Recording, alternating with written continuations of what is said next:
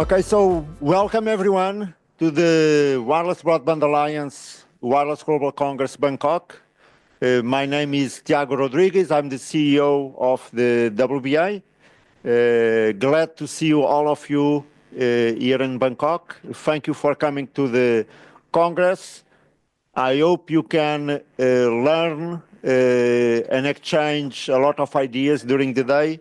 We have a quite robust agenda for the day. And those of you that are members, of course, we'll have tomorrow and the day after our members meeting. I want to start by thank you the sponsors of the Congress, so AirTies, Boeing Wireless, Cisco, Intel, Alicia, AJRF, Huawei, and World Wireless LAN Application Alliance for supporting this event. For the first part of the morning, we have a very interesting agenda. After my presentation, we'll have Mark Grayson from Cisco talking about open roaming. Then Nejati Jampolat from Intel to talk about Wi-Fi 8 and the next standard for Wi-Fi. Then we have Eric Chan from Huawei talking about the evolution of Wi-Fi, campus Wi-Fi. Then Dr. Crane Young from the World Wireless LAN Application Alliance talking about how to improve the experience on Wi-Fi. And we'll finish a panel about Wi-Fi 6E project pilot that was done here in Bangkok at the Ramad Body Hospital here in Bangkok. So my talk will be brief. I just want to give some highlights on a piece of work from the WBA. So we do every year what we call the industry report. So this piece of research has the ambition to provide to the industry a snapshot of the status of the Wi-Fi in terms of market segments, technology evolution, but as well regulatory environment. We take the opportunity as well to do some analysis on the industry status. We do a survey to the industry and we present as well a series of live case studies. As a high level, we can divide the report in two broad areas. So one is about analysis on the key market segments, so residential, enterprise, smart cities, and operators and carriers. Then we have the Wi-Fi technology evolution, so the latest developments on the standards and features coming up on the Wi-Fi. Then we talk about convergence of Wi-Fi and other wireless technologies. And then we have a section about spectrum and the regulatory environment. As I mentioned, we do as well the industry survey, and I'm going to present some of those results. We talk as well about the WBA programs and projects. And then we cover new topics like sustainability and how important sustainability may impact as well the Wi-Fi industry. We talk about World Wi-Fi Day and we have a series of case studies of real-life deployments of different initiatives on the Wi-Fi front. In this case, we have open roaming in Japan with a company called WI2. Then we have as well smart cities case studies with Bolden Networks. We have a case study on Wi-Fi and cellular convergence with Boeing Wireless. And as well the deployment of Wi-Fi 6E and open roaming at the convention center at Fira, Barcelona.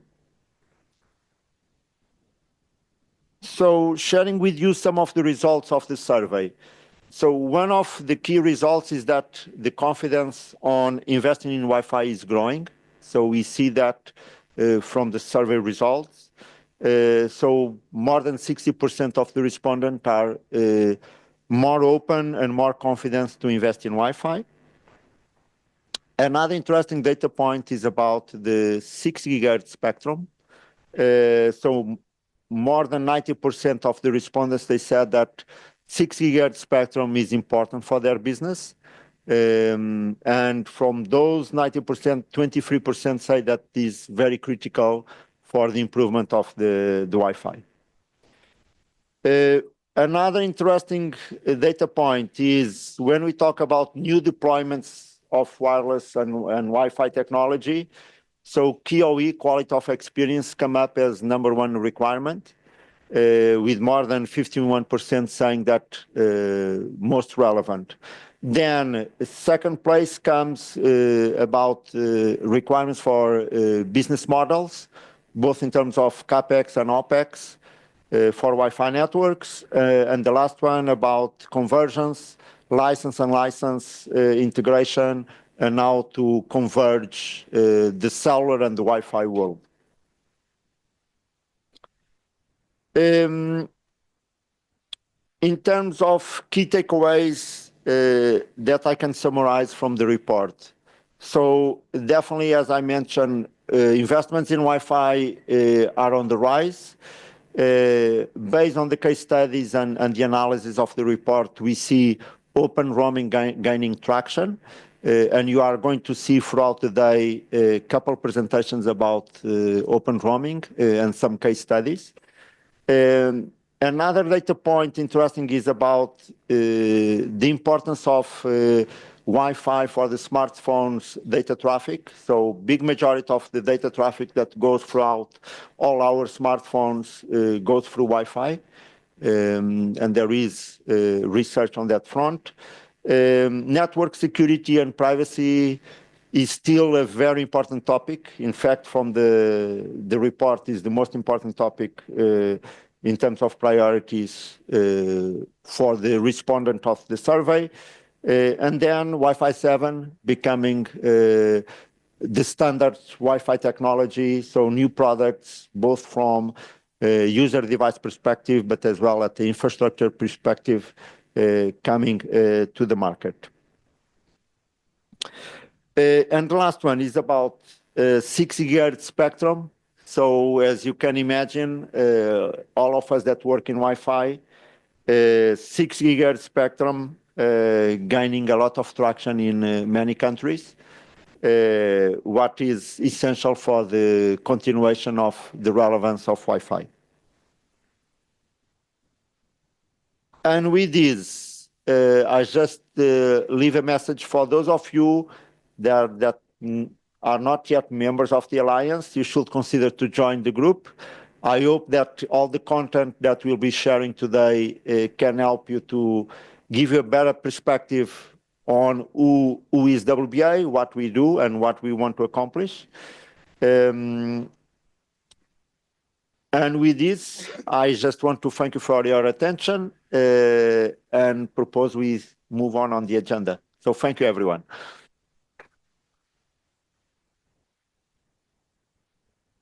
So the next speaker is Mark Rayson from Cisco, and he's going to talk about Wi-Fi and open roaming. Welcome, Mark.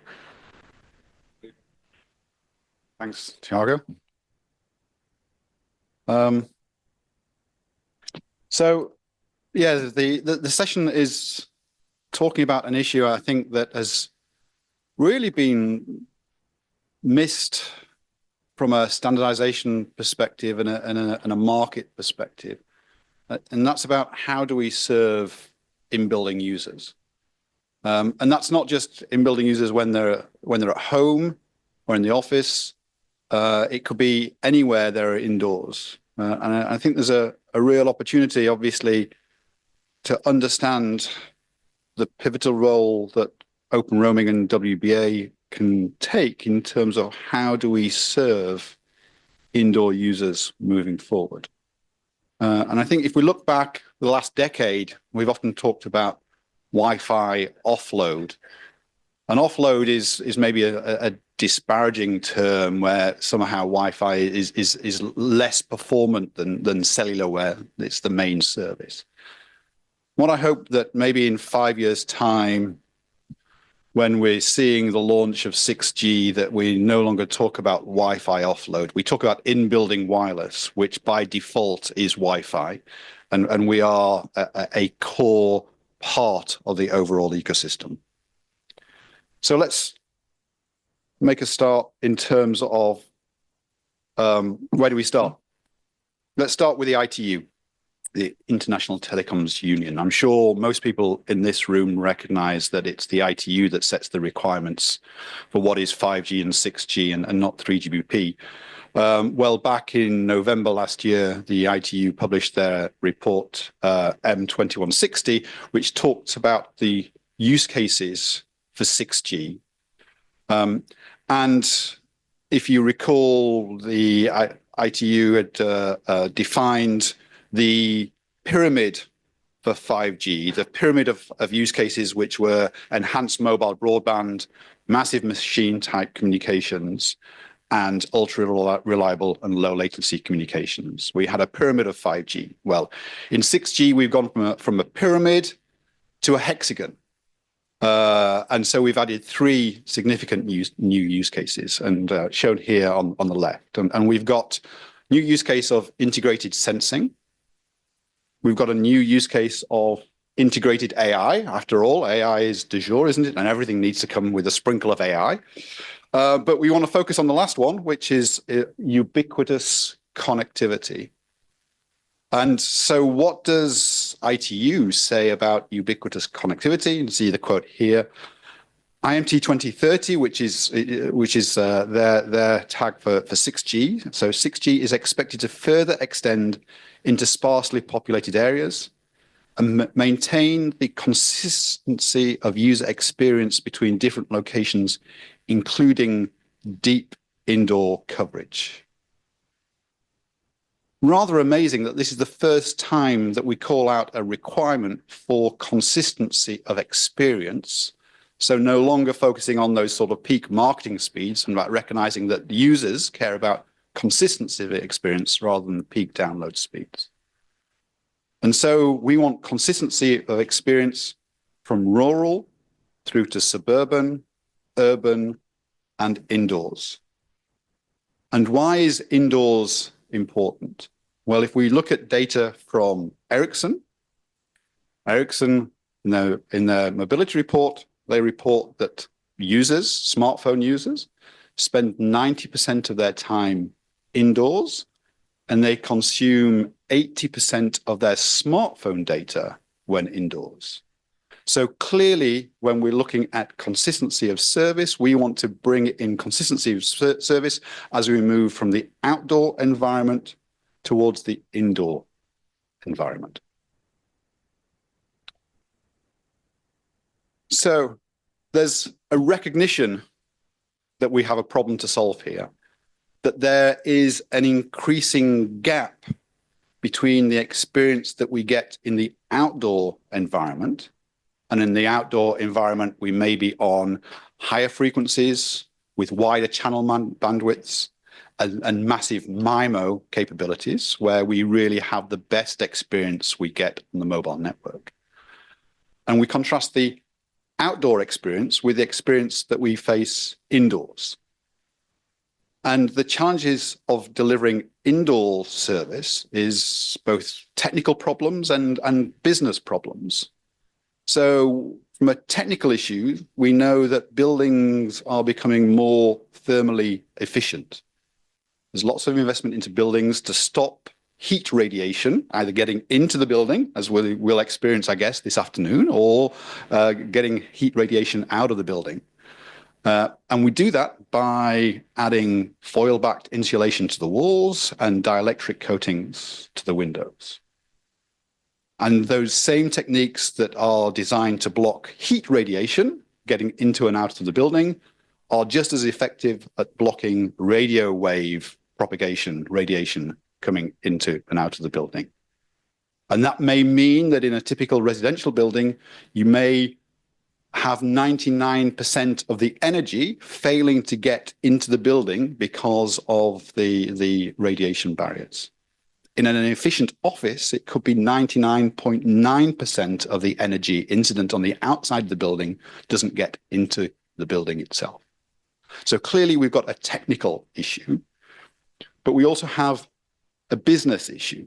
The business case for indoors is challenging.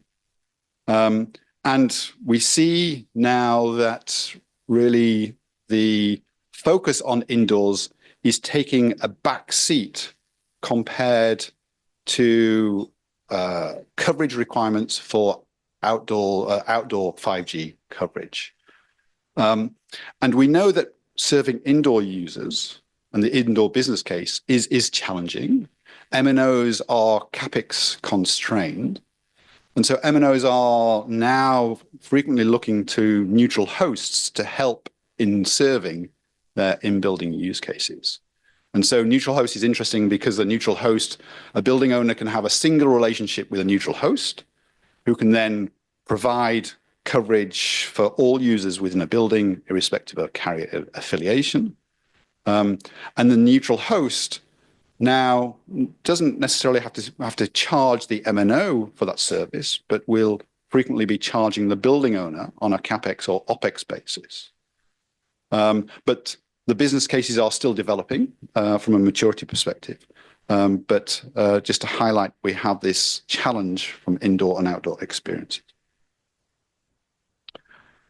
So before we get to indoors, let's talk about outdoors. And some interesting data. So back from the Ericsson Mobility Report again, the headline figure from the recent Ericsson Mobility Report was that mobile data was growing at a compound annual growth rate of 21%. But dig into the figures and you find, rather surprisingly, that Ericsson is reporting that 1/4 of all the mobile data supported on the networks globally is associated with fixed wireless access. So it's not associated with these, it's associated with a broadband proposition. So what this chart does is removes the fixed wireless access and reperforms those calculations. And so when we remove the fixed wireless access component from the Ericsson data, we find that the smartphone data is only growing at 11% compound annual growth rate. And we can compare that with, well, what's happening in the broader market from a fixed perspective. How is fixed broadband growing? And we can overlay that data there you see in blue. And from a fixed broadband perspective, fixed broadband is typically dimensioned about 60 times that of a mobile broadband subscription. If you consume 10 gigabytes a month on your mobile subscription, it's likely that you may be consuming 600 gigabytes a month on your fixed subscription. So we should expect the growth rates to be very different because one is serving 600 times the traffic. When we look and compare the red line, which is mobile data, landing at 11%, and we look at the worldwide growth in fixed broadband, we see, surprisingly, back in 2024, they both converged at 11% compound average growth rate. So even though fixed mobile is supporting 60 times the traffic, it's now growing at the same rate as smartphone data on these devices. And so what we're saying is because those outdoor networks are only growing at 11% for supporting 1/60th of traffic, it's going to be extremely unlikely that those outdoor-based services will be able to serve the needs of the indoor users. Even if we can solve the building penetration loss, we're not seeing the growth in capacity on those networks to be able to serve all indoor users. So where does that leave the indoor user? This is me.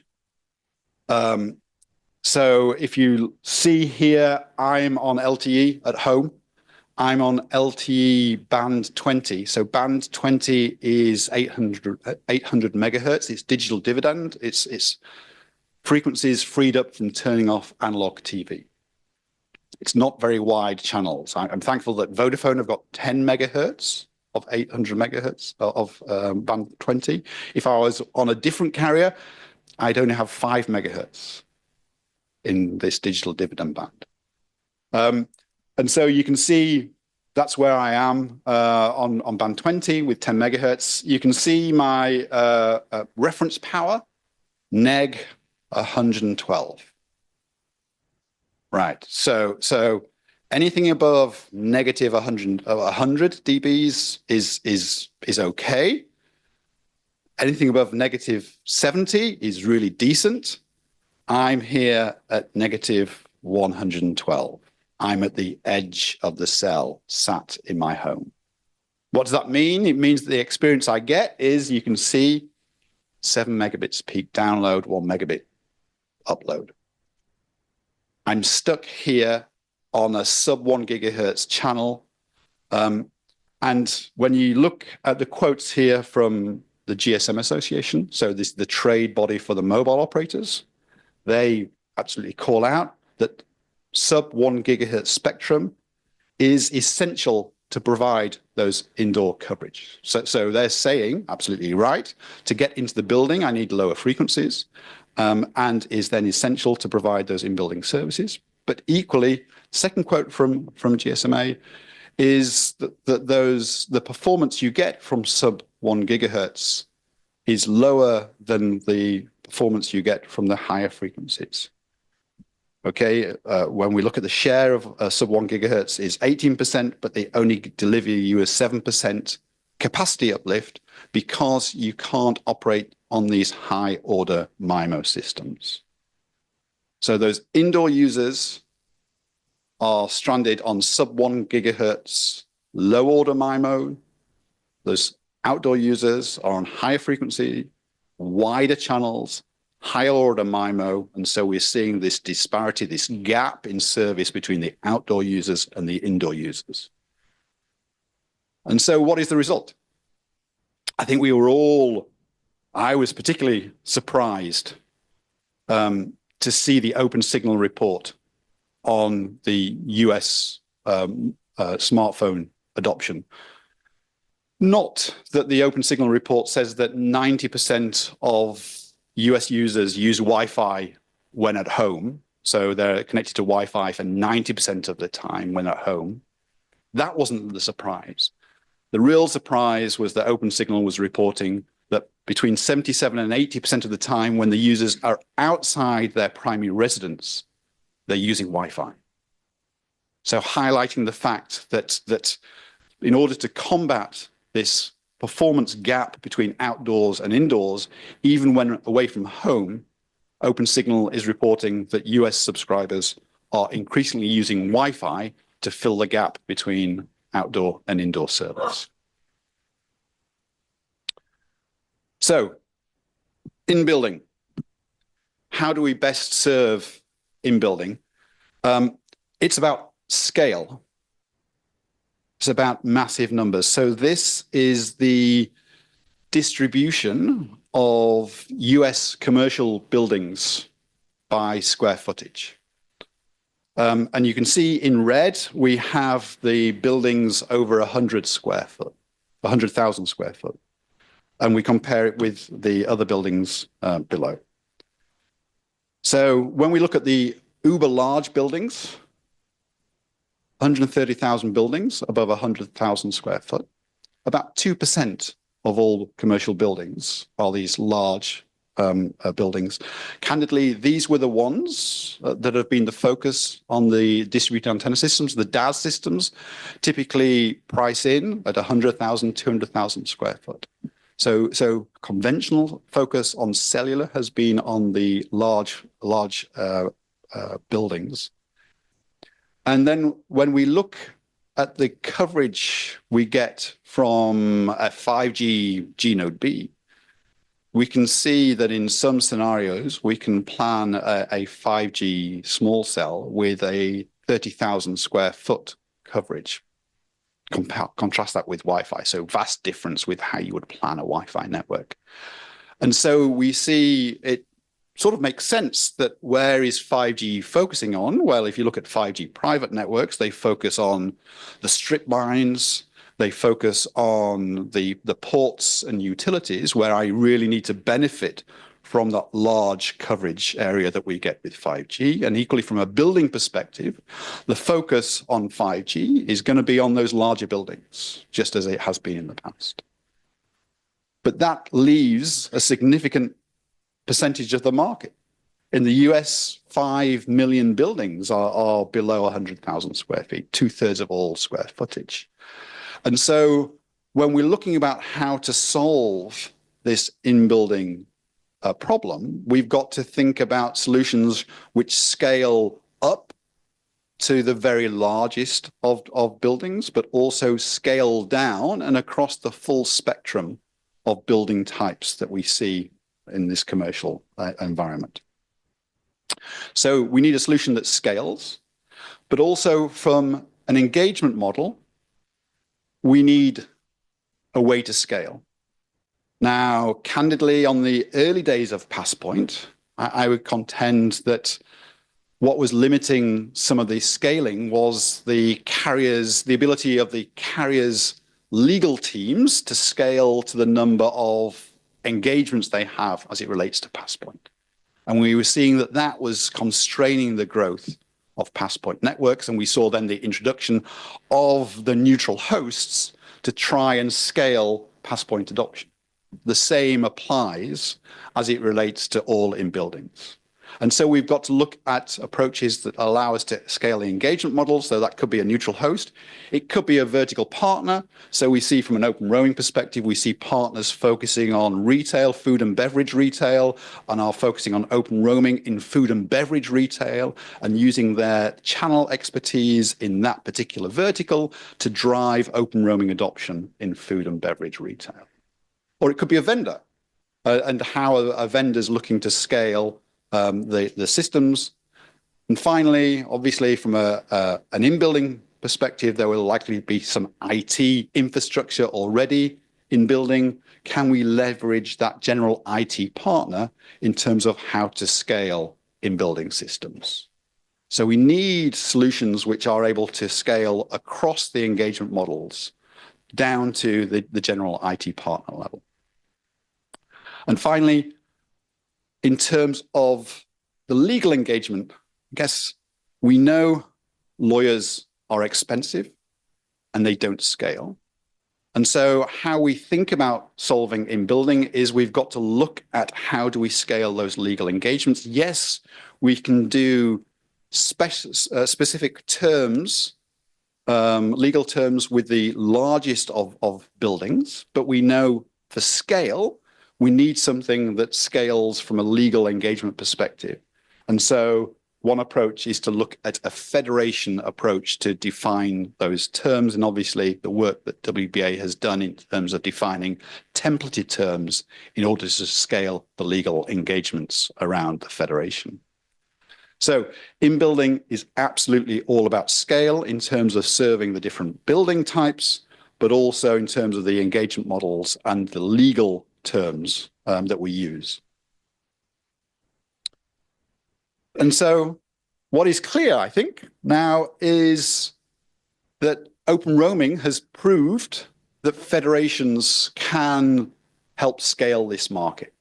I think it's interesting that can you recall maybe 10 years ago, WBA used to report the growth in Passpoint network adoption. So every year in the WBA report, they would say, hey, we've gone from 50 Passpoint networks to 80 Passpoint networks.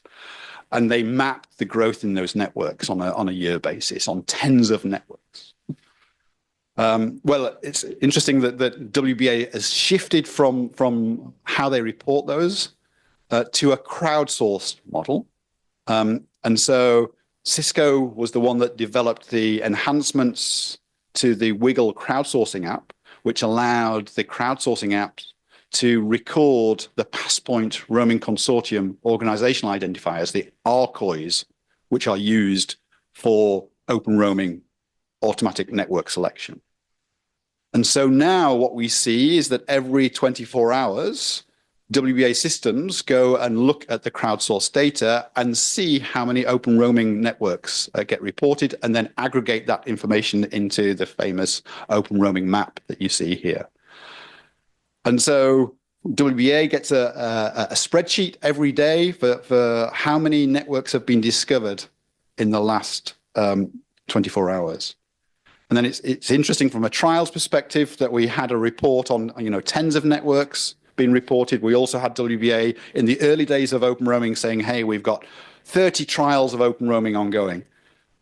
Well, here is just one example of one 24-hour period. And we can see the spreadsheet has reported that 478 existing networks were crowdsourced, but now 158 new networks were identified in 24 hours.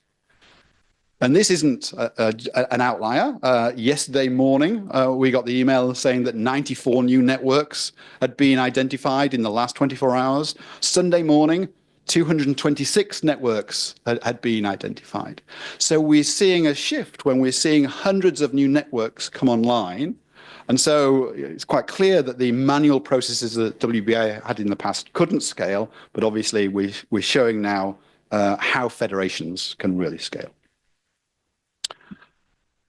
And so we see now regulators getting interested in mapping indoor coverage. Mapping indoor coverage is challenging. We can do our coverage map on outdoors, but how do we plan and predict indoor coverage? And the idea here, from a Cisco perspective, is why don't you ask your Wi-Fi network about indoor cellular coverage?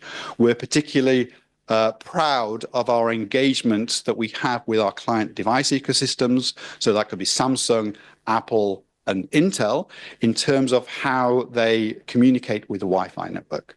When those devices attach to the Wi-Fi network, they send an encrypted action frame, which tells you about the platform and their operating system. If it's Intel, they will tell you if they're plugged into the power outlet. If they're Samsung, they'll tell you about the carrier build. But they also tell you about their beacon table, how they see the Wi-Fi network, how an access device sees, so how an access point sees a device is often very different from how a device sees the network. And we get information about why they leave. Did they leave because of a better RSSI, a better AP? Did someone disable the Wi-Fi network? But interesting from a Samsung perspective, we get how does the client see the cellular network? So what does that look like? We can then integrate the cellular reports into our indoor mapping solutions. So remember, we got an encrypted action frame saying, hey, I'm a Samsung platform. We can then send a request to the Samsung device to send me your cellular information using a vendor-enhanced 11 MBO request to the client, and a bit of CLI here about how you would do that. And so here we can see the Samsung device is saying, hey, I'm on 4G and I've got moderate signal strength. And we can then integrate that into our mapping solutions. And so here we've got a link to GitHub, which shows how to perform that. So when we look at that and how can we use that information, we can see that here we've got no cellular coverage. Here we've got 2G. Here we've got 3G, so limited multimedia. And here we've got full cellular data. Now, one way we could do this is we could look at how this impacts first responder services. So if we look at this particular map, it says that on this floor, 10% of floor area doesn't have any 2G service. If I was a public building, maybe the fire code that says I need to have 95% building coverage. But now we know the emergency services, the first responders, are moving to so-called next generation 911 service, NG 911, which requires multimedia. Interesting here, 33% of the floor area doesn't have multimedia access. Full service is only on 35% of that floor area. So very excited. Just last week, we had a new draft submitted to IATF about how do we integrate open roaming into those mission critical frameworks to be able to deliver first responder services throughout the floor using open roaming. Some of the work that's been driven with WBA. So what does that look like for 12 months of open roaming deployment at one healthcare business? And it's a large healthcare business over 2 campuses. You can see here, 250,000 devices, 3 million connections, over 1 petabyte of traffic, really showing how open roaming can drive adoption of in-building services in a healthcare environment. And just finishing in terms of the report from the customer, in terms of open roaming, they have reduced coverage complaints, lower support burden on their IT staff. They have happy visitors and patients. They have the clinical staff no longer spending time trying to getting people online. Users don't notice Wi-Fi. They seamlessly roam onto that and get a great data voice service, and they have a fast and cost-effective indoor coverage. So I know my time's up, but really the key takeaways, the in-building imperative. In-building connectivity now being explicitly called out in national infrastructure strategies. We see 6G IMT 2030, including ubiquitous connectivity requirements, including deep in-building coverage. We know there are challenges from a technology perspective and a business perspective about how to serve those indoor users. We think we need a different paradigm to scale beyond those 2% of buildings which have conventionally been the focus of cellular over 100,000 square feet. Open roaming has demonstrated how it can scale to from the largest buildings in terms of healthcare campuses to the smallest buildings in terms of food and beverage retail. We are having initial discussions with regulators about how we then drive the ability to serve emergency and mission critical use cases within open roaming. And an example we show, one of the largest healthcare establishments in the US deploying an alternative open roaming as an alternative to DAS. Open roaming is delivering fast and affordable indoor coverage while simultaneously lowering those support costs. So thank you for your time. I don't know if we've got any time for questions, but happy to take any. Thank you.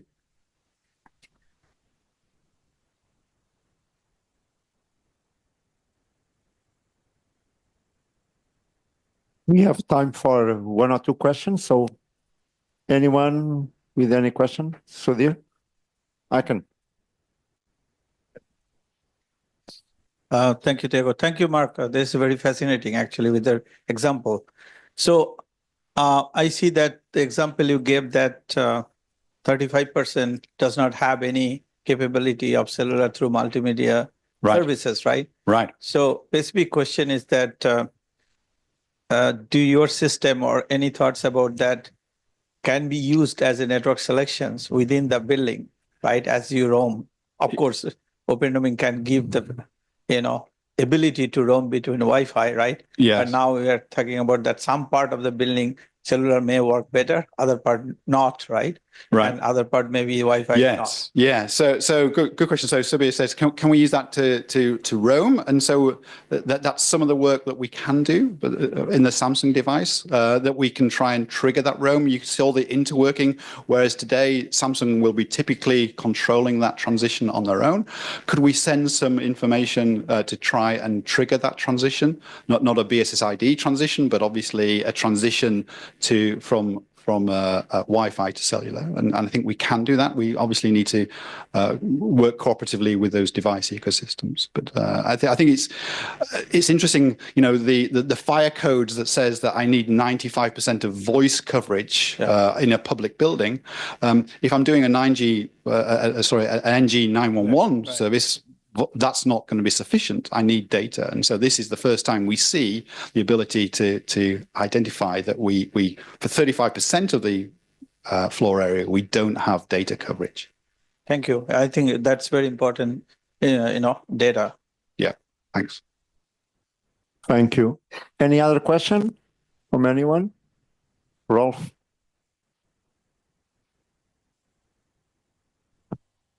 Thank you, Mark, for the presentation. Interesting. On point, I had a question on the healthcare example that you mentioned, where they are migrating to open roaming.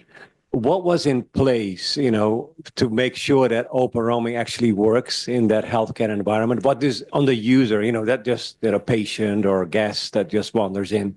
What needed to be in their device to make this work in that healthcare? So this is in US, and obviously we've got the benefit of the US MNOs have been deployed Passpoint, so it leverages the MNO profiles, and I think that's key. It's about access networks, but it also is about credential providers, and so we benefit from the fact that this is a US healthcare provider, and we benefit from those US Passpoint profiles. So that's primarily what we needed. Okay, one final question. How do you get the location information within the building to generate those maps? Especially, do you have some 3D maps as well to 3D maps? So if you there's a link, and I think we'll share the presentations. I think Thiago, but the link is to GitHub, which allows you to create your own maps. So everything is there, and obviously you can source that information, then display that on whatever mapping tools that you have. Yeah, and by the way, all the presentations will be shared once the event is over the next days. Okay.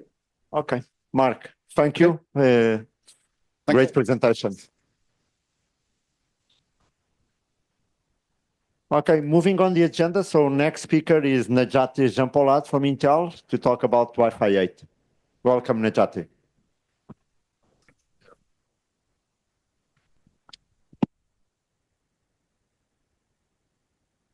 All right, guys. Let me just warn you that I am engineer by nature, and I prepared my own slide deck, and they are not that fancy, and they are a little bit complicated. So just cautioning you that you have to bear with me for the next 20 minutes. Now, let me also answer the question by basically starting this question that why Wi-Fi 8 now? Because I get asked this question by many, because looking at the work that we are doing with the Wi-Fi 7, WBA actually is about to wrap up the Wi-Fi 7 trials, and we see the Wi-Fi 7 deployments picking up. Now, basically bringing the Wi-Fi 8 to the question over here basically freaks out quite a few people around, say that, do we have to make another investment? Do we have to do this, etc.? What is new with Wi-Fi 8? Because looking at the result with the Wi-Fi 7, we have now 1200 megahertz channel or spectrum available with 6 gigahertz, as well as we have enabled multi-link operations.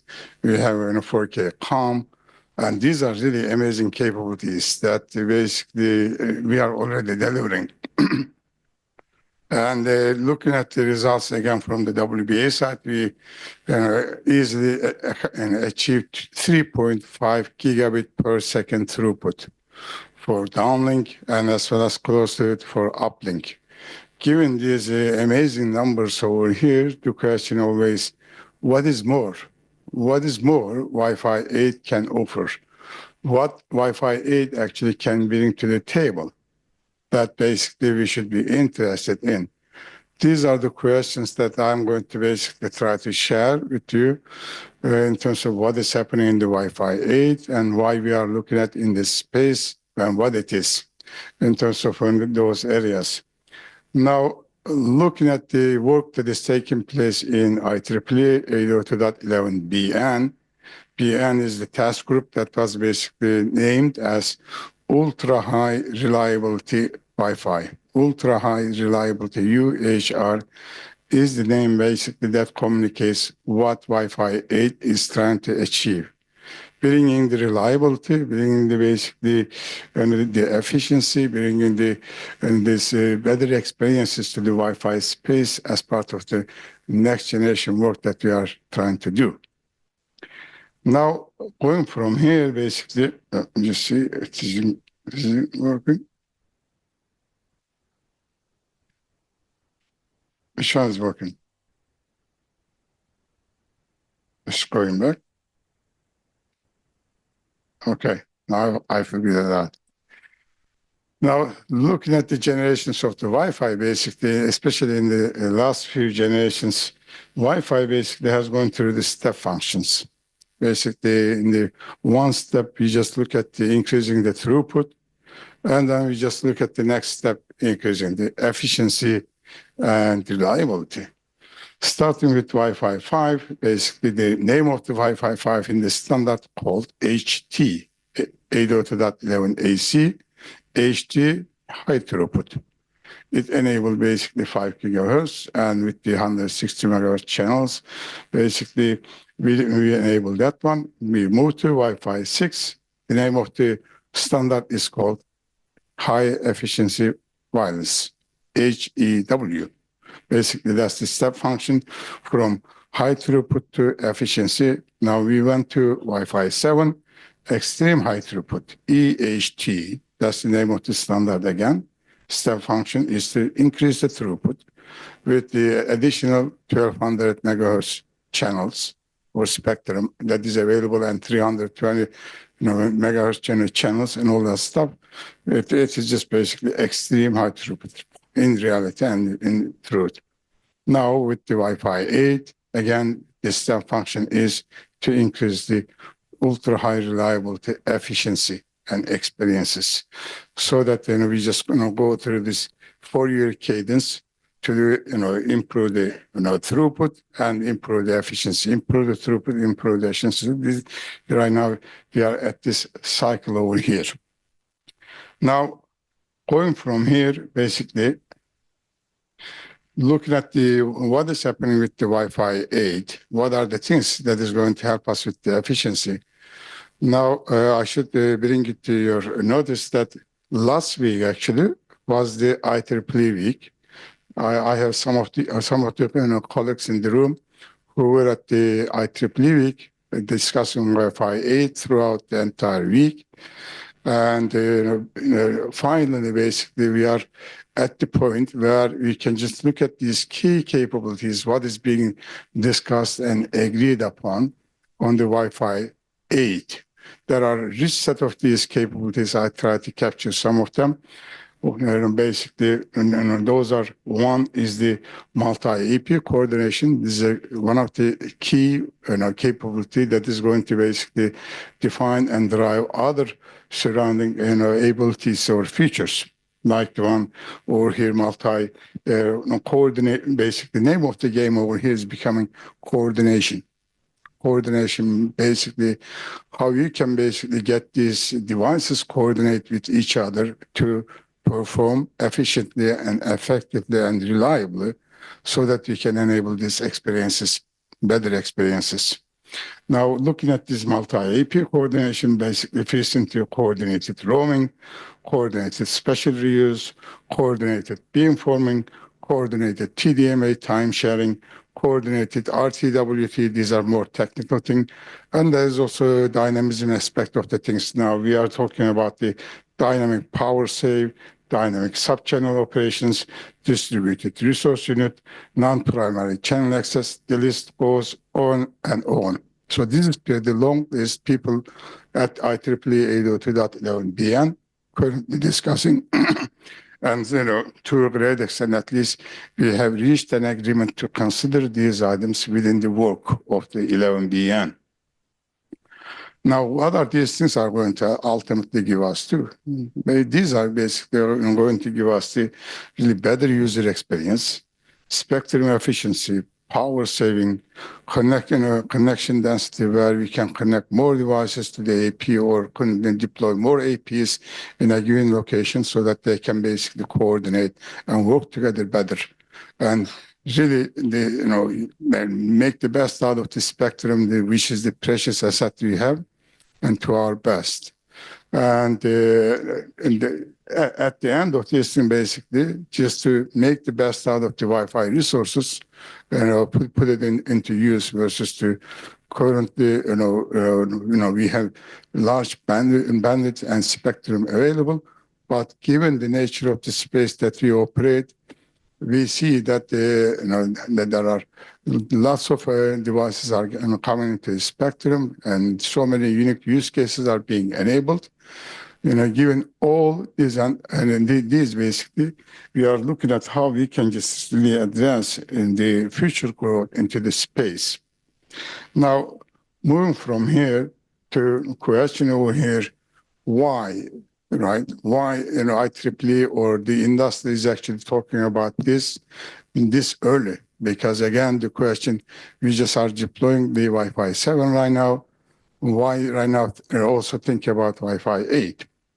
The work actually on 11BN or this Wi-Fi 8 has started more than 2 years ago. Basically, as part of the IEEE process, first, we just formed the study group, and study group looks at the use cases, key requirements, and others over there, entertain the discussion as to what the scope of work should be. And this study group was formed back in September 2022. More than 2 years ago. And then we basically approved the PAR. PAR is the one that basically defines the scope of the program project itself back in July 2023. Now, since then, we have formed the task group. Task group started looking at the actually submissions and contributions about the key capabilities, a little bit technical details as to all that stuff.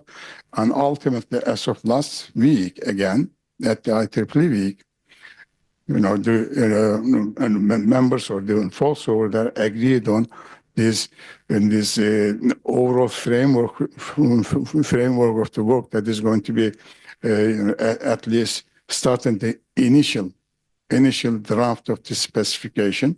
And that's the specification basically, and we agreed on that one, and it will be based, on that agreement and be made available in March of 2025, in 2 months from now.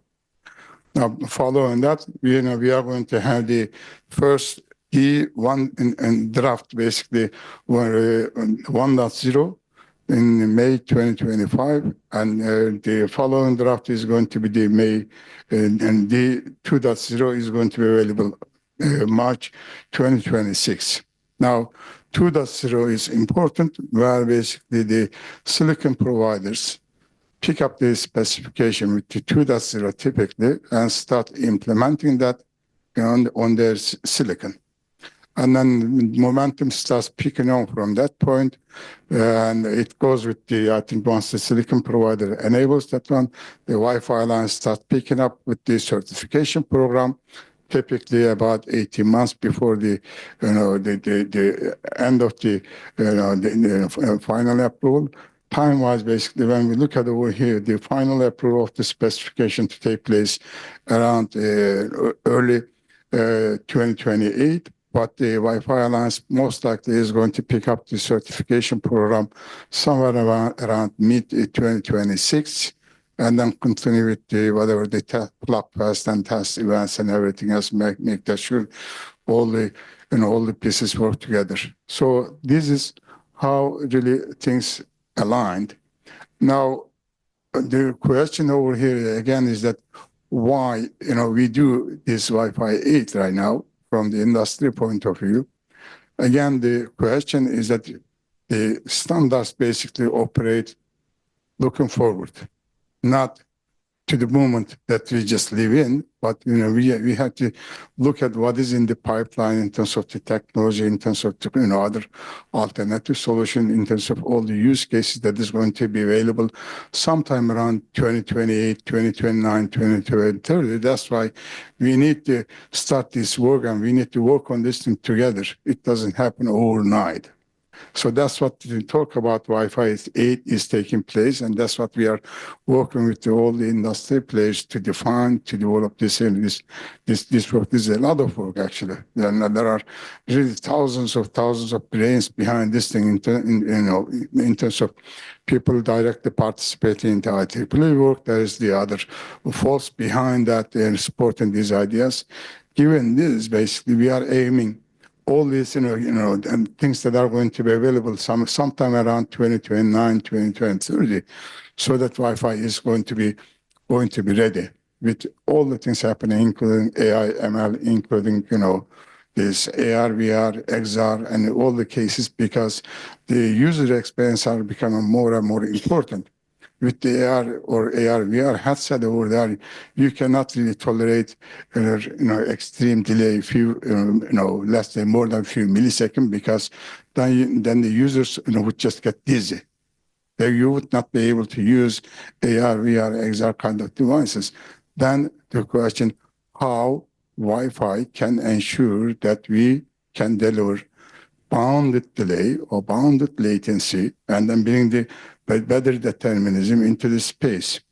And that's where the focus of Wi-Fi 8, to look at next generation of the devices, next generation of the use cases, where we focus and define and deliver those. Now, going from here, a little bit more technical over here, just to confuse you, maybe, or just, shock you or just lose you. But just to give you a little bit taste of what is coming, basically, one of them is multi-AP coordination. Again, the name of the game is coordination.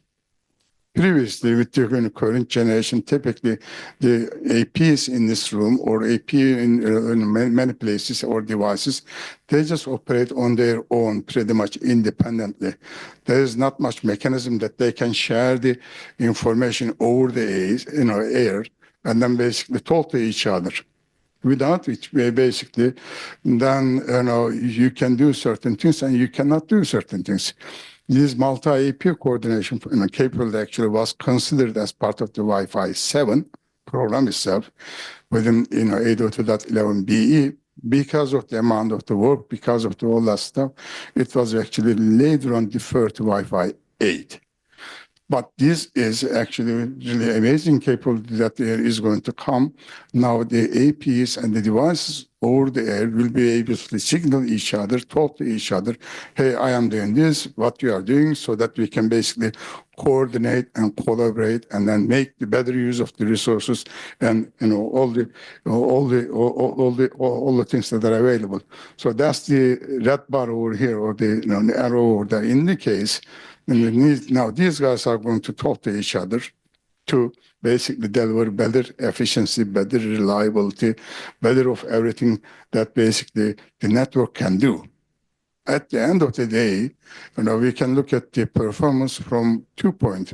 Individual APS performance, you can provide the peak throughput over there, but what is more important is the network performance.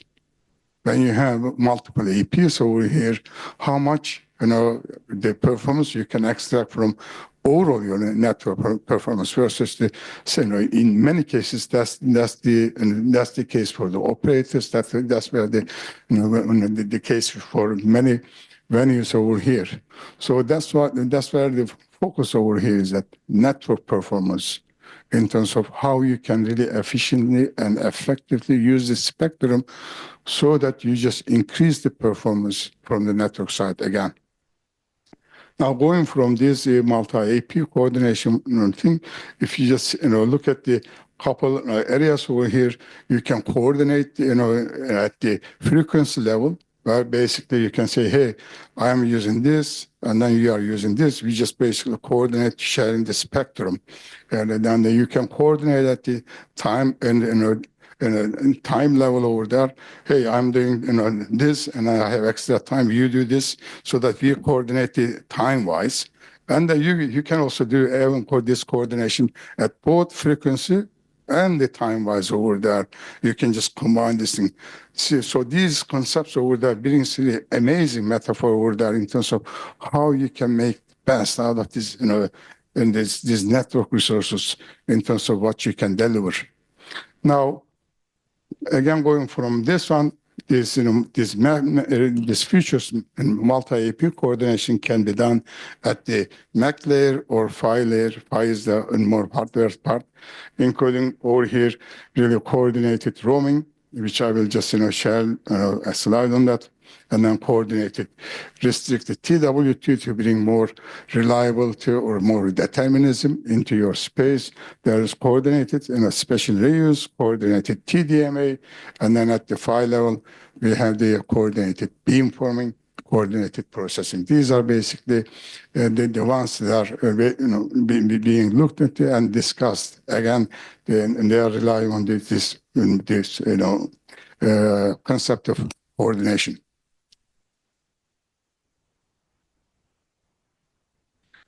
Now, again, a little bit more technical to you guys, but just to lose you or just to get your attention. Now, this coordinated roaming is one of the scenarios. In the current operation of how we do that is that we have two APs, one AP over here, the other AP over here. Between this AP1 and AP2, device basically looks at and scans it around over there. Hey, there is the signal strength over here better. I'm just going to move to this AP. It makes the roaming decision.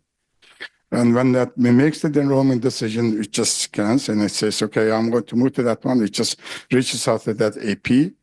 And when it reaches out there, before reaching out to that AP, it just basically tears down the connection with the current AP. And then it moves to another AP, and then it reestablishes the connection with this target AP or new AP. That means that you basically need to also, set up the other, QoS, settings and security contexts and other, BA block agreements and then many other things from scratch. Because you moved from one AP to another AP, you cannot move the context from your current AP to another AP. And processing all these things basically create inefficiencies and, of course, delay in the roaming. And all that stuff comes at a cost. Now, with this coordinated roaming, basically what you do, since you can talk to these two APs, you're saying that, okay, now the device, or he can ask this guy over here, hey, what are the other APs that I can connect within this whatever the seamless roaming the domain? That the current AP now is going to be able to tell here are the APs that I have around that you can connect and you can choose from. Now device says, okay, I'll just connect to this AP2 in our case. And then it talks to the current AP. The current AP says, okay, it reaches out to AP2, transfer the context in terms of the QoS setting, in terms of the link setting, in terms of the security setting, in terms of the block hacking, all that stuff. They basically goes from one connection to another connection. Then it is, since everything is transitioned, it becomes really very close to make before break kind of scenario. And since you have already transferred the context over here from one AP to another AP, basically the device moves to another AP almost instantaneously. And the level of what it transfers, whether we are going to transfer the data, what are we going to do for uplink and downlink, those are right now under discussion, as the details are going to be further defined and agreed upon. But the concept over here is going to basically significantly improve the roaming experience and building great efficiencies into the network and our space. Now going from here to the next one over here, the coordinated special reuse. In the case again. And currently, this AP over here just basically just blasts the power. Another AP is blasting another power, especially in the overlapping BSS, OBSS kind of scenario where you have one home over here, another home over here. Basically, they are just blasting the power. And these are not coordinated with each other. Now it creates interferences. Basically, creating interferences creates really inefficiencies in the airspace.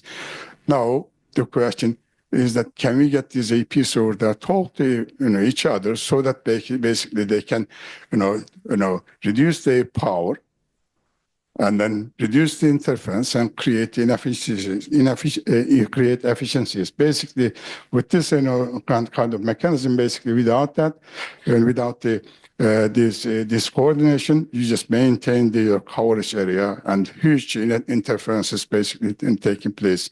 With this one, Now, after AP1 and AP2 talk to each other and look at the client space, there's the mechanism and technical details.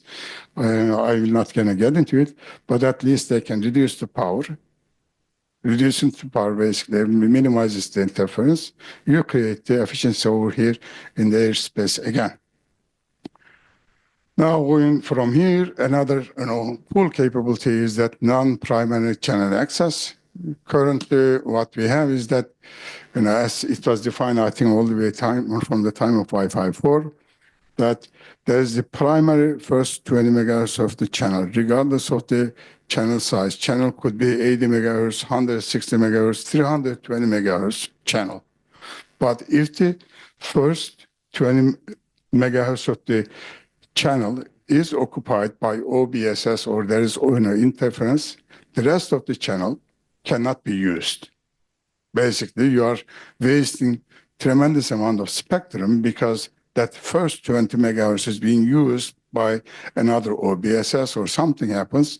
What happens if you have 160 megahertz channel? You are actually not using 140 megahertz of the channel, wasted.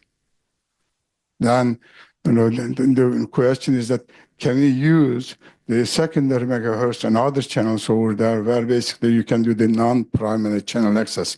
Can I have the other parts of the channel, although the first part over here is being used? The question over here is, yes, we will be able to, so that we can basically increase the channel use or spectrum use over here and maximize the throughput and reduce the latency. Again, improving the performance and efficiency over here from the spectrum point of view, that is going to help us significantly. There are probably numbers flying around. Some people say that it is going to improve the performance or efficiency 20%, 25%, 15%. But right now, I think we are not going to get into it, but there are going to be significant gains around this and key capabilities coming. Now let's go to another one, coordinated beamforming. Beamforming has been in place for many, many years, but it happens over there by per single AP. One AP over there does its own beamforming, the other one does its own beamforming, so that they basically try to do their best with the coordination now. Now I can tell, hey, I have this device over here. I know that one. You just, I'm going to point my beam over here this way, and then the other one, points and when the beam is done that way, so that there is this coordination, information sharing. Again, that's going to improve the efficient medium usage in terms of this beamforming. Now, sometimes it works, sometimes it doesn't. Okay. And this is more technical perhaps because it is going one step down. This is basically coordinated TX-OP sharing. TX-OP basically you grab the medium, and then once you grab the medium, you just have the allocated times in a period over there, let's say for every X millisecond. If you say, hey, I use this portion of this and this medium over here, now I can share the remainder part with the other sharing AP. They can basically share the remainder of the time, TX-OP time, so that they basically the medium over there is put into use versus to going idle. The sharing mechanism over there can be done at the AP level and at the peer-to-peer level, so that basically you can also bring this peer-to-peer kind of things, because it is becoming more and more important in the dense areas, because right now a lot of people, they have soft APs or hotspot on their phone. They can talk to each other with their device, but at the same time, those peer-to-peer connection competes with the core network or actual network because of the airspace, and it creates interferences and everything else. Now, by basically bringing this kind of mechanism, the devices over that peer-to-peer devices will be able to talk to network. Network is going to tell, okay, go to this in a channel, or here's your TX-OP time, so that use that thing efficiently, so that we just try to minimize the interference and then maximize the efficient use of the spectrum. All right, going from here, this one again, all in all, basically we are bringing only with these capabilities. There are more to go, but I won't. And we are trying to actually reduce the long tail end of the latency so that we can actually enable these key use cases that are in the pipeline, including really industrial IoT and this healthcare, in this gaming, AR, VR, and AI, ML. Many of these things basically require really more bounded latency that Wi-Fi needs to deliver. And this Wi-Fi 8 basically is going to provide us the path for this bounded latency where we can enable these key use cases and devices. And lastly, basically, and everybody's talking in eating and breathing AI in these days. And we also have the Wi-Fi, the AI/ML program in WBA. We have been asking the question what Wi-Fi can do for AI/ML, and then the other question is what AI/ML can do for Wi-Fi. So this is mutually beneficial because in many cases AI/ML is going to be transported over Wi-Fi, where Wi-Fi needs to deliver this reliable, efficient way of transferring this AI/ML data back and forth. And at the same time, what AI/ML can do for Wi-Fi. Right now, basically looking at these amazing capabilities being introduced as part of Wi-Fi 8, basically we are providing additional hooks, additional points where, at the same time, this thing is making the things more dynamic, more interesting, but also bring a little bit more complications in terms of how you can manage all these things, where AI is going to come into place basically by bringing these Wi-Fi 8 capabilities with the Wi-Fi 8 capabilities with AI/ML. It is going to really help us dealing with these complexities and enable more reliable, more spectrum efficient, more delay-bound determinism, more power saving, and better Wi-Fi experiences. So this is really exciting and interesting in terms of the all in all, really the future is bright for Wi-Fi, and with all the work taking place in the industry, we are continuing to transform the landscape and enabling all these cool needed capabilities with the ultra reliability, reduce interference, improved efficiency, power saving, lower latency. All in all, basically are coming with Wi-Fi 8.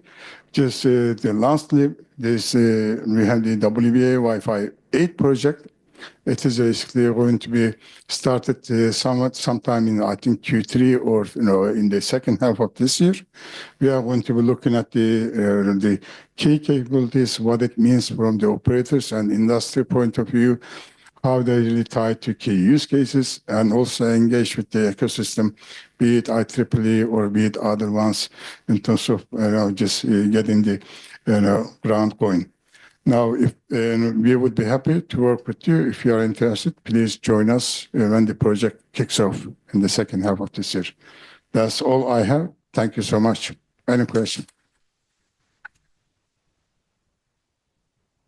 Najati, we have time for one question. Easy one. Anyone with any questions for Najati on Wi-Fi 8? Erin? Easy one. It might be two parts, but first of all, you talked about the seamless handovers. Will it be vendor agnostic? So if I have a network that's Cisco, Aruba, and Ruckus, as long as they're Wi-Fi 8, will it be vendor agnostic? I answered to ask the easy question. That's not easy. Well, Easy answer, maybe. well, that is up to the vendors. Okay. Gotcha. And that is not easy to answer in terms of, I'm not in the AP vendor side. I cannot answer that question, but the vendors are going to do what is good for the vendors. And So the answer is no. Most likely, but at least and these vendors will just have their APs talk to each other. Most likely, yeah. Any other questions? Okay, Najati. Thank you so much. You. Thank you.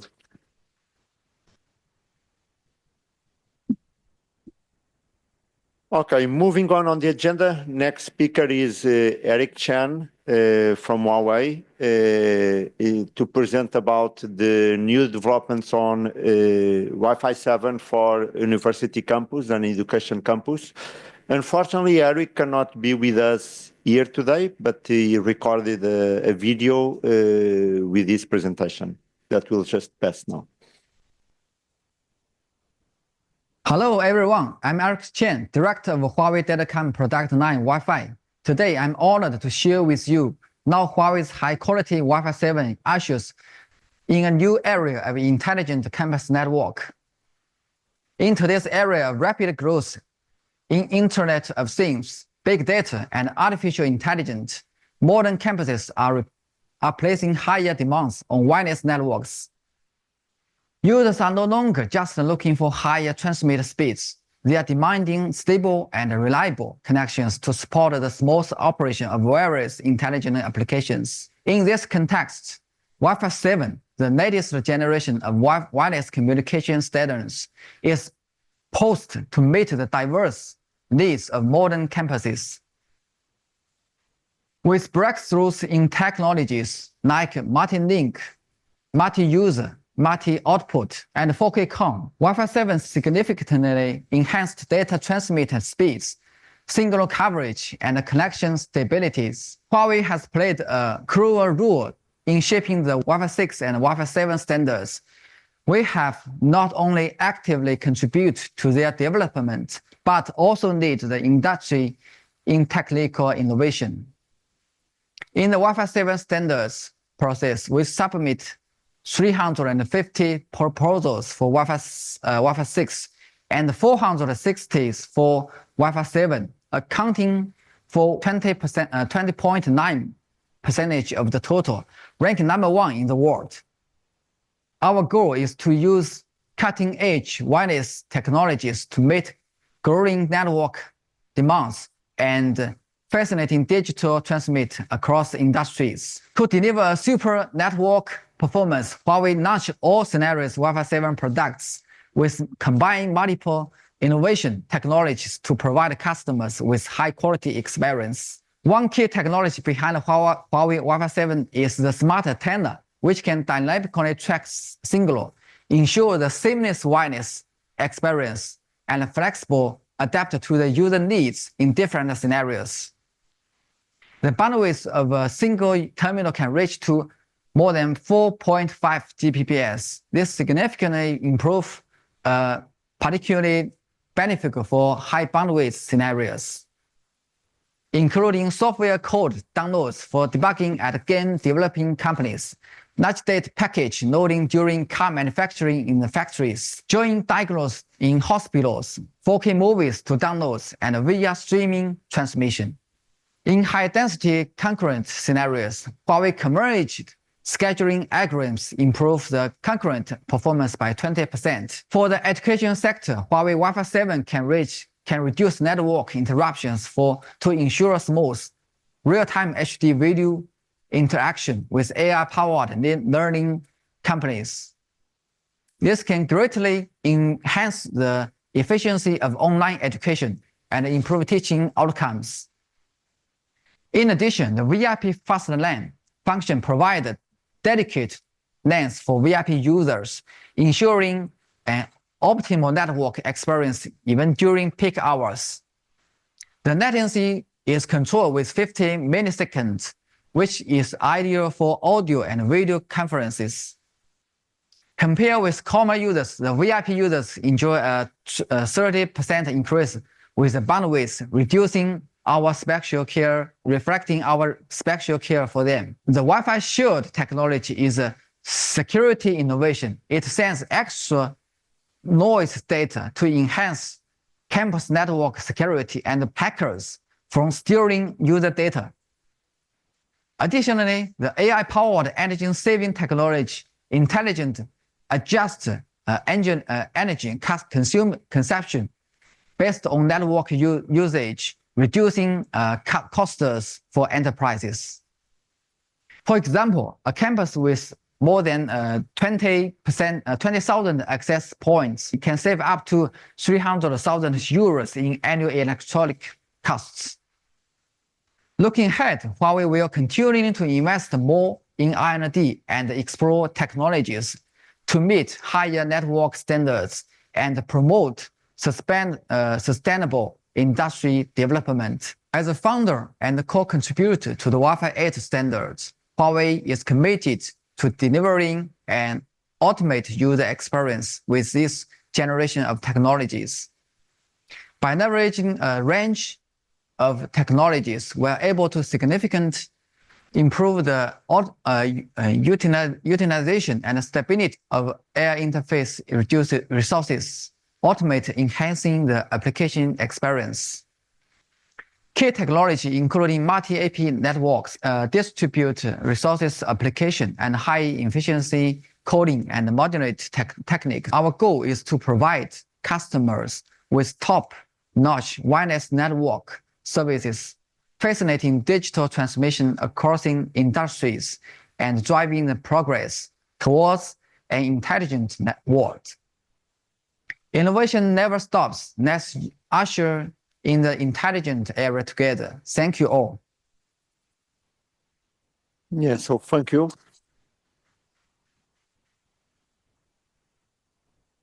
Okay, so we'll move on the agenda. So the next speaker is Dr. Crane Yang from the World Wireless LAN Application Alliance. So Crane, welcome.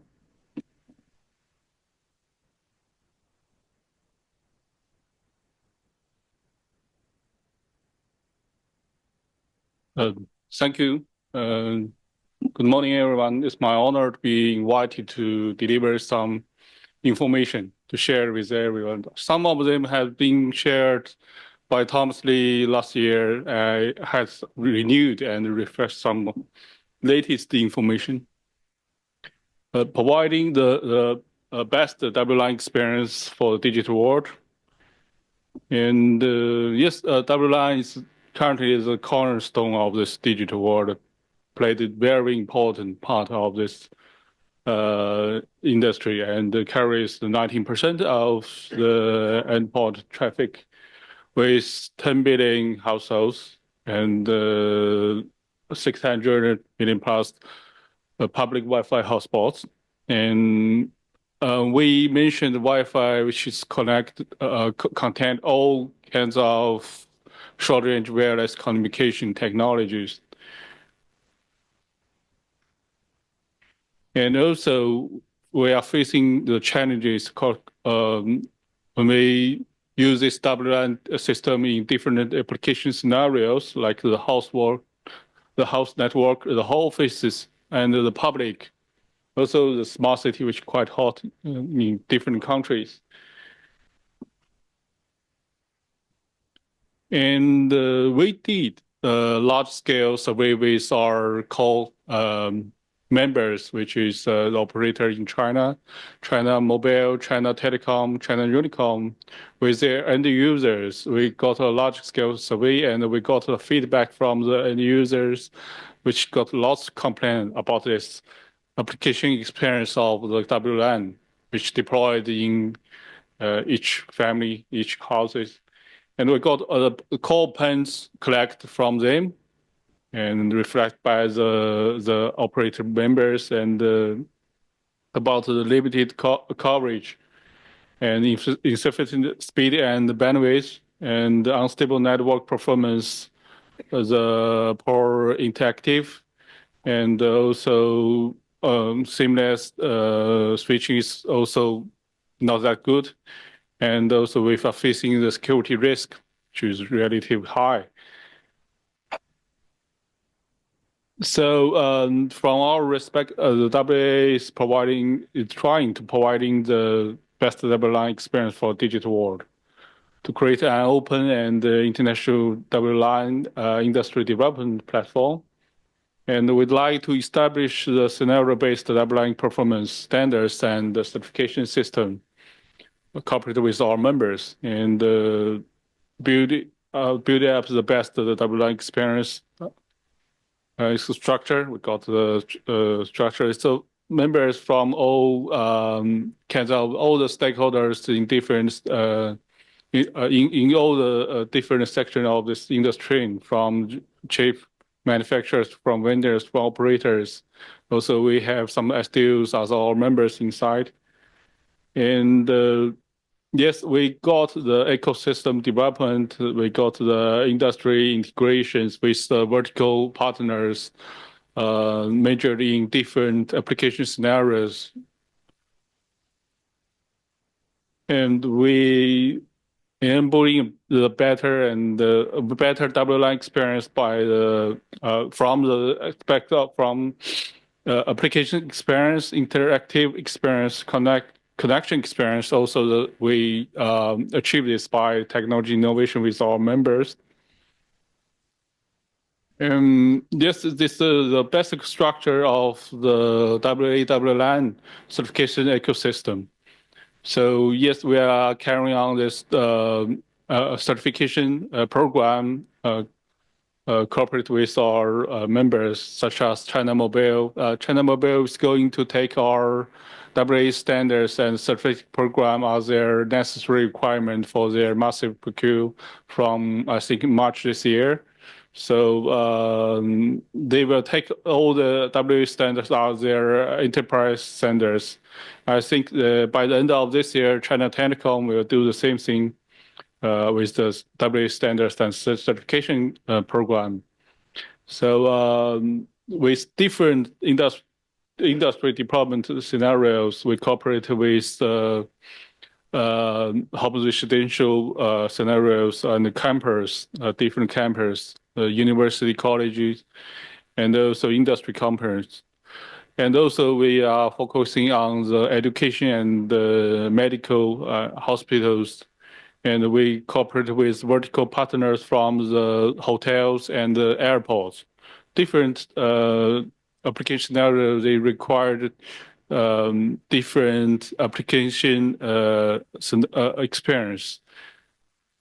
And currently we cooperate with our authorized testing labs, which is CICT and China Mobile in China. And the turf is going to be authorized, I think, in March this year. And we cooperated with the authorized certification bodies, which is CQC in China and the turf worldwide. Yes, we got this hex performance indicators from the bandwidth, the security, latency, coverage, connections, roamings, which is the focused in your standards and test method. So this is the typical scenarios we are doing video conference. So this is a large file downloading and seamless roaming during the meetings. So also we got strategic partners like the WBA and Mr. Tiago and also the IEEE, and we are trying to form a regular communication with IEEE 802.11, and hopefully we are going to make a liaison with them and cooperate with in the future standards development on application experience, especially based on Wi-Fi 7 and Wi-Fi 8. And in the past year, we got several key milestones of events. We established the technical committee of standardization, and we have several forums or seminars worldwide. And hopefully in the future, we can jointly cooperate with WBA to have some congress, forum, or seminars worldwide. And yes, it's we are part of this international societies to cooperate with other industry organizations or STUs to keep this healthy and sustainable development of this WLAN industry worldwide. And last, we are going to have a forum in the coming March in Barcelona. It's my honor to invite all of you to take participate in our forums. This will be held in the W Hotel in the afternoon of March 4th. And hopefully, Tiago, maybe WA could participate in this event. Okay, I think that's all. I will leave the time for the questions. Thank you.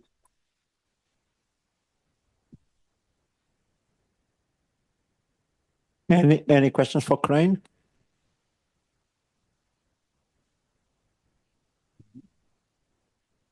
Anyone? Okay, I have one question. So on your initial certification program, so you mentioned China Mobile, but there are other players so getting involved on your certification programs? Yeah, for the operators in China, so firstly, we will have the China Mobile, who's taking the W standard certification as their necessary requirement. And also the other two, the China Telecom and China Unicom, will take this, I think, this year and next year. And also we cooperate with the testing labs. And we just, for the WA itself, we do the standardization works, we do the procedure developing, we build up the platform. And for the testing itself, for the certification itself, we cooperate with our partners. For example, for the testing labs, we cooperate with CICT and China Mobile and the TURF in China and worldwide. And for the certification programs, we cooperate with CQC in China and the TURF worldwide. And it's welcome for the other industry stakeholders who are interested in this program. It's welcome for them to join us anytime. Yeah, thank you, Crane. No more questions. There is one question there. Yeah.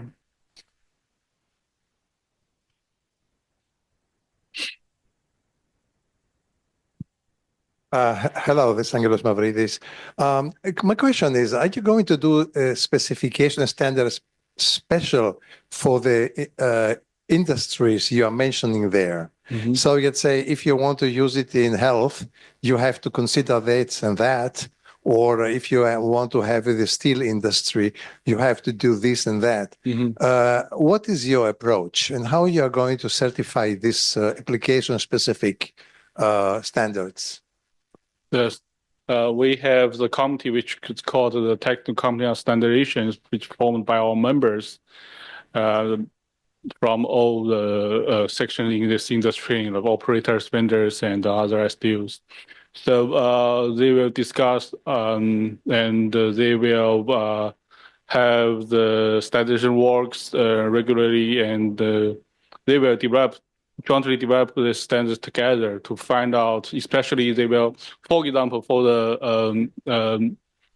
the scenarios, application scenario in hospital, they will cooperate with vertical hospital and vertical partners like the hospital and others, and they will find the requirement from the actual application, which is from the hospital itself, and they have some research institute like the universities, colleges, the researchers from this institute to help them develop such a kind of standards, cooperate with, of course, from the industry members like the operators and vendors. They jointly make this effort together.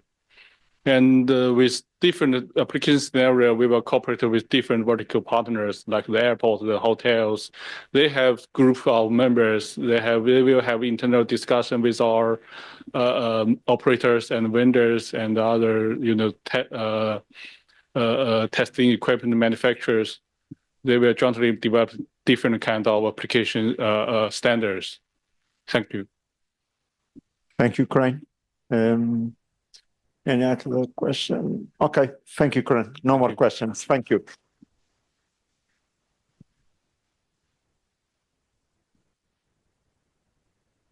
Okay, next on the agenda, we have a panel discussion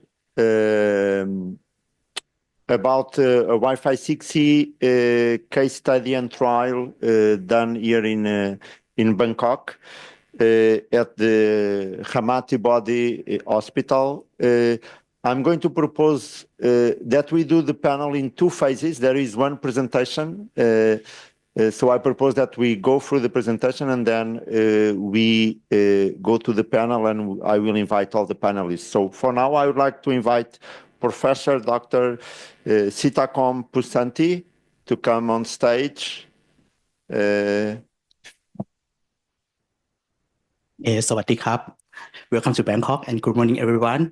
I'm Dr. Sitakom Pusanti from Faculty of Medicine Ramatipidi Hospital, and I would like to thank the Wireless Global Congress to inviting me for sharing the pilot project today. First, I would like to explain about the situation in Thailand. In Thailand, the regulator, the Thai National Broadcasting Television and Telecommunication Commission, or NBTC, is our regulator, has partially approved the lower part of the 6 GHz band for the Wi-Fi 6E use, especially in the range of from 5.9 to 5 gigahertz to 6.4 gigahertz, and this allocation does not cover the entire 6 gigahertz right now. That's why the pilot project is begin with our hospital. And I would like to introduce myself. My name is Dr. Sitakom Pusanti, and actually, my background is the hemato-oncologist, but I was assigned from my dean to take care of the special digital project in a hospital. And now I delight to share how we adopt the 6 GHz Wi-Fi technology to the immersive teaching for the medical education. Okay, first, I would like to overview my campus.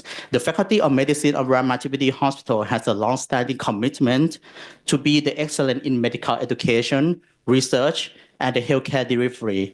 It was established in 1965 and was supported by the Rockefeller Foundation.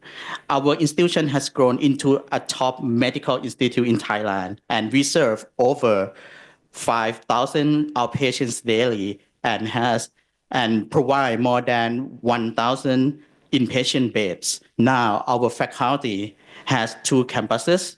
The first one is in Bangkok, we call Ramatipidi Hospital, and the new one is the Chakri Narubindra Medical Institute, or CNMI, in the Samut Prakan province. For CNMI, it is the site of our medical school for undergraduate students. We aim to bring the new education innovations to produce academic discipline and excellence. And here is a clinical anatomy building at the CNMI, which is the location of the surgical training center and the cadaveric laboratory. This area is the test site of Wi-Fi 6E technology. The critical anatomy team at the CMI delivered the anatomy education to the undergraduate students. This includes the developing comprehensive curricula, employing innovative teaching methods, and ensuring that the student truly understand the human body that is very significant for their career in the future. So, in addition, the team will offer the soft cardio workshop for external organization as well.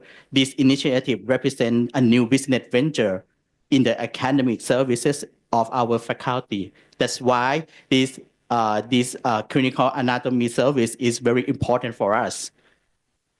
Okay, and as I mentioned in the introduction, one of the key actions in our educational mission is technology-enhanced learning, and extended reality will serve as an advanced method within our curriculum and will be particularly beneficial in subjects such as critical anatomy and surgery.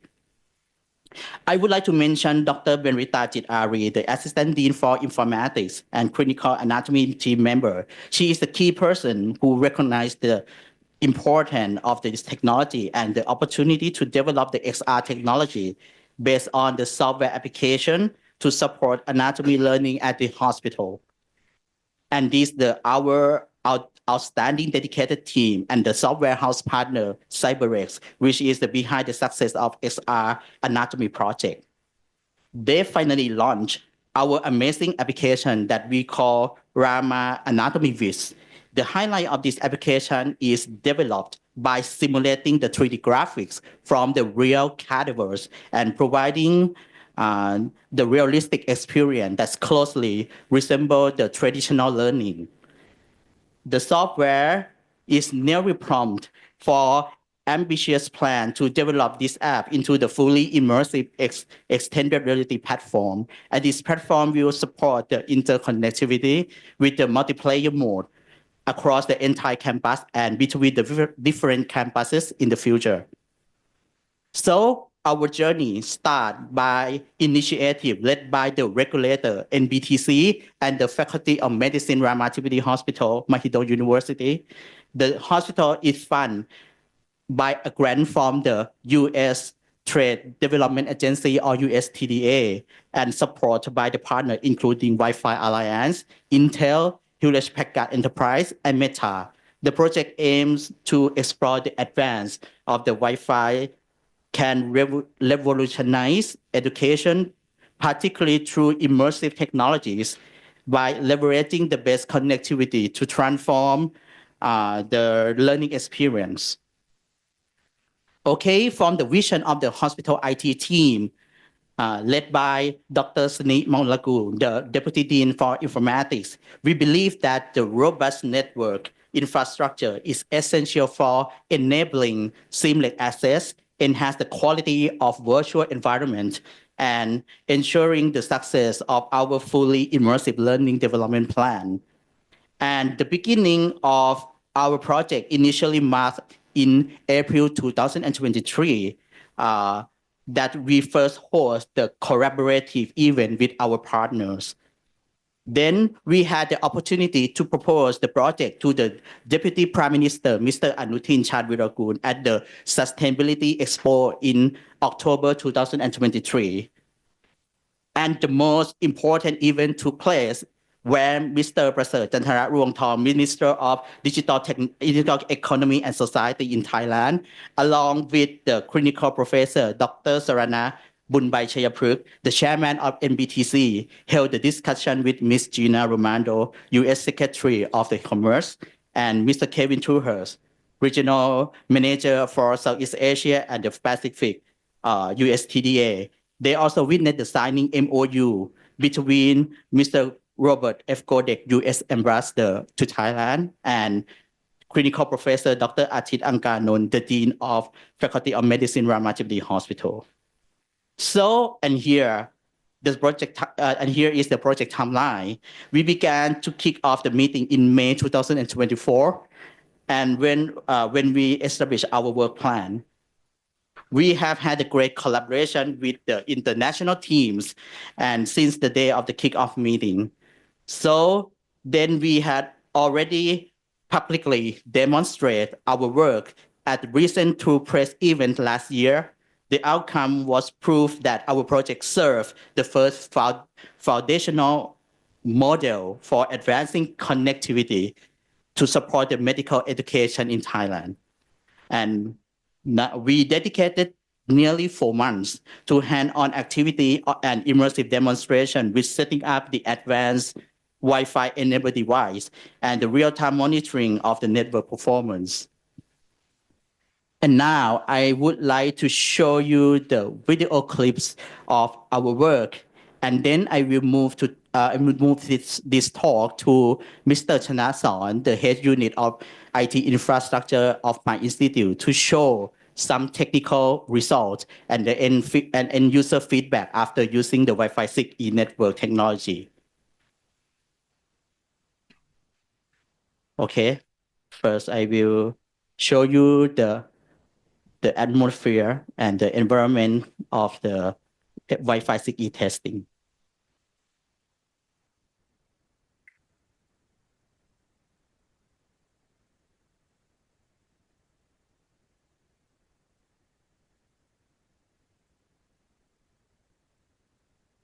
This is in the class of the critical anatomy teaching. And this is our application that the application developed by simulating the graphic from the real particles.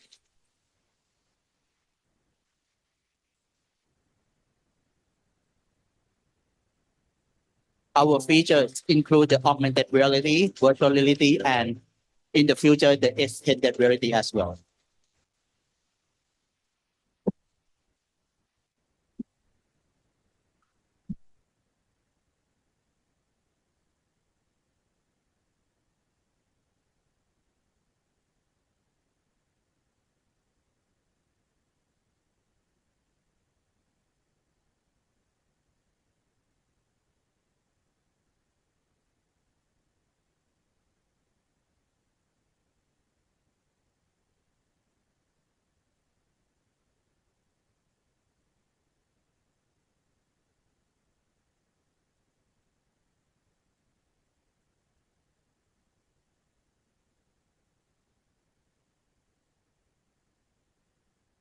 Okay, and this is the clip of the teaching environment.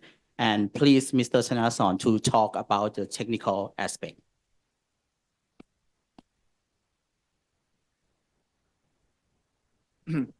Okay. Thank you to Dr. Sitakum. And good morning, everyone. This is the first time for me, so sorry for my mistake in advance. Okay. For this text, we utilize a Wi-Fi 6E compatible access point config with a country code that support the 6 GHz band and 1200 MHz. So the setup comply with the frequency that length that permitted in Thailand. The AP was equipped with 2.5 or 5 interface and connected to the network switch with a multi-gigabit support. And then we have 30 Wi-Fi 6E compatible laptops to generate the network traffic, and the NUC server with a multi-gigabit interface for file transfer and result storage. And the last one is the 6 MetaQuest Pro device to run and anatomy application that you have seen before. Okay, for the test scenario, we were into the category into the two conditions. For the good and the bad condition, each scenario was tested in using the 3 methods. First is file transfer. The second is the 4K or 8K video streaming. And the last one is carrying the MetaQuest Pro while running a VR anatomy application to the screen. Okay, and in the good condition, the 1200 MHz frequency at a 160 MHz channel width was fully utilized without interference. And in contrast, the bad conditions simulate the use of the lower 500 MHz frequency range with 2 AP experiencing co-channel interference. For the key performance indicator include throughput and latency. And we will, and I have the demo for the event date that represent for the good and the bad situation. I will start a clip later, and I will describe the result first. For the good condition, the average throughput was 450 megabit per second with a latency of 36 milliseconds.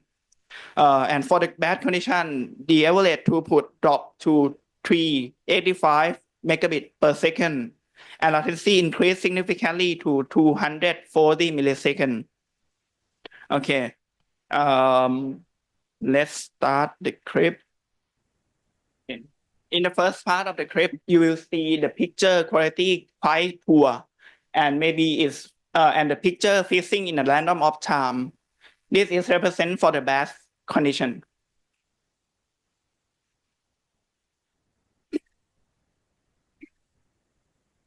Okay.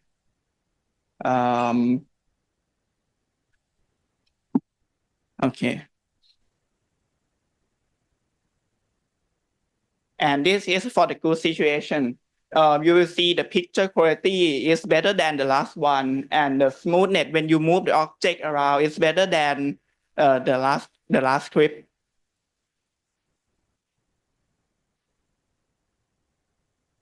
Okay. Okay. Okay. And then the high latency of the 240 millisecond in the bad condition is particularly concerning for VR-based learning.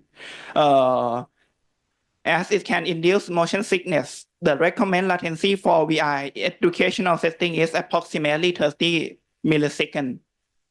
And in the final test phase, we compare the performance across the 2.4, 5, and 6 gigahertz band using the same test method.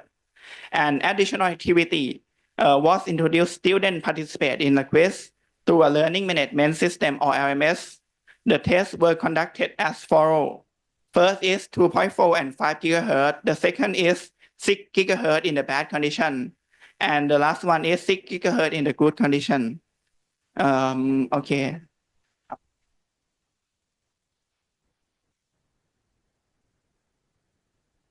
Okay. Wait a sec.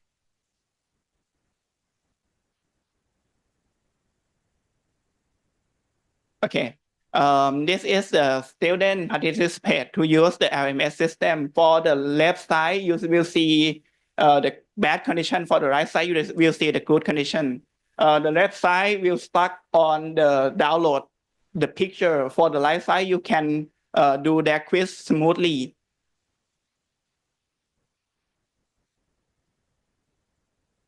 Okay. After the test, student interview and survey were conducted to gather feedback on their experiences across all three configurations.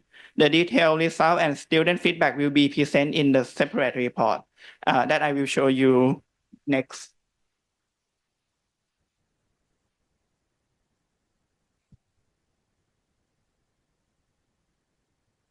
So the question is, the first one, why using the Moodle that we are building the pictures, the structures, and the test. How was your experience in part 1 and part 2 as compared to part 3, and what kind of issues such as like downloading, delay, frozen, or unclear image that you observed? So the first and the second phase is quite similar, so I can't see the difference much. But for the phase 3, it's very fast for me, and it's can see like different the speed of the internet is very different, but the picture quality is quite the same. And I think that the main difference is the speed that used for download the picture is quite different. Yeah, overall, it just took longer to load for phases 1 and 2, but for phase 3, everything came up really quickly. So it gave me more time to do the exam. And for example, in anatomy questions, it's important for us to actually see the arrows where they're pointing in the pictures. So if the picture is slowly loading from the top down, sometimes the arrow is at the bottom. That gives me a lot less time to finish the question. So phase 3 is a lot more beneficial for me. Our faculty have to use the Wi-Fi network deployed by part 1 and part 2, and also part 3. How would it affect you like during the exam, things like that? I think this would be like hugely impact for us, because if the Wi-Fi is like phase 1 and phase 2, it would make our potential be less, lesser. Because the internet, if the picture download slow, it would take more time, as Alicia has mentioned.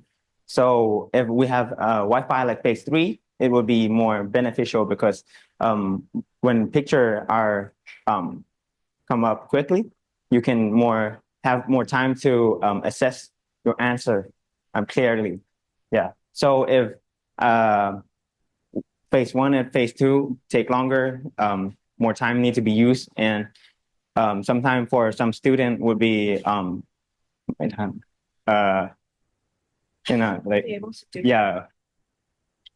Yeah, I agree with what Bill has said earlier. So definitely phase 1 and 2, it's too slow for the amount of time that's given to do the exams. Sometimes in other subjects, we're also given a minute per question on average. So if it's loading, if it takes 30 seconds to load, I only have 30 seconds to think about my answer and also to evaluate if my answer is correct. So I barely have any time to think it through. Last question is, how do you rate the overall quality of your Wi-Fi connection to part 1, part 2, and part 3 on scale from 1 to 10? Okay. So for the part 1 and part 2, I would give the same score is 2. 2. Okay. And phase 3, I would give about 7 to 8. Yeah. Thank you. I agree with you for phases 1 and 2. I think around 2 or 3 is okay. It's not like completely unusable. We can still use it, but it's definitely of lower quality and it takes longer time as stated before. However, for phase 3, it feels a lot more reliable and things are a lot quicker. And it feels like it's not going to disconnect or suddenly just turn on us at any moment. So I would definitely give like either a 7 to 8 around that area. That's it. Thank you so much. Thank you so much. Okay. For the next one is the feedback from the instructor. If our institute used the Wi-Fi as a part 1 and part 2, it's going to be a big problem because there's so many problems like delay and frozen and lag. The model is not clear at all when we're trying to teach some part that have so many details and it cannot be seen on the screen. Students complain a lot about the delay and they cannot see what I'm trying to say, what I'm trying to explain. But if we use the Wi-Fi in part 3, it's going to be better if we use the VR or MR, extended reality, as a main teaching materials, because everything is real time when we try to move our models around and try to zoom in, zoom out, everything is fine. Student can see everything, every detail like I see in the VR headsets. Okay, part 3 นะ part 3 3 2 1 if I have to rate the overall experience for part 1, I will rate 2 out of 10. For part 2, I will rate 3. But for part 3, I will rate 9 out of 10. It's not 100% perfect. We still have some like few seconds frozen, like 1 second frozen, but it's fine. It's fine. I will rate it's 9 out of 10. Okay, this is all all material that I given to you today. Yes, thank you. Yeah, thank you, Professor. So I propose we move now to the panel. So we are running late on the agenda, but I think we can spend 5-10 minutes with some questions. Natati, please join us as well. So if you don't mind, please, we go on stage. Okay. Okay.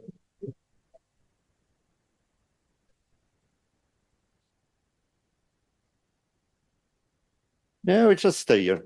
That's fine. So we don't have much time. So any of you that have questions, please raise as well. So there is one question there. Thank you very much for the presentation. Fascinating.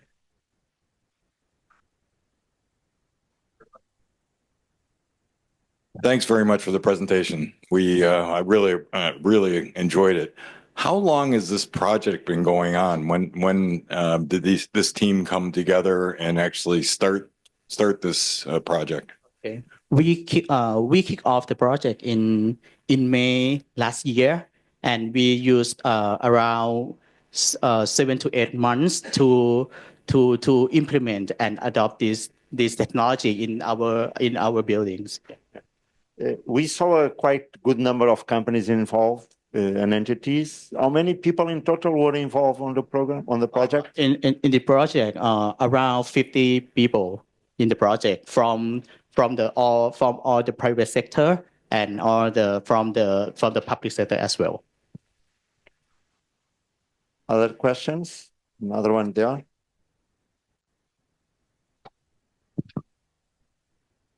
For the application of the XR, I think that you'll get the benefit of the 6 gigahertz because it's a new one frequency in the Thailand that NBTC allow. And in the near future, many people will become to use the 6 gigahertz. How do you plan to reserve this frequency for like the XR application in your campus, or how do you solve the different problem in the future? Okay, thank you. I think that this is a pilot project, the collaboration between the NBTC and our faculty. And I believe that this project is the first step for getting some information to the regulator. Our regulator will get this information to consider the next step of the Wi-Fi, like a Wi-Fi 7 allowance and another connectivity that can improve and preserve for all technologies in the future. So may I answer? Yes, of course.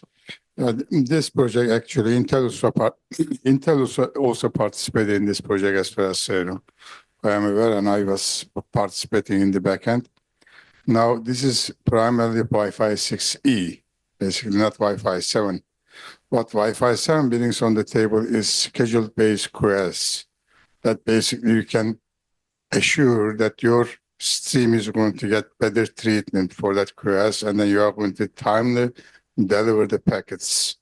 Wi-Fi 6E does not have that capability. Moving from Wi-Fi 7 to beyond, we are going to have this restricted TWT, for example, that is going to assure that you are going to get a certain slot time to be able to get your packages on time, the more bounded latency that you can assure.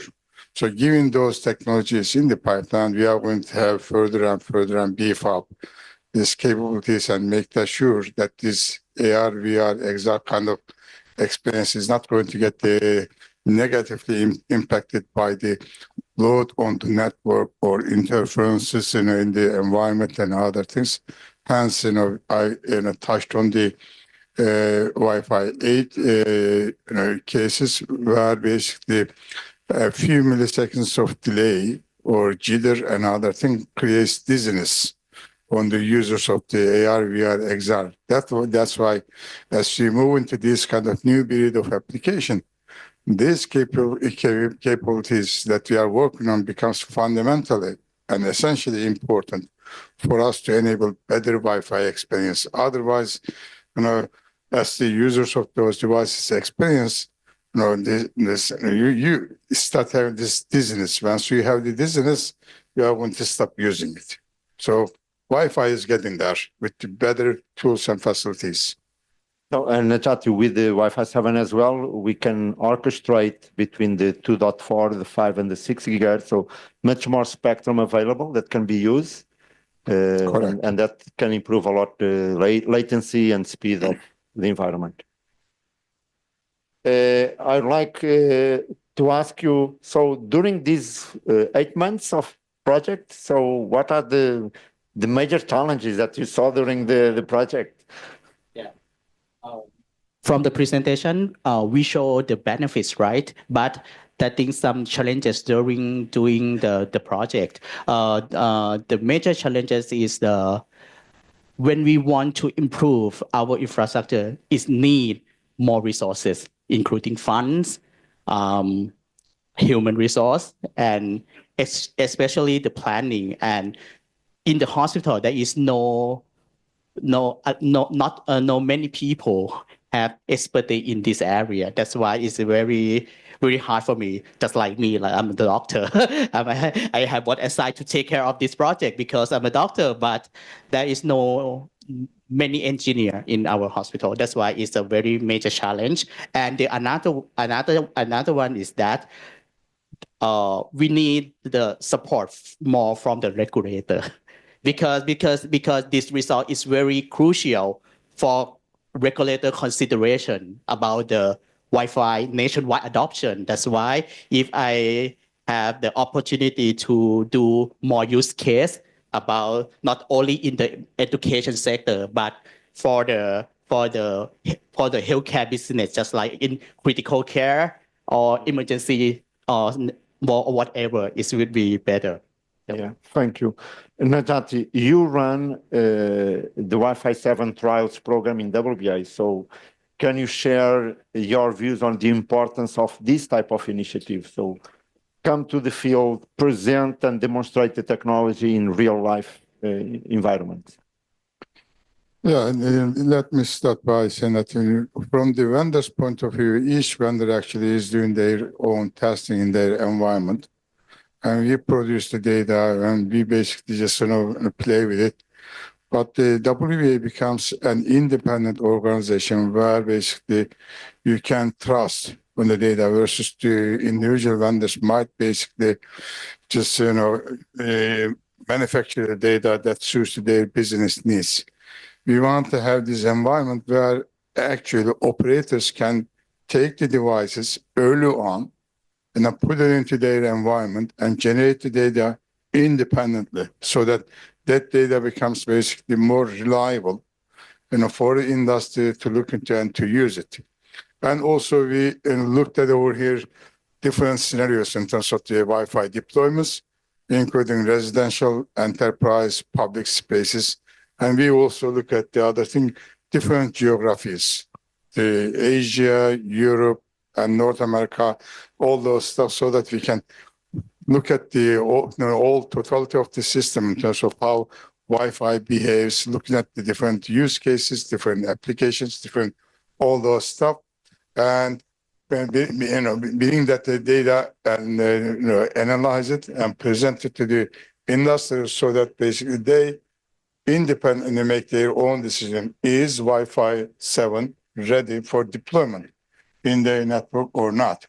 So far in our data that we have collected from number of operators, including in the US and in Asia, we have had at least partially shared results from Cable Labs, AT&T, and LGE Plus, and there are also other ones in the pipeline that we are working on.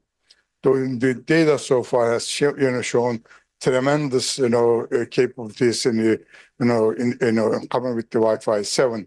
For the residential case, for example, so far we have heard the Wi-Fi 7 was the bottleneck for delivering over gigabit connection to residential cases, because we see more and more homes in Europe, in North America, in Asia, and many places they can have fiber to home with multi-gig. Now, inside the home, if you have Wi-Fi that can only deliver 300 megabit per second or 150 megabit per second, then Wi-Fi is the bottleneck. Now, with the 6 gigahertz, 320 megahertz channels, and multi-link operation, MLO, and all the goodies coming, we can easily deliver over 300 gigabit per 3 gigabit per second inside the home. This is huge. So that means Wi-Fi is no longer a bottleneck to at least deliver over gigabit per second throughput inside the entire residential space. This is really amazing in terms of enabling the experience and enabling that capability for the industry and for the users. So that basically our reports over there indicates clearly, and again, you can deliver this in an amazing throughput. Yeah, thank you, Najat. Any final question from anyone? There is one. For my yeah, Bruno from the WBA. Very quickly, because you guys are doctors working in a hospital. You did the Wi-Fi 6E project, and remote surgery. It's one of the biggest buzzwords when it comes to new generations of cellular and Wi-Fi. So, was remote surgery something you considered? And maybe your institute become a central point in Thailand to help, remote hospitals. Do you think that's going to happen now that you deployed 6 gigahertz? So actually, I'm not the regulator, but in my opinion, I think that it's time to expand the signal spectrum of the Wi-Fi, and I think that is Thailand should adopt the new technology, just like a Wi-Fi 7, and also maybe the open roaming or something to all the hospital and all the public sector in Thailand. Yeah. Yeah, that's a good way to wrap up the panel. So let's join forces and see if the regulator in Thailand open up the 6 gigahertz to Wi-Fi. So thank you, everyone.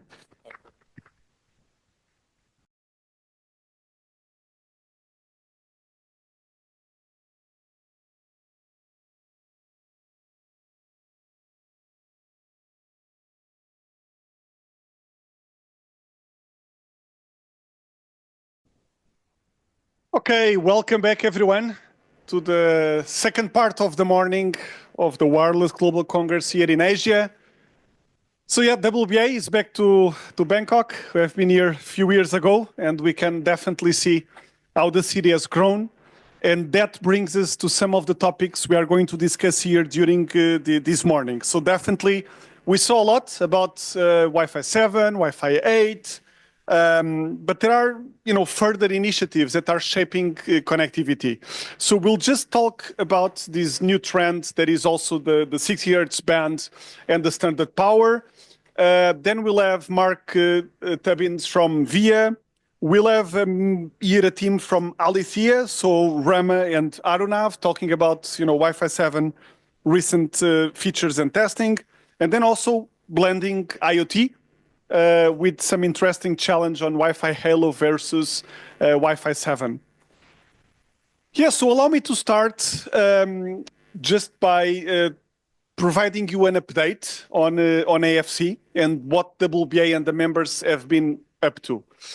So really, the needs, right? And just to baseline things, for instance, here in Thailand, the lower 500 megahertz have been available. I was chatting with a colleague here that works in the country. This has been available since 2023, but still deployments and devices are taking some time to catch up.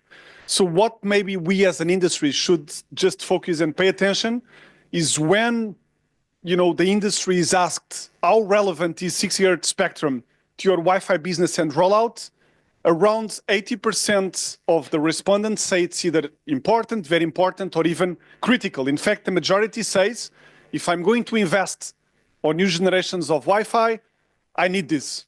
So I need this new band. Then if you go more deep, they say that the no legacy airwaves is one of the leading motivations to require the band. So if we look outside in such a crowded environment, if you open your Wi-Fi picker, you will see maybe 30, 40 SSIDs. So this is huge when you have the new Wi-Fi lane coming and allowing you to just provide that additional capacity.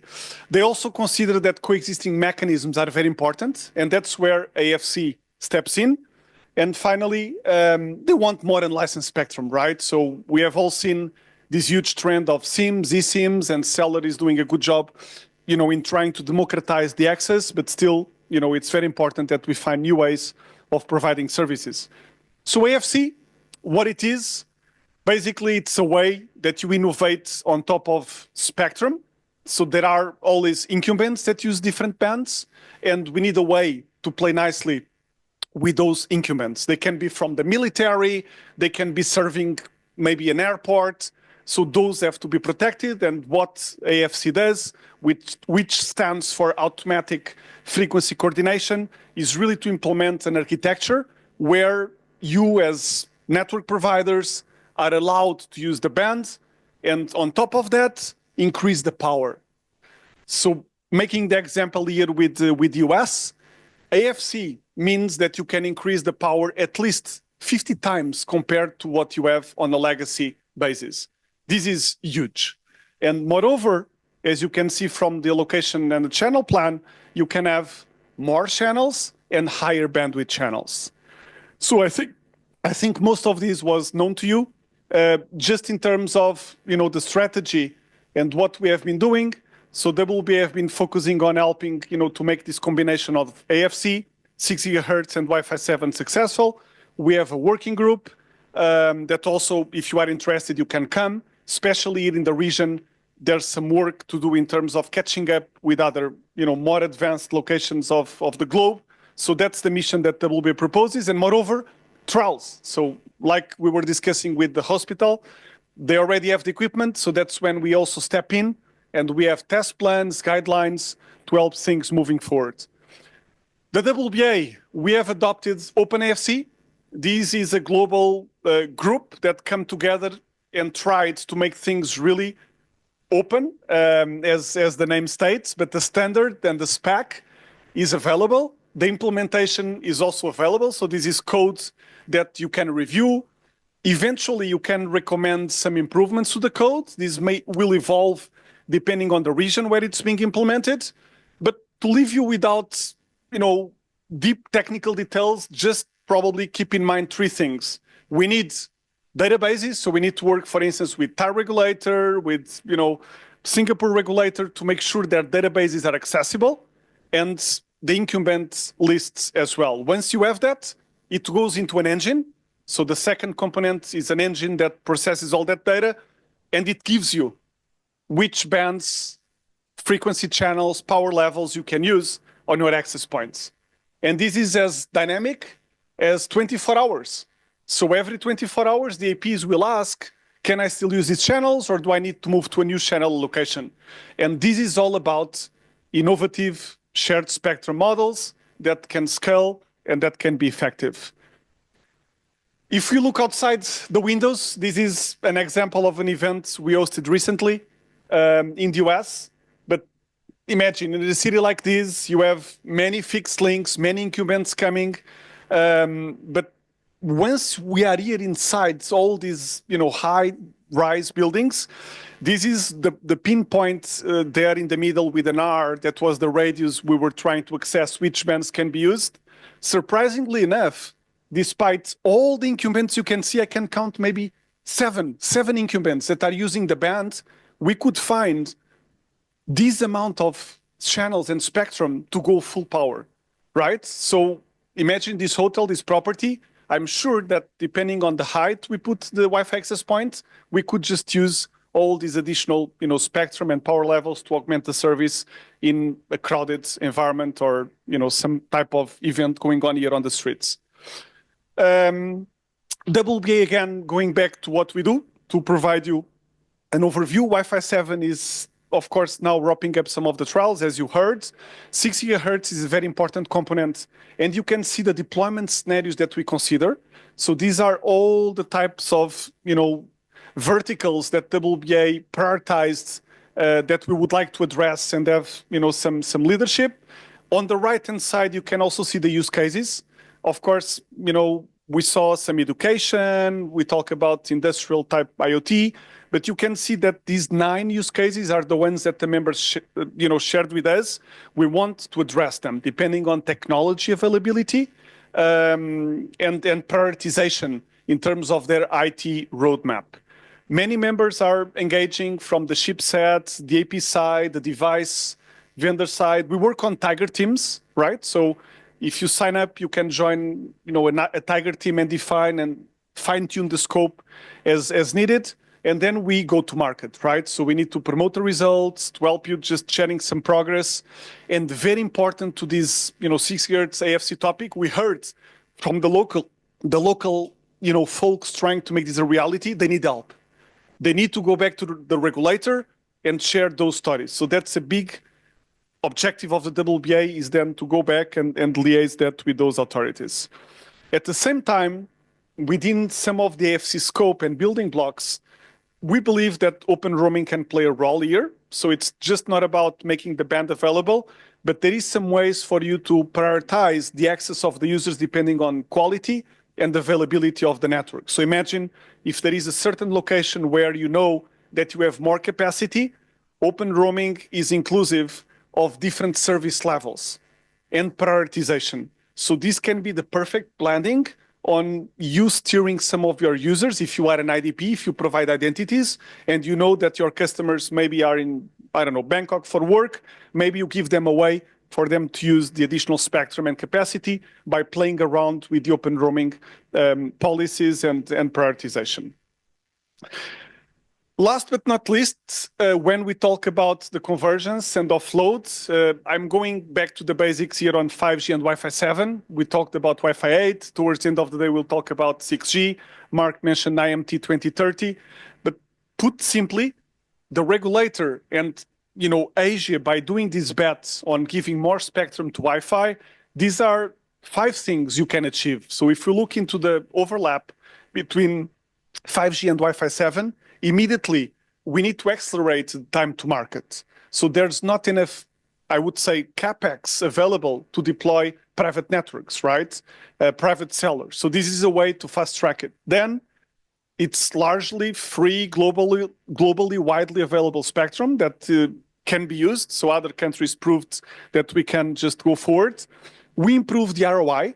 There have been studies coming out, for instance, in the US, that if you have a business where you blend fixed capacity with your mobile plan, you end up providing a much better quality for our end users. There have been more and more studies also about the cost per bit, the complement with other, private 5G flavors.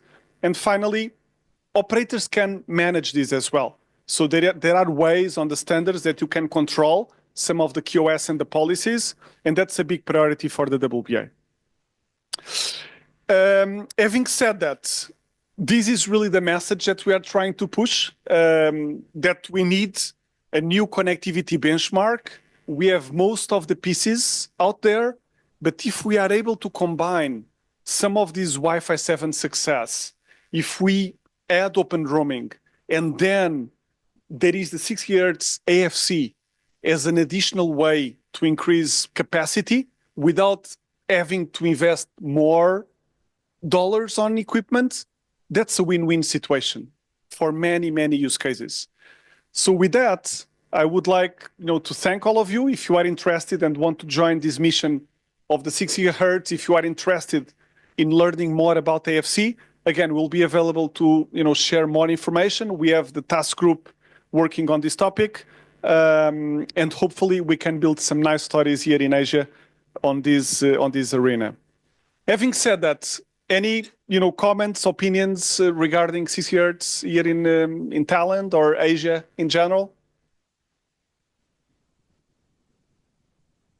Okay, so looks like it's been clear. So with that, I think we can advance with the agenda. So firstly, we are going to invite Mark Tubinis from VIA. He's the Chief Commercial Officer. He's a new member of the WBA, and he's going to talk about connecting the unconnected in Indonesia. So a nice segue between innovation, but getting the job done. So, yes, over to you, Mark. Do you prefer? It's fine? Okay, perfect. Thank you, Bruno, and thanks to the WBA for inviting me to be able to speak today. We are a brand new member. We may be the newest member of the WBA, and I really appreciate the opportunity to talk to you about what has become a very important topic to me, which is we've taken our technology franchise, which I'm gonna have to explain a little bit about VIA, because I'm sure we're not a household name in this audience. VIA is a company that was founded by one of the scions of the wireless industry. A gentleman named Alan Salmasi was one of the founders of Qualcomm, and later went on to found a company called NextWave. NextWave was the 4th carrier. It was here during the 00s, and he basically built a nationwide network. And he had technology groups within that company that was actually building fundamental networking technology, a company called IP Wireless, that actually built what was the first example of what I'm going to be calling a hyper-converged network. So IP Wireless was the foundation on which they actually built what is called the New York City Link system, which continues to be the largest IoT network with more cameras and sensing, and the largest Wi-Fi offload network in the world. That was built in the 2012 timeframe, and it still runs today. Next Wave was basically broken up, or I should say some of it was divested in 2012. And Alan went on to envision how we could apply these convergent technologies and founded VIA in 2014. So VIA is headquartered in New York City, but we are a global enterprise. We are currently operating in 16 countries. We're taking and applying what is a new category of product. It's a hyper-converged edge platform that contains three key pillars. One, it's connectivity. And it's connectivity, when I say hyper-converged, it's not only one of the best Wi-Fi mesh networking capabilities, but it also has IoT radios, so things like LoRaWAN, Bluetooth, Zigbee, Thread, Matter, and it also has a quad-core Linux server. So besides connectivity, it's got a quad-core Linux server to provide computing. So this is an edge computing platform that allows application loads to be moved from the cloud to the edge for a variety of benefits. It's also a cybersecurity infrastructure. So those three things become kind of the golden kind of formula that VIA has. It's embodied in what are called VIA hubs. So these are devices that sit in the midst in your company, in your home. It could be outdoor-based implementations, and you can see in the bottom right there are several packages of this system for both enterprise and for prosumer, small and medium business kind of use. And that always good to see. This is a VIA Edge platform in its prosumer form. So this has all the things I talked about. It's got the Linux server in it, which runs containers. It's got the connectivity capabilities, and this particular one also has a 5G cap. So it can talk to 5G networks. And then this also has all the IoT radios. Another big part of the software, and this is probably the secret sauce of our company, is an edge operating system that runs on all these platforms that allows you to not only manage these platforms from the cloud, manage the Wi-Fi meshes, actually deploy software to these, but it's also a very portable environment. And we're now porting it to more and more platforms, not only our own hardware, but we're actually porting onto third-party platforms as well. This is really our secret sauce. And then lastly is our back end, our cloud management. So the cloud management is something that is like a Plume or an Airties on steroids. It manages not only the networking side of the business, but it also is orchestrating the applications at the edge. So it's managing all the containers that are being loaded to the edge that allow you to do AI at the edge, to be able to do really any kind of processing at the edge. And it'll become important later. And then we have our own development tools that allow for third parties. We have our own applications that we develop and allow our partners to mash up into solutions, but we allow our partners to also deploy their own applications at the edge as well, taking advantage of not only the Wi-Fi meshing capability, the IoT radios, they can envision their own applications and push them to the edge. So one of the other things that went into the formula for our solution to go into solving connecting the unconnected or closing the digital divide is we partnered with Cable Labs. And it was driven by a partner called Liberty Latin America, which is a large carrier from Latin America, as I said.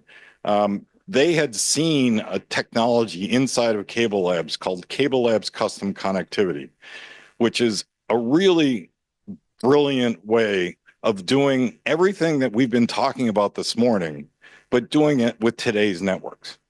So CableLab's custom connectivity kind of reimagined the way devices connect to the network.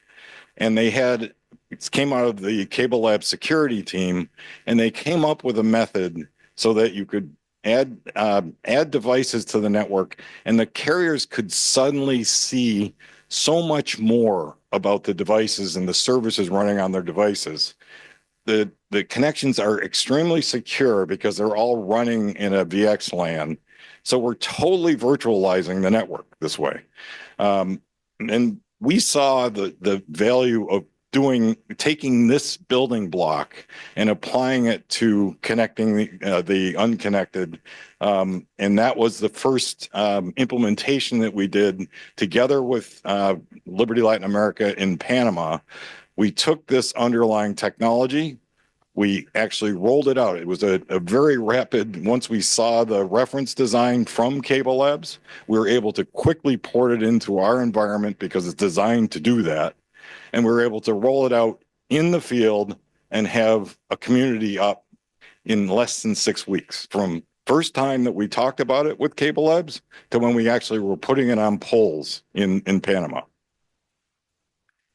So underneath this, you basically have the ability to take an access point, and it doesn't matter whether it's either a wired or wireless connection, to tell you the truth. And you can break the actual connections into what are called trust domains. So these are the slices that you talk about for a virtualized AP. You can put a single SSID on, and then devices can actually get on that particular trust domain, and they can see each other. So it is truly a virtualized AP. You can actually roam in a group of these APs. So a lot of the discussions about, future ability to roam services, this already has it. All the policies are enforced at the edge. So things like traffic shaping and other heuristic methods of managing quality of service to the user is all present in this architecture. And we have also started to work on interworking with 5G networks as well. So we've been talking from a core controller that exists in this architecture. So there's a centralized core controller that's actually setting up the sessions and doing the authentication when these sessions are set up. And that core controller, we've actually interworked with private 5G networks as well. So you have a single point of policy management and device management for both IoT devices, Wi-Fi devices, really any devices. So we started, as I said, in Panama. And then as we've gone forward and started to roll this out, we actually took a license of the CableLabs custom connectivity at the beginning of 2023 and have made a full bore commitment to the commercialization and the scaling of this technology. And in that time, we've also partnered with corporations like USAID to go in and look at applying this technology in 10 countries around the globe. In those 10 countries, we're covering over 500 million unconnected people. So we're working very hard to raise the amount of capital needed to get these people connected around the globe. So let's focus on Indonesia. Indonesia was one of our early adopters of this technology. So after Panama, we had the good fortune of partnering with a group called PT BUMDESA. So PT BUMDESA is a collaborative of villages. They currently have agreements with 8,000 of 30,000 villages that are what I call 0G. They have no connectivity whatsoever. There are 45,000 that are underserved villages. It covers 90 million people in Indonesia that are not connected across the islands. With our solution, we've been able to take and create a totally new way to solve this problem. And Mark had talked earlier about the problems of the economic model of serving in building.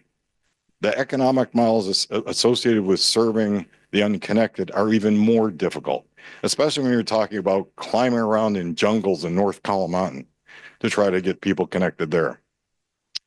So what our solution has is this centralized, what we call virtual trusted broadband access, which is our implementation of the Cable Labs technology that we use to create this core managed Wi-Fi service. And it's Wi-Fi first. And that's because that's the lowest cost way to connect a customer. But we also have the goal of not just providing hotspots in the town. Hotspots are not effective when it comes to really closing the digital divide and solving the equity problem around the globe. In many countries, we need to be able to get the Wi-Fi into people's homes so that the population can work from home. And in many countries, women get a chance to get on the network as well. In many countries, they can't go to a hotspot. The security might be a problem, might be frowned upon in general. So, so our goal is to get the Wi-Fi to the front wall of a person's home. So the first location that we actually went into in Indonesia, and we've looked at, we actually analyzed over 5,000 villages in our process. And we've come up over the last year. We started this implementation in late 2023. We stood this village up, and the village has about 500 households, and we're covering about 70% of those households now.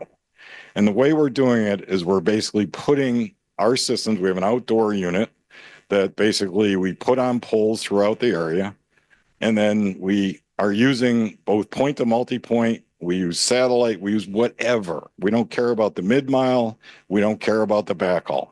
We can work in anything.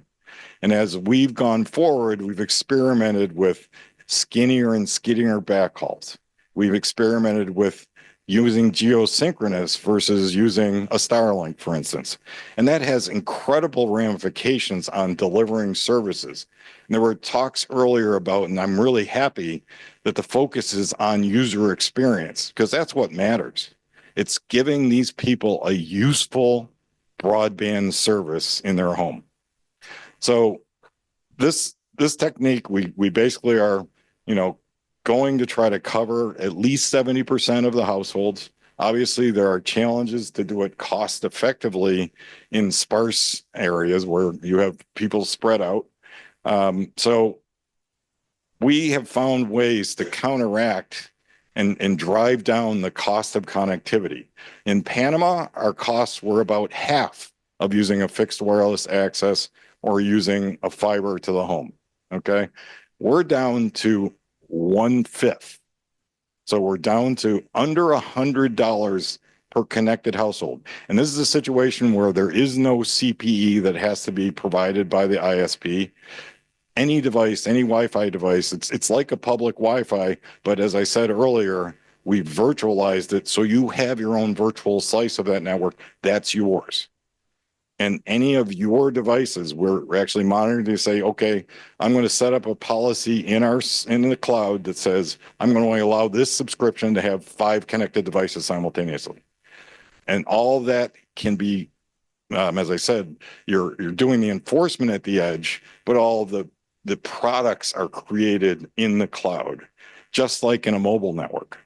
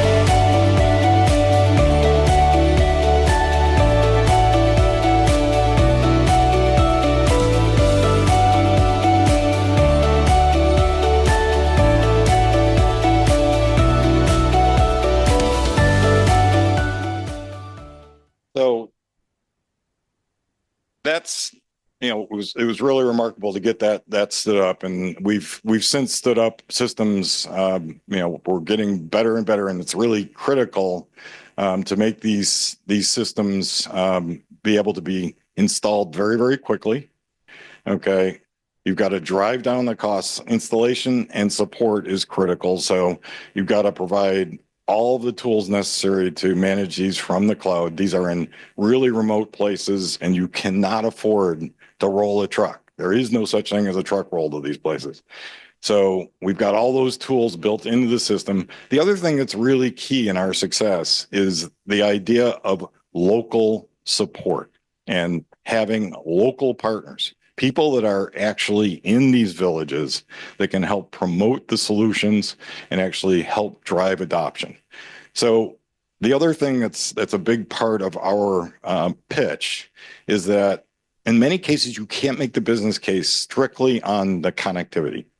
In these countries, and the WBA paper that was done in this area in 2022, was really great at saying, look, people can only afford about 2% of their GDP a month in order to, in a country like Indonesia, that's only $4 a month is the max that they could support for communications. So in order to make this a sustainable model, we feel that you've got to add other value once you put the infrastructure in place, and our edge computing allows you to do that. One, many of these places do have transient populations that you can charge premiums for as they come into the area. So in Argamukti, for instance, there's a very beautiful set of waterfalls. There's a lot of tourist traffic. So within our system, we can sell coupons and sell just prepaid coupons for broadband. Teleeducation. So at the edge, we can throw in local teleeducation. The multimedia content is actually stored at the edge. So you're not trying to push stuff or get stuff off a satellite. So adding this can add additional revenues that offset the cost of the infrastructure. We're very, very big in climate smart agriculture. We have a program going on with USAID called Aim for Climate. We've committed $30 million of our money to actually that program, and we're continuing to roll out Climate Smart. So we're running an application at the edge that actually allows you to do soil condition monitoring, to do forest fire detection. We have all these different capabilities that we can do at the edge. We can actually do lightweight ML, AI and ML models at the edge as well. So you don't have to send everything to the cloud. You can actually act on decisions locally. And the most important thing is helping people understand when is the right time to pull their crops. We also have healthcare, remote healthcare, again, running at the edge. And we're also bringing in financial capabilities for people. So a lot of these people are unbanked. So we're bringing in the ability to have payment. But, as my time's up, but in summary, I do want to say that, there are really three key things that help to make these programs successful. Availability is important. That is, do you have the coverage? Can people get onto the network? And part of the availability is using the most ubiquitous device in the world, i.e. Wi-Fi. And we're talking about not, Wi-Fi 8. We're talking, we need to be able to bring on old legacy systems as well. So old phones, old devices, but we kind of democratize because we're allowing them to connect IoT devices and other things as well. Got to be affordable. It's got to fit into that wallet share that the people have. But the most important thing in my mind is adoption. How easy is it to adopt? And that comes with, we need to make sure that people understand how to use it and the user experience. That's the most important thing. People have to see it's reliable and it can be depended on if they make it part of their lives. So that's the thing I'm most focused on right now, is making sure our solutions are there all the time and that we have the services that actually impact people's lives. Thank you. Good. No, perfect. Thank you so much, Mark. I think we might have time for one or two questions. So we have one here from Angelus. Hello, Angelos Mavridis speaking. I just wanted to understand, let's say we listened to a similar solution for Australia when we had the Congress in Paris. Very fascinating that the approaches are similar. The only service I missed is telephony. Because I don't know how far messengers are known to the people in order to set up calls if they want to even to speak to somebody, or do you provide some local solution developed by VIA? We do. So we separate the on-net versus off-net traffic, and we have a multimedia system. We didn't, because of all the places we're operating in, we really couldn't pick any one. We couldn't pick WeChat. We couldn't, we just couldn't pick one. So we've actually created our own messaging platform. So it's voice multimedia that keeps local traffic local. It's built on Snicket, and people know about Snicket, but that's something that can be incorporated by our local partners into, typically they're building their own apps to do those kind of things. Perfect. Thank you so much. Mark, that box, that's the pod that goes into the home? This can go into a home or small business. So this has got a 5G cap. So this architecture has an expansion slot on the top of the base. So the base is actually the quad-core Linux server. It's got up to 2 terabytes of storage in it. It has a couple of Ethernets on the bottom. It's really a full-featured IoT Wi-Fi multi-gateway device. It's a Wi-Fi 6 device. So, and then we have the enterprise units, which are have different capabilities. Cool. Okay, let's take one final question here.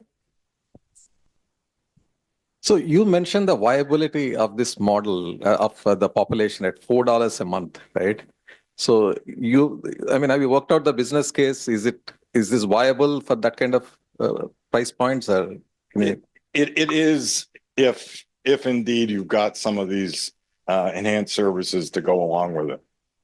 So it's something that we feel we're going to continue to press the cost curves down, and we're taking everything into account. What's the maintenance? What's the cost of the backhaul?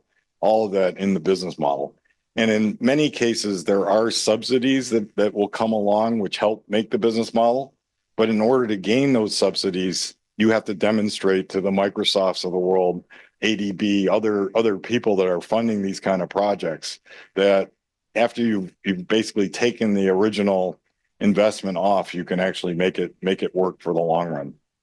So, and we think we're going to continue to drive the cost curve down. But today we're, between 4 and 6 is where it's kind of our break even. Perfect. Thank you again. Thank you. Very well. Let's carry on with our agenda. So let's just... Okay, so next I would like to invite Rama from Alithia Communications. They're going to talk about Wi-Fi 7 MLO. And they also have a booth here. So let's crack on.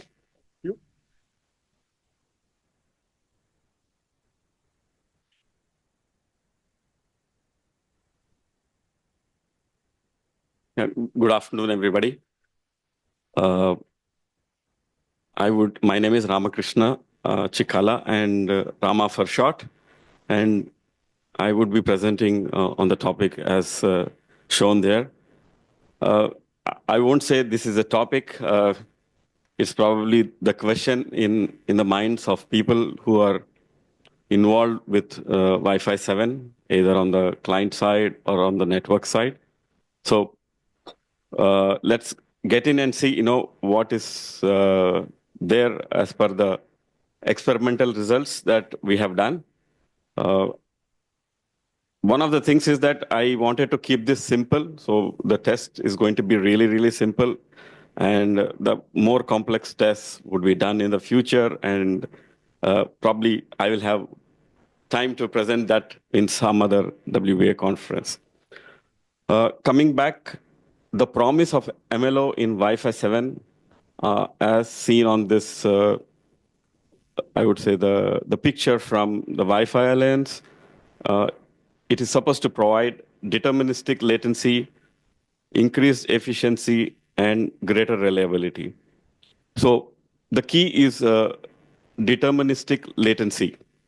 So my topic is that's why latency, but you know that there are other advantages of this feature that I call as MLO, multi-link operation. I hope everybody is aware of this.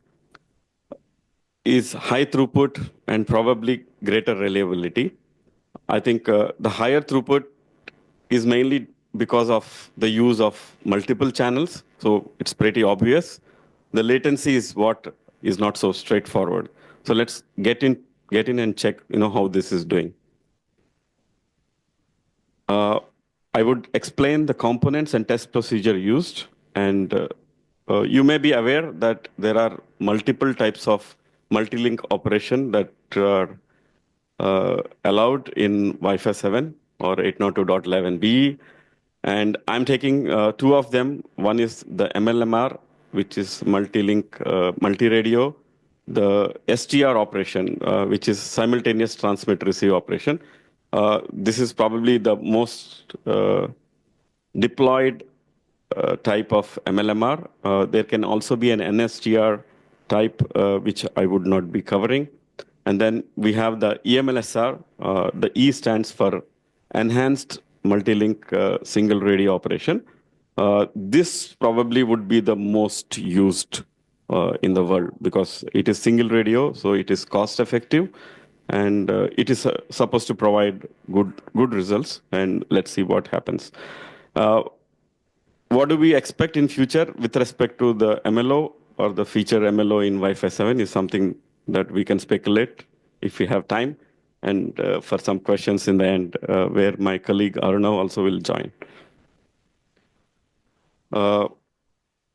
This is the AP and client configuration that is used. So the mode, WLAN mode, is Wi-Fi 7, which is the IEEE 802.11be. It supports 4 spatial streams. And the configuration is set to 160 megahertz in 6 gig band, and also 160 megahertz in 5 gigahertz band. And the AP supports MLMR, STR, and as well as EMLSR. The AP supports MLMR, STR for 3 links. However, the client device is supporting MLMR, STR only 2 links. So 2 links is what would be effective. The client device is 2x2, that is 2 streams only, because that would be the typical deployment. And we don't have really client devices supporting 4 streams today in commercial market. And the bandwidths are also set to 160 megahertz on both 6 and 5 gigahertz bands. The traffic application that I used, I'm sorry, it just got overlapped, is iPerf2. And I would give a link to the site. The reason for choosing iPerf2 is because it provides inbuilt latency measurement for both TCP and UDP traffic in the latest version of iPerf2, which is the reason why we selected this over iPerf3. Having said that, there is a necessity to generate interference, or you may want to call it congestion, to do the test, because simply doing latency tests with no congestion or interference has no use. I mean, that's the typical use case would be that you are in a congested environment and MLO is supposed to deliver the latency that it has promised. So for this, we use our own interference generator. I mean, for those who are aware of this, I mean, it's the OBSS interference that we are trying to generate. And our equipment, which is called YCheck, is used to generate this interference. So the interference generated by this device can be precisely configurable in either 2.4, 5, and 6. The test is mainly done in 5 and 6.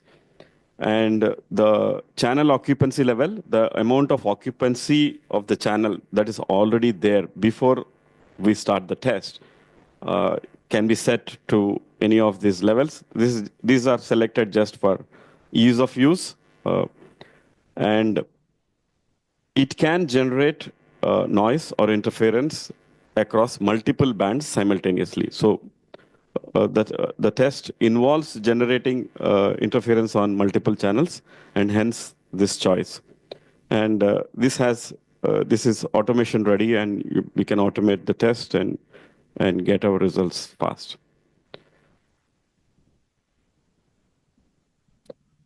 The first thing is the MLMR STR part of it, the first type of MLO that I discussed.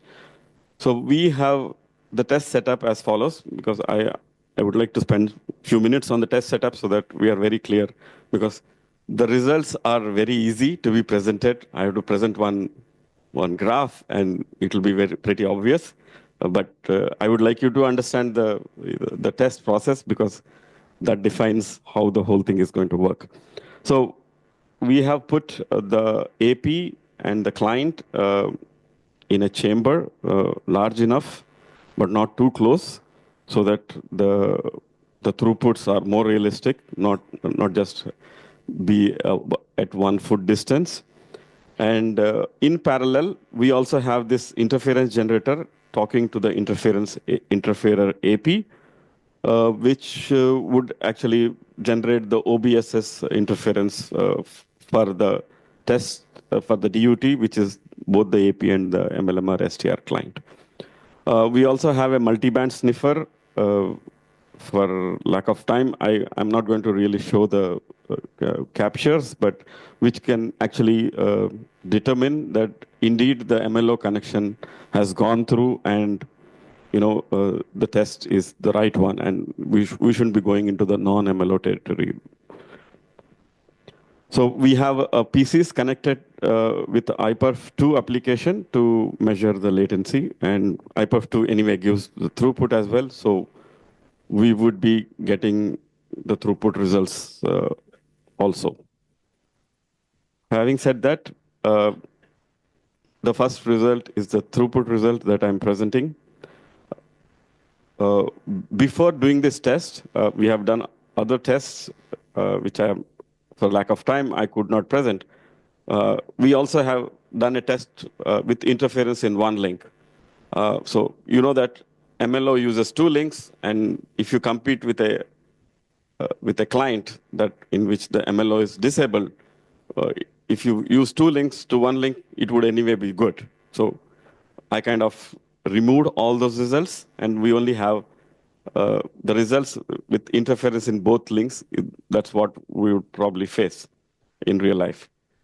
So we have this TCP throughput that has the MLO off and MLO on case. For switching off MLO, we have used a different software on the client to switch off the MLO from the internal control.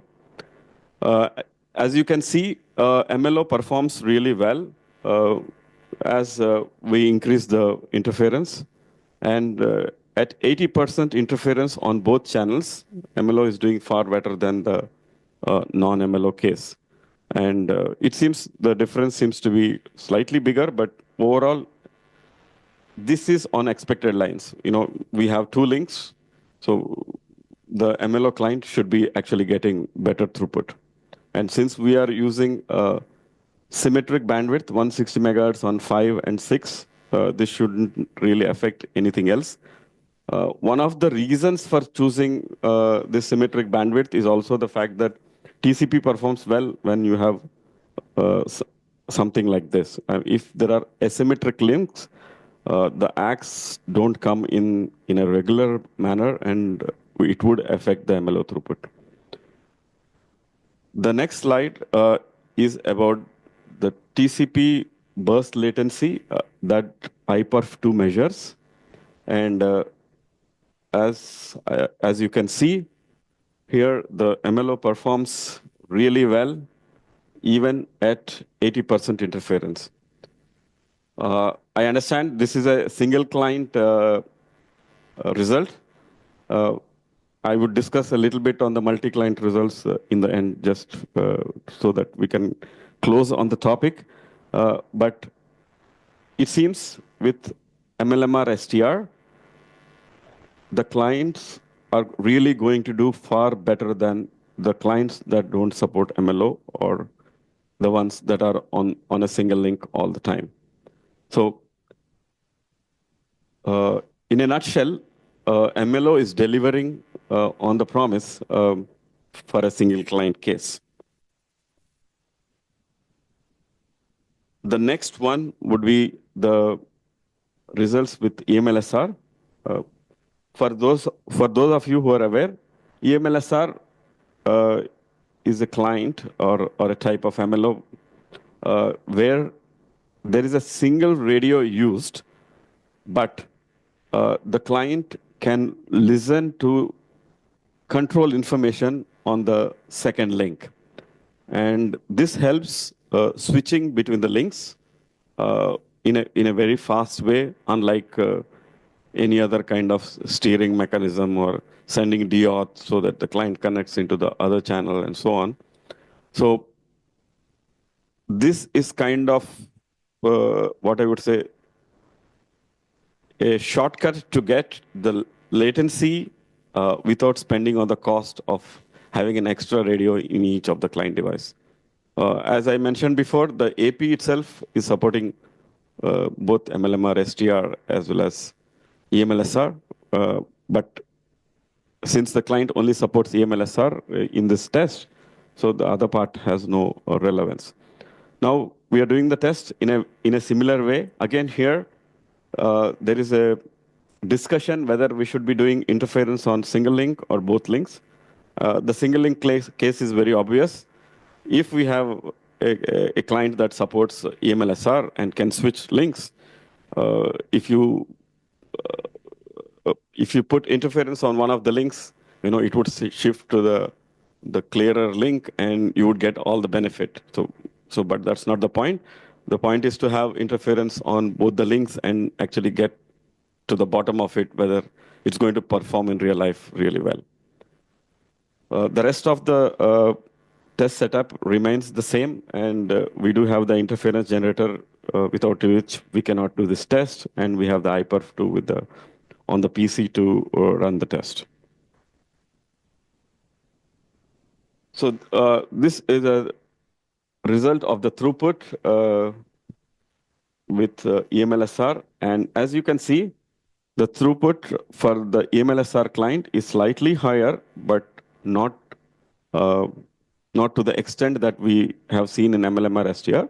And this is pretty obvious because we still have only one link, and the improvement mainly comes from the fact that if you assume the interference to be random on both the channels, because of the enhanced version of the MLSR, there is an intelligent switching between the channels, and you should gain the throughput. So the throughput gain in the last 80% case is 18%. So it's good, but we are looking for latency. So that's in the next slide. Yeah, here it goes. So with 80% latency, the EMLSR client is still having lower latency by 15%. So it does deliver on the latency in a marginal way. What I have not shown here, as I said, for lack of time, is that if you have interference in only one link, the EMLSR performance is actually as good as the MLMR STR performance. So there is a marginal increase in latency as well with EMLSR. Let me put the comparison here in a single chart. So So we have first the EMLSR. This is the EMLSR result, and we have the throughput marginally better. We have the MLMR STR result where the throughput is far higher. And the burst latency also is similarly better with EMLSR, but more pronounced in the case of MLMR STR. I would like to reiterate that EMLSR performs as good as MLMR STR with an interference on one link, which I have not presented here, but we should note on this. Okay, I do have a problem with the formatting, but the message is very clear.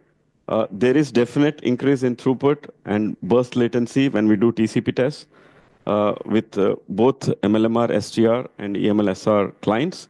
On the EMLSR clients, the improvement is marginal, or like 10 to 15%, whereas because of the use of two links, there is more increase in the throughput and reduced latency in the MLMR STR case. What do we expect in future? I said I will just give a brief on what would happen if we increase the multi-client results. My team back there have actually done some tests with multiple MLO clients in the last week. And it looks like the basic hypothesis holds good. We would really improve in latency. But let's say if we go back, no, sorry. Yeah. Thanks. If you go back here, the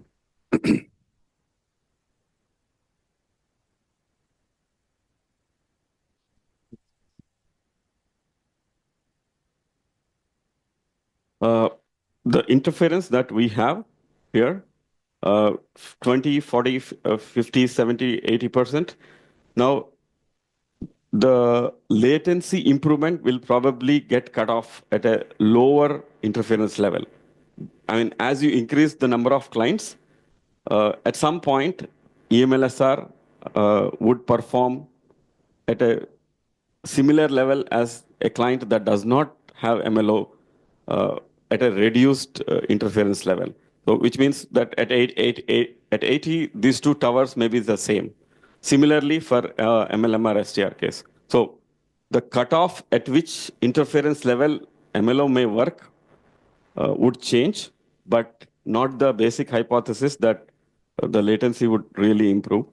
I think there would be some client preferences with respect to MLMR, STR, and EMLSR, or maybe even something called EMLMR, which is still has multiple links and also does the enhanced part of it.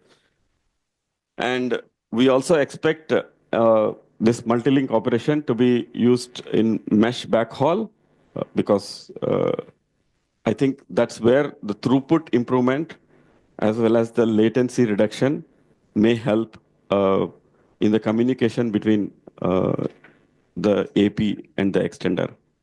So probably in some later WBA conference, we'll be able to present more of this stuff as it comes. Thank you. Oh, perfect. Yeah, let me give you just 1 minute, Najati, to invite Arunav as well. He's the senior manager at Alithia and has been doing a bulk of this testing. Yes, we'll just have a few questions. I have a few, but let's jump here immediately to Najati. Thanks for sharing the data over here. Now, looking at the EMLSR case, congesting both bands with the 80% over there does not sound really realistic. And then it is actually somehow pushing the wrong button in a way that basically EMLSR, the point over here, one of the bands is going to be congested so that device over there can make a decision, say that, look, 6 gigahertz is congested, maybe I just move to 5 gigahertz. or vice versa, so that you just leverage which band is available. Now, if you congest both bands over there with 80% over there, you don't leave any escape.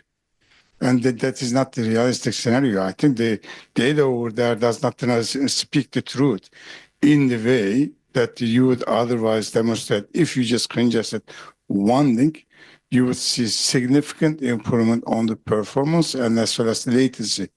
And I would be curious, to see the one link congested data as well, so that it would help us to understand it better.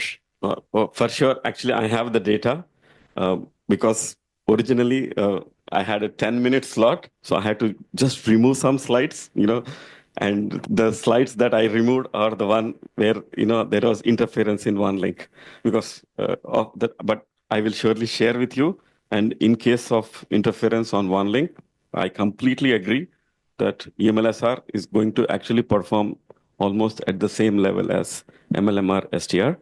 I would share the results with you maybe after the lunch. And on the part that this is not 5 gigahertz and 6 gigahertz, why I selected this and not a 2.4 and 5 is because of the asymmetry of the bandwidths mainly. It's kind of complicated with TCP to actually test with asymmetric links.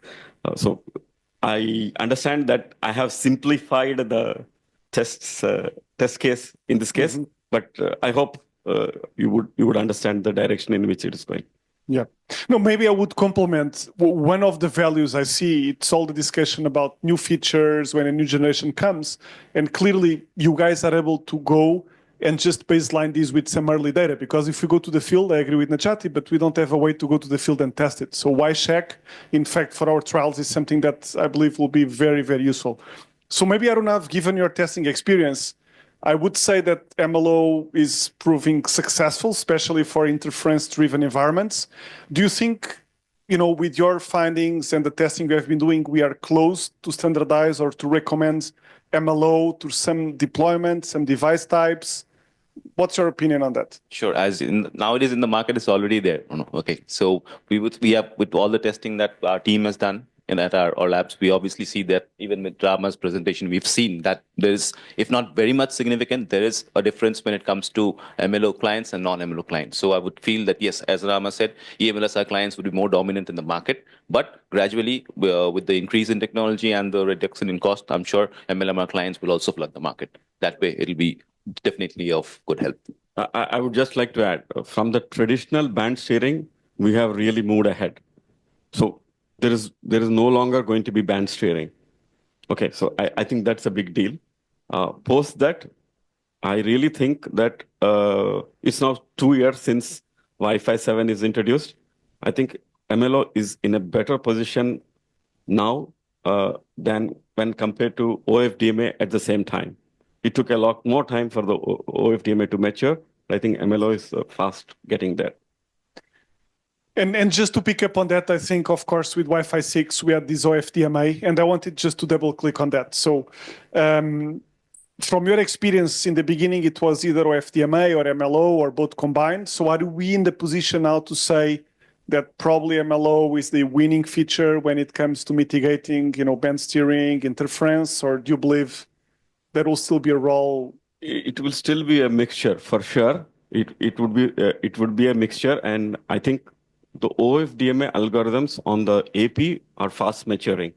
So they are able to better guess the traffic flow and actually optimize the allocation. And we do see an improvement with respect to OFDMA as well. So probably because now OFDMA is 1 generation older, so OFDMA plus MLO is probably a good combination. Very interesting. Let me just check if there's any questions from the audience on Wi-Fi 7 testing, anything? Okay, so maybe I would like also to complement and ask you, how soon, if I'm planning the development of my products, either there is release 2 of Wi-Fi 7 coming, then we'll have Wi-Fi 8, how soon should I just start this type of testing, right? You mentioned device availability, you have the tools to inject traffic on the network. Is there a timeline in terms of the stage a vendor should engage and do testing? Testing with respect to Wi-Fi? Yeah, with performance, and I'm on my product development cycle, right? So I have an initial prototype. You guys are able just to provide some data on the performance of, because you mentioned the FDMA is maturing, but people need to know whether their solutions, their algorithms, their code is mature enough. So any recommendations there, or? Any recommendations on the timeline, you say, or the timeline for people to engage with you and do this type of testing, like we do in the WBA. You saw that Wi-Fi 8 has a timeline for trials, and you guys are fundamental because we have some of the tools to help us getting data. Okay, for the MLO part, we are ready. Actually, we have a MLO scale solution already that supports 64 MLO clients. So for the MLO part, we are ready today. And for the OFDMA part, I would give it a quarter before. Well, yeah. Okay. And before we launch a solution that actually can test OFDMA properly. That will be a nice combo. Okay, so we have a solution here, Bruno. So anyone who's interested to see how Wi-Fi 7 is being tested, please do visit our booth. We are just here. Okay, so we have the solution in front of you, and we can show you live testing if needed. Okay, thank you. Absolutely, thank you so much. Thank you for the time. Okay, I propose we carry on and we shift gears to IoT, or we need to say Wi-Fi Halo, in this case, versus Wi-Fi 7. There is a 7 missing there. And we'll have Asia RF. Paul Lay is the CEO. We'll have a video from Paul. He could not be here today, but I would like to invite my colleague, Jonah Ross. He has been working on some of the IoT programs in the WBA and also Wi-Fi Halo together with me and Pedro. So, Jonah, let me hand over to you to guide us here through the Halo session.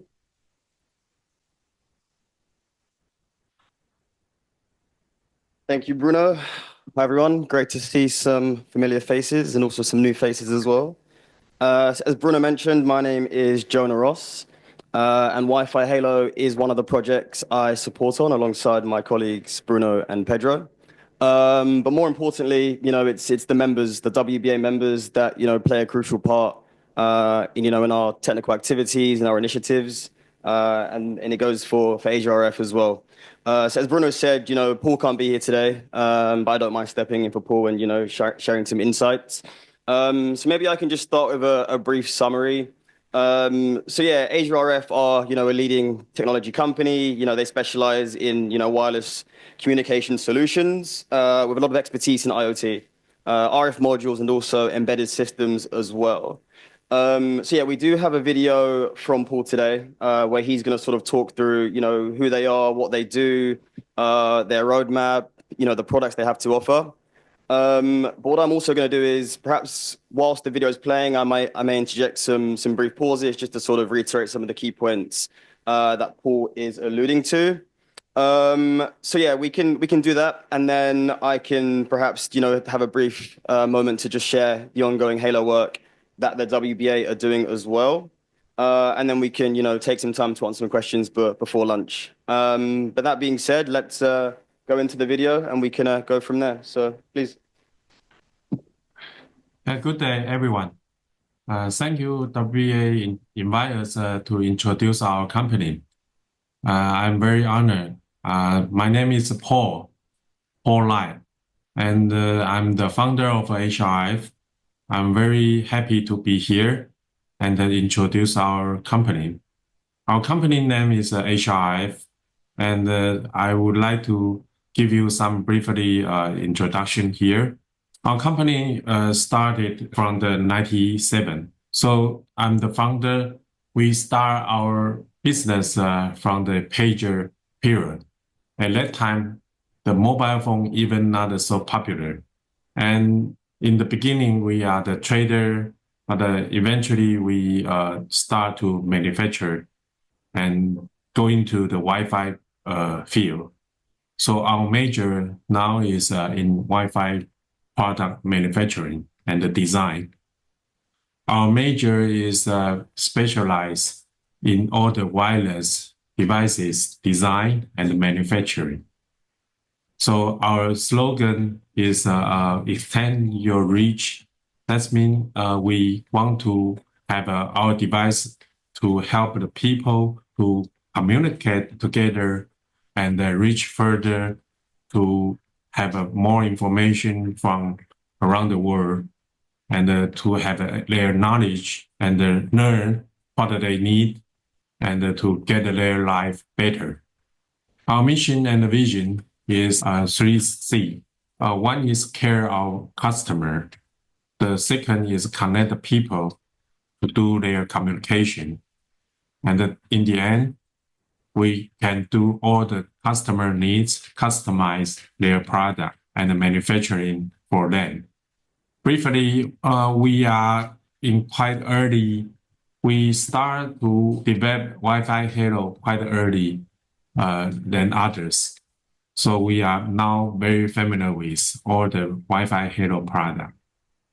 Because all the IoT product, their data bandwidth is very small, and we think maybe there is some new technology can overcome the small data throughput.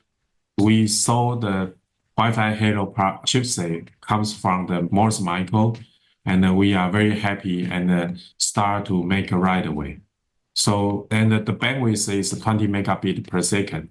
That means you can do not only the data transportation, also can do the video transportation.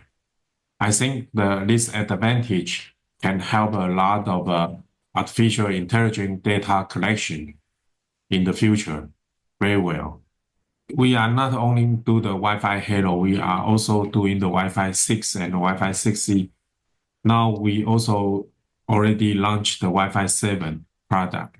So welcome everyone to contact with us for further discussion. And we also developed our Wi-Fi Halo Mesh. And this Wi-Fi Halo Mesh is based on the 802.11s. So it can be multiple WAN. Then if one internet access is disconnected, other also can still connect with the internet. Our core team, including me, there are software manager and also hardware manager. And we have our sales VP and the international sales manager, also our design lead. As I start in the beginning, we have our pager business in the beginning. Later on, we migrate to the Wi-Fi business. Then we have made Wi-Fi 5, the USB dongle. Later one with a very high power front-end module amplifier can reach 1.5 kilometer in the 2018. And after that, we start to make the Wi-Fi AP module. That Wi-Fi AP module can implement to the like an Intel chipset or ARM chipset or any other high-end computer chipset platform to let the computer to be a Wi-Fi router. That's our major now. We also can make the Wi-Fi router too. And later on in the 23, we start to make the Wi-Fi Halo and develop a serious gateway and also making the Wi-Fi 7 now. We have our sales covered all around the world. Major is in America, but now we are also looking at the Asia, South Asia, this part. And we also have a customer from the Australia, Europe, and the Middle East.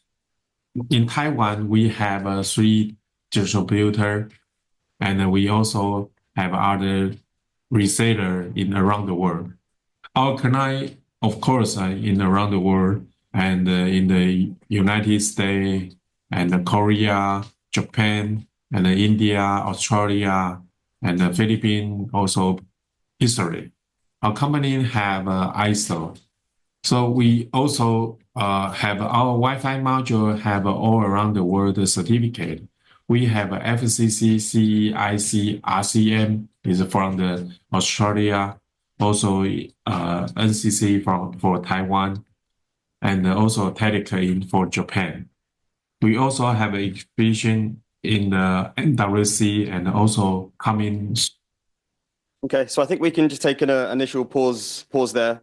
But what we've seen or heard from Paul in sort of the opening 6-7 minutes is that Asia RF specialize in, of course, Wi-Fi Halo, but also Wi-Fi 6, Wi-Fi 6E, and as also Paul mentioned, Wi-Fi 7 as well. So their Wi-Fi Halo modules provide long-range connectivity, which is up to 16 kilometers at 2 megabytes per second. With excellent sort of wall penetration and also support for up to 8,000 devices as well. That being said, it also is, their Halo modules are also supportive of WPA3 encryption. And they also have to offer other products such as their gateways, the IoT solutions, their modules, which can then be used for things such as smart home, industrial use, and also other things such as healthcare and agriculture as well. So yeah, as I've mentioned, they're not just doing Halo, but they also have, a very keen and particular interest in Wi-Fi 6 and 6E. And they have launched that Wi-Fi 7 project that Paul was sort of alluding to there as well. So yeah, as he will sort of go into shortly, we can take a brief look into the road to the future for Asia RF. But yeah, that being said, Paul's also mentioned he's more than happy for everyone to sort of reach out.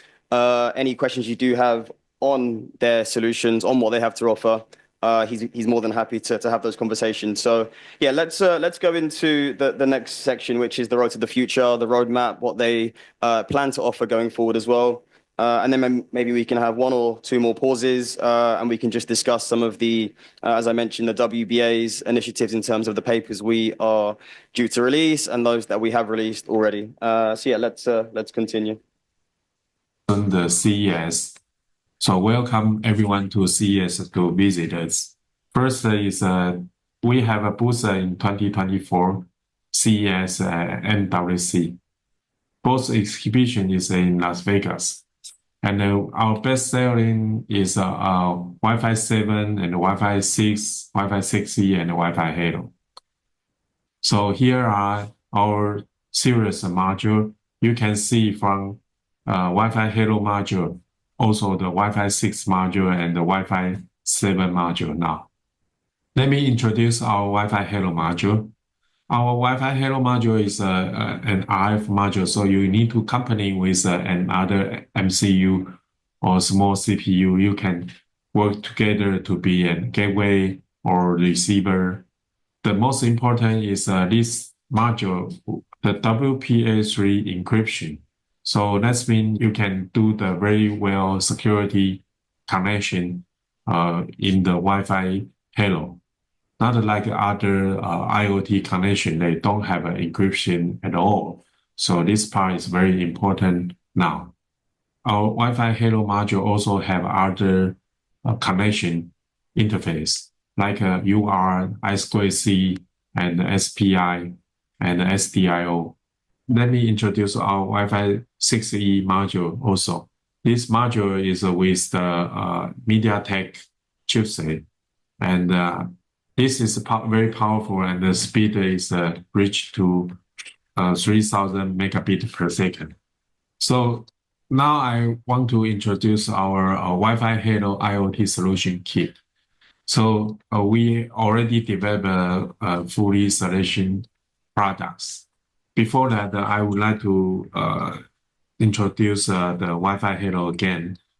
And as everyone knows, the Wi-Fi Halo is a Wi-Fi standard for the substrate frequency and the far distance, more than 1 kilometer.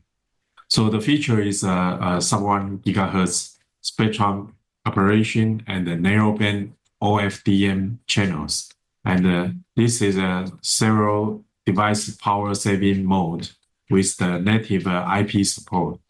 The most important is latest Wi-Fi security, WPA3. So as I mentioned before, there is a long distance, very far away, and approximately more than 1 kilometer. And the penetration to the wall is very penetration through the walls and the other obstacle. and support coin cell battery devices for months or years. No need for proprietary hubs or gateway.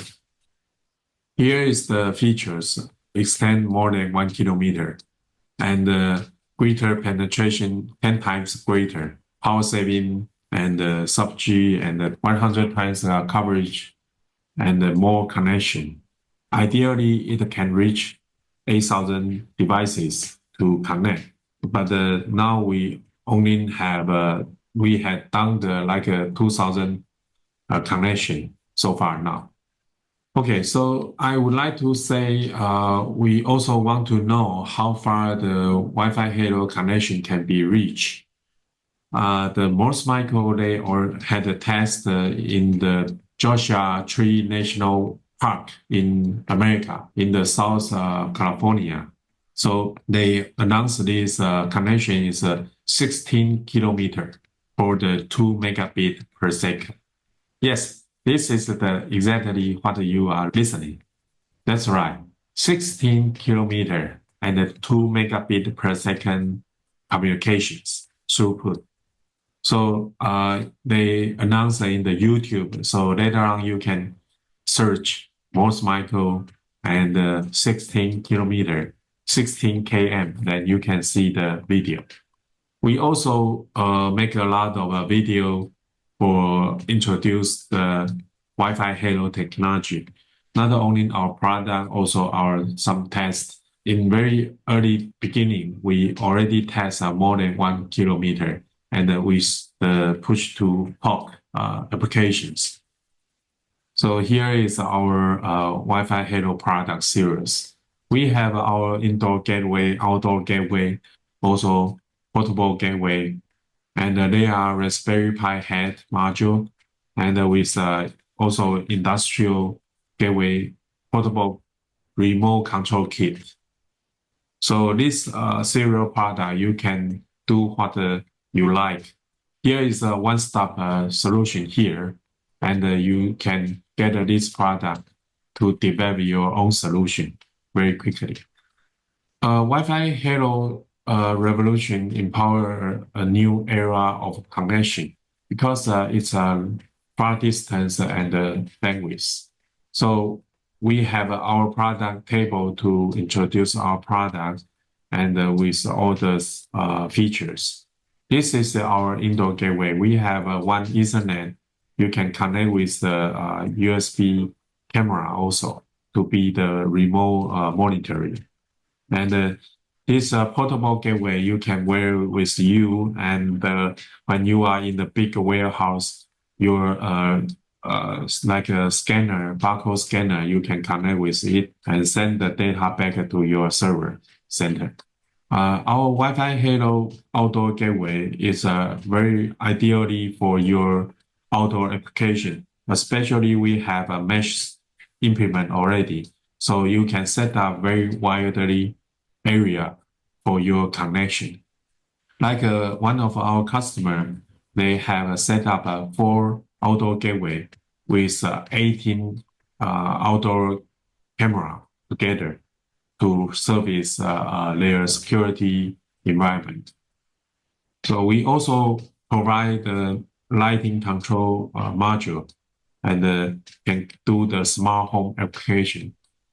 Industrial remote control kit, you can implement your any kind of control very far away, not only in your home, also in the farming and in outside field area, any devices you want to control or monitor.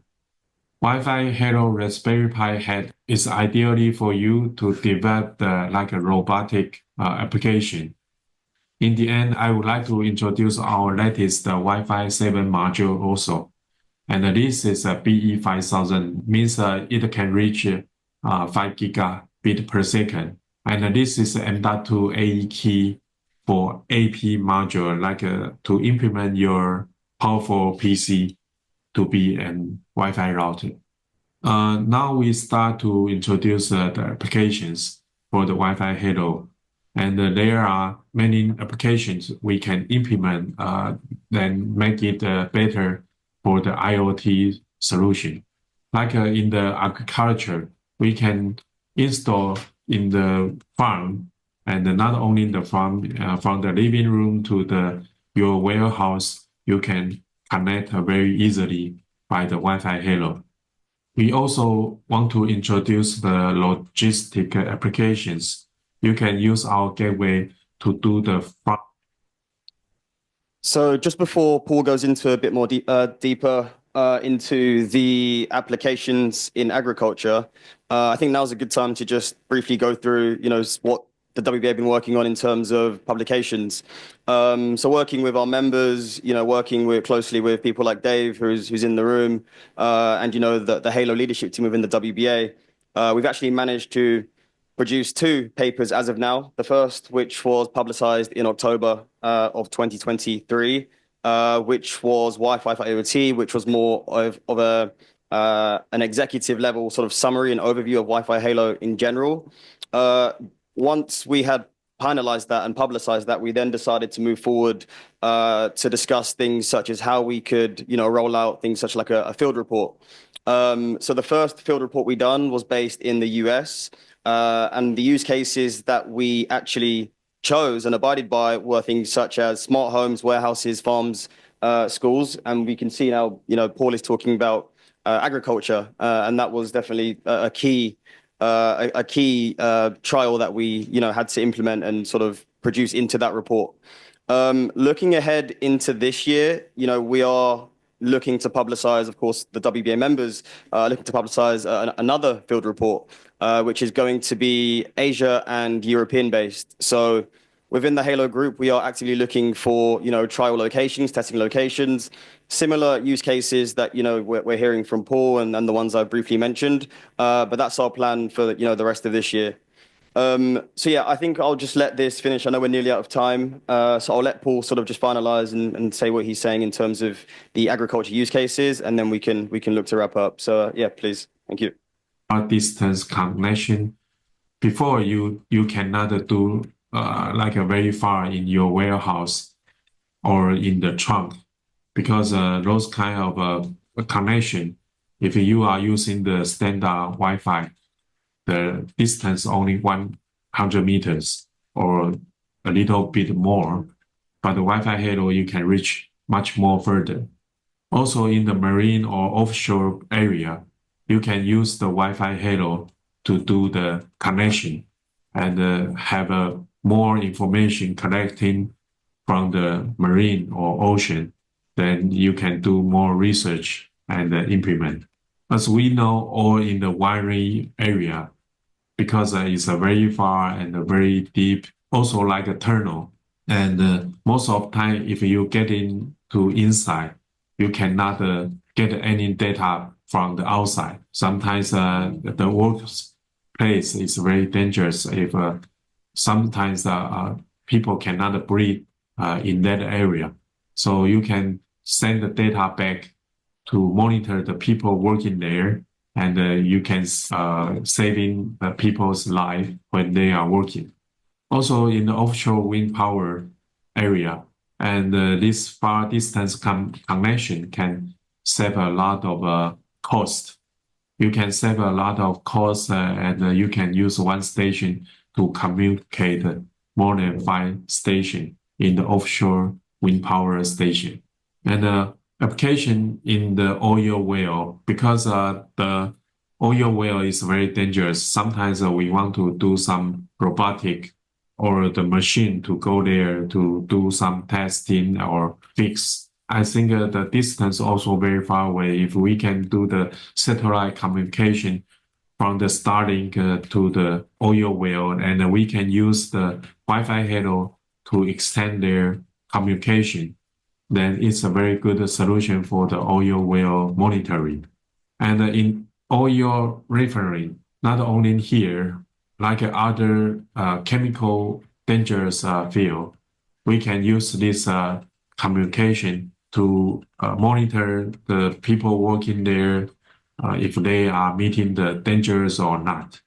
So this is a very good solution for all the communication, very far distance. application in the cold chain application. I think nowadays the energy saving is very, very important in around the world. So if we can do the cold chain monitoring to saving more energy, I think it's a very, very good to saving the cost also. In the urban area, the smart waste management is also very important. And if we can do the monitoring the garbage can, if they full or not, then people or the waste car, they can know where it full, and they just go there without any. It also can save some cost if they don't need to drive very far away. And in urban area, the water leak is a big problem if some places are short of water. So not only this, and also with the water quality control, it's very important. Before you cannot do so many monitoring, but with the Wi-Fi Halo, you can do water monitoring, can save a lot of cost also. In the CES, we will announce our Wi-Fi Halo mobile. This mobile can do the walkie-talkie push to talk application, and also there is a SOS trigger button. You can do very, very quickly to push the SOS button to trigger the SOS signal to anyone you want to call help. And we are also announced our Wi-Fi 7 BE5000 product and also BE19000 product together. Also, welcome everyone contact with us to have for more information. Thank you everyone you're listening, and welcome to contact with us. We will do our best to serve you, and hope to see you very soon. And thanks again for WBA give us this chance to introduce ourselves to everyone. Enjoy your event and have a good day. Bye-bye.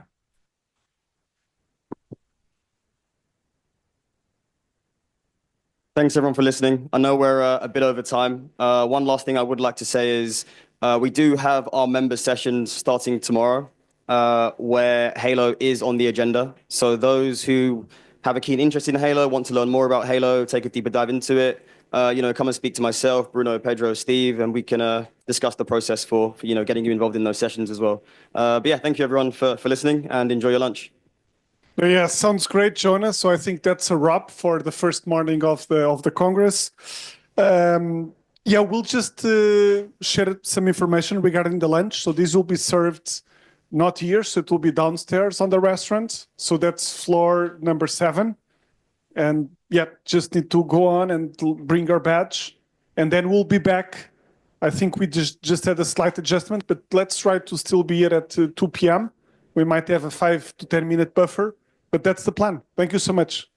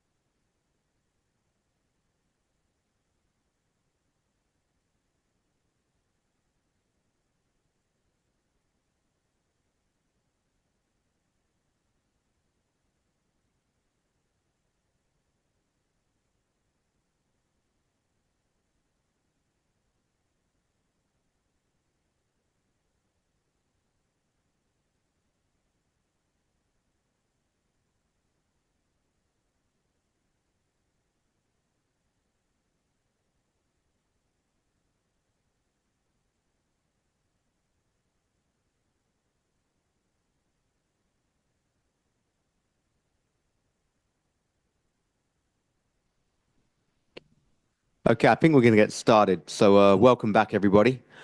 Hope you had a good lunch and a nice and refreshed. So I'll be moderating this afternoon. So for those of you that don't know me, I'm Steve Namasurveyor, and I'm responsible for our industry alliances and our members at the WBA. Okay. So for the next hour and 20, we're going to be talking about guest Wi-Fi and enhancing the user experience. So we do have an agenda here, and we have 3 speakers. So I'll be introducing Ed Chasey to come to the stage in a moment from Siam Wireless. And then we have Mark Grayson, who'll be talking about the key 2024 highlights for Open Roaming Federation. And then Dr. Hideaki Goto, accelerating open roaming adoption and city roam and the deployment strategies with open roaming and EduRoam. Okay. And then we will have a panel session which I will moderate. Without, I think, further ado, I would like to invite our first speaker, Ed Chasey from Siam Wireless, to the stage. Ed.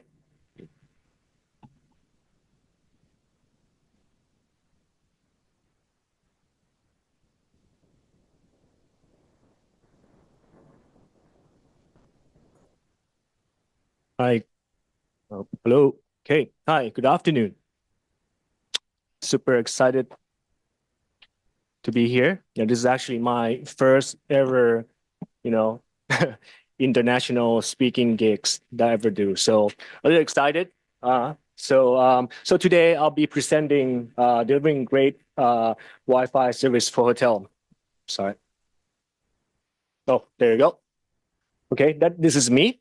Okay. So I am a wireless LAN consultant or Wi-Fi consultant at Siam Wireless. What we do is we help business here in Thailand build a fast, reliable, and secure Wi-Fi networks. Okay. And one of the exciting things we get to do as a consultant is we get to work with many different type of customers, right? We do offices, we do hotel, warehouse, we did manufacturer, we did school, we did shopping mall. So actually we did all type of vertical industry, right? But today what I want to talk about is the vertical that I am most familiar with, which is hotel. I actually spent 15 years selling IT solutions to hotel, right? So let me just start with this slide. Okay, so this actually slide came out in 2017. Yeah, one of the most asked for, requested amenities in hotel is Wi-Fi, right? So this is 2017. I think today the figure actually went up to about 90, but I haven't got it yet, right? So I haven't seen the new stats yet, but this is, I think everyone will agree that when you go to a hotel, you expect a good Wi-Fi connectivities, right? So we start with why Wi-Fi matters, right? So of course, guest wants it, right? Guest wants to use the Wi-Fi, right? 90% of the guests want fast and reliable Wi-Fi. Secondly, of course, it reflects the reputation of the hotel, right? So if you have a good Wi-Fi, you have a better chance, the guests will come back. Yeah. And then if you actually don't have a good one, then you don't. Like when I go travel, if I actually stay in some hotel I've never been to, and then they had a good Wi-Fi, there are chances that I will be coming back. But if I go to this hotel and the Wi-Fi is very bad, then, probably I'm not going to be back again, right? And next thing that hotel use Wi-Fi for nowadays is about the IoT or the connectivities, right? So a lot of the new services, they kind of piggyback on the Wi-Fi as an infrastructure. The new one is actually is the casting, a very classic one. Nowadays, a lot of guests wants to use casting, right? So, and the casting, the Chromecast, it goes on Wi-Fi. If your in-room Wi-Fi is poor, your casting will not work, right? So, this is why Wi-Fi matters. We'll talk about expectations, right? So, what guests expect when they go to hotel, when they want to use the Wi-Fi in the hotel, right? So, of course, they want fast and reliable Wi-Fi, right? Of course, all the application now they use is streaming, right? Video conferencing, VPN, email, web browsing, and all that. Yeah, those are the most important, right? It has to be seamless. Experience must be seamless, right? And coverage has to be everywhere, meaning that the guests expect that, from his room, connect to the I don't know, IP phone, an IP phone. Let's say just do some streaming, and then he actually rushing out to the breakfast. He wants to be able to walk out in the hall, and then go down the elevator and go all the way to the restaurant without losing connectivities. That is basically the expectation. Whether it's realistic or not, it depends, right? So the third thing, it has to be secure, right? Wi-Fi hotel, I mean, the security sometimes is a bit, I don't know, depend on the way you implement it, right? In the past, I actually had one of the story. I was visiting a hotel in Philippines, right? And then while I was waiting for my meeting, I connect to Wi-Fi. I just do some simple Nmap scan, and then it pops up a bunch of devices pops up, right? Regardless of whether I could connect to the device or not, because I see it, it means that it's exposed to the network. So, I mean, if you have a hacker, they can actually hack through it, right? So I think that is one of the security concern. The guests don't want to go through that, and this is basically configuration, right? You forget to turn off the I don't know, the client isolation on the AP, or you can actually do the wrong VLAN tagging. So those are the issue that we face quite often. This is still happening today, right? And the next thing, of course, the easy access, meaning that when you connect to Wi-Fi in hotel, first thing you're going to get through the captive portal. What it asks you to do is that you have to, I don't know, put in your last name, room number, or you put in the access code. That's how the hotel, like all this international hotel works, right? Especially here in Thailand, you need to be able to identify the user who is connecting, right? If you in Europe and somewhere, right, when I was actually in Finland, in Helsinki, like a few weeks back, when I connect to Wi-Fi, all I have to do is just click connect and go. But here in Thailand, there's a certain law that you need to be identified. So you have to put the last name, room number. So a whole thing, you have to map to the PMS, hotel PMS, which is property management system. And then, so if you actually do something funny, they can track back to who is the one who posts this text, right? I think it's a censorship kind of thing, right?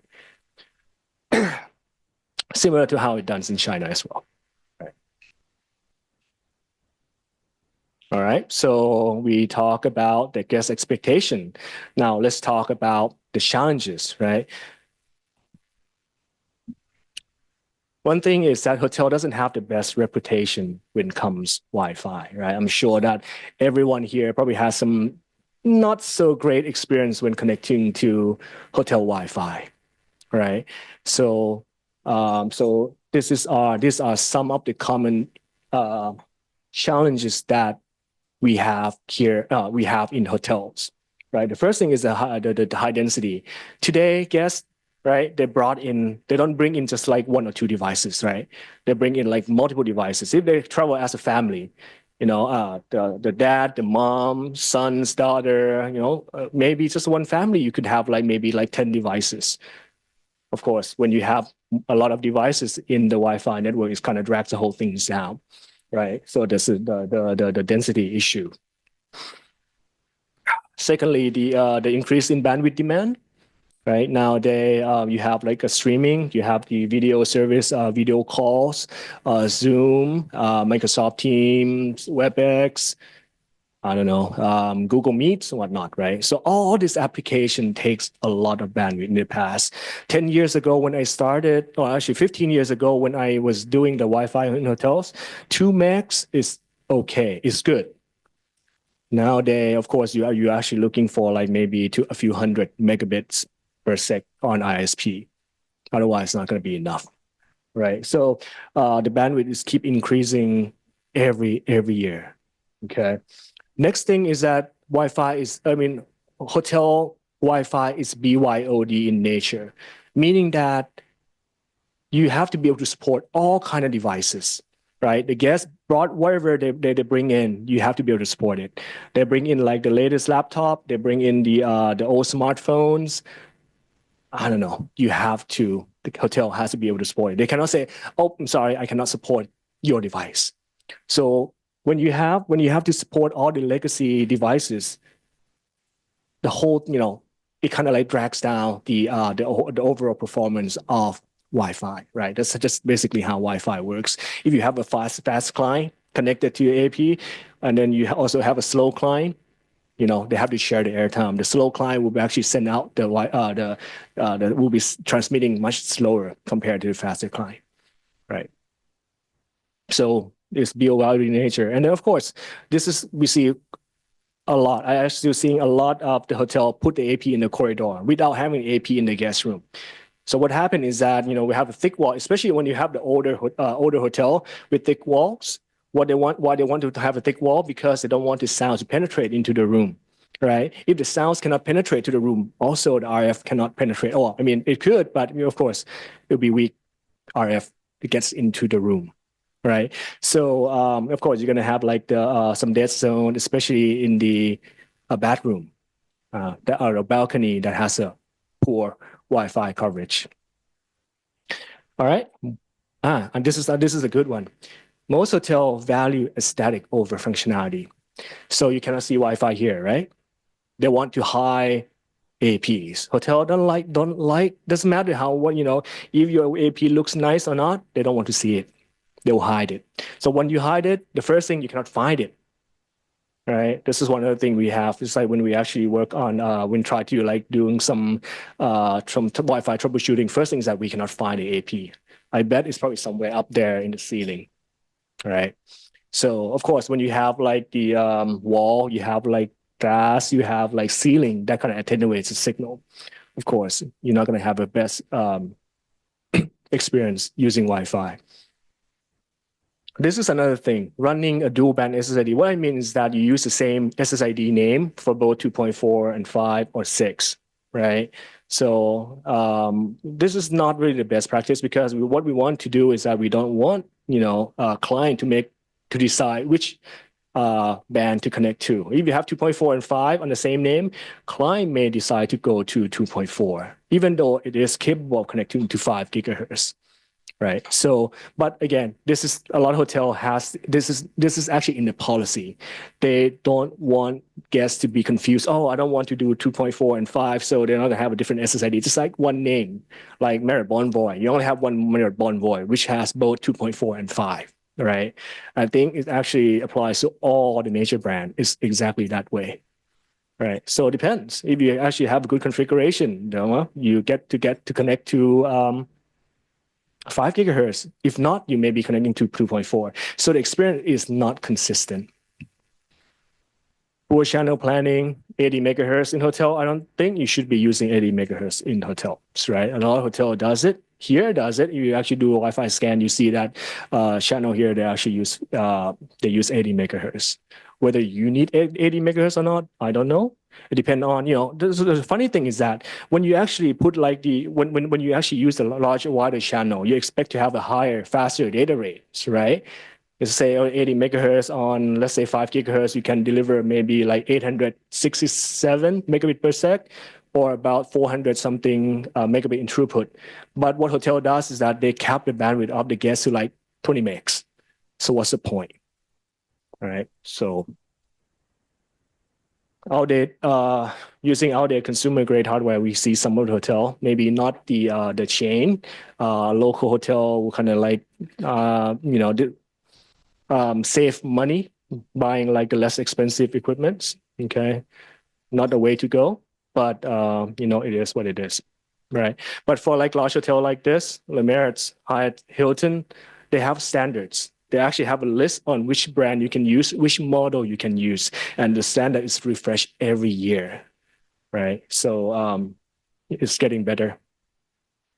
All right, so we already talked about the issue. So here are what can we do to overcome and then close this gap, right? You have the guest expectation, you have challenges. Let's see how we can close this gap. The first thing is that assess the need. You have to do some homework here, right? When you do the Wi-Fi design for hotel, what we do is that, not we, like a lot of people do, is that we walk into a hotel and say, okay, I think it's just a one AP here, one AP there. So they only look for the coverage, right? They don't really calculate for capacity. So you have to assess the need, the area you need, how many people in that area, what kind of application they be using, what are the bandwidth requirement that you should be, allocate in some of the certain area, right?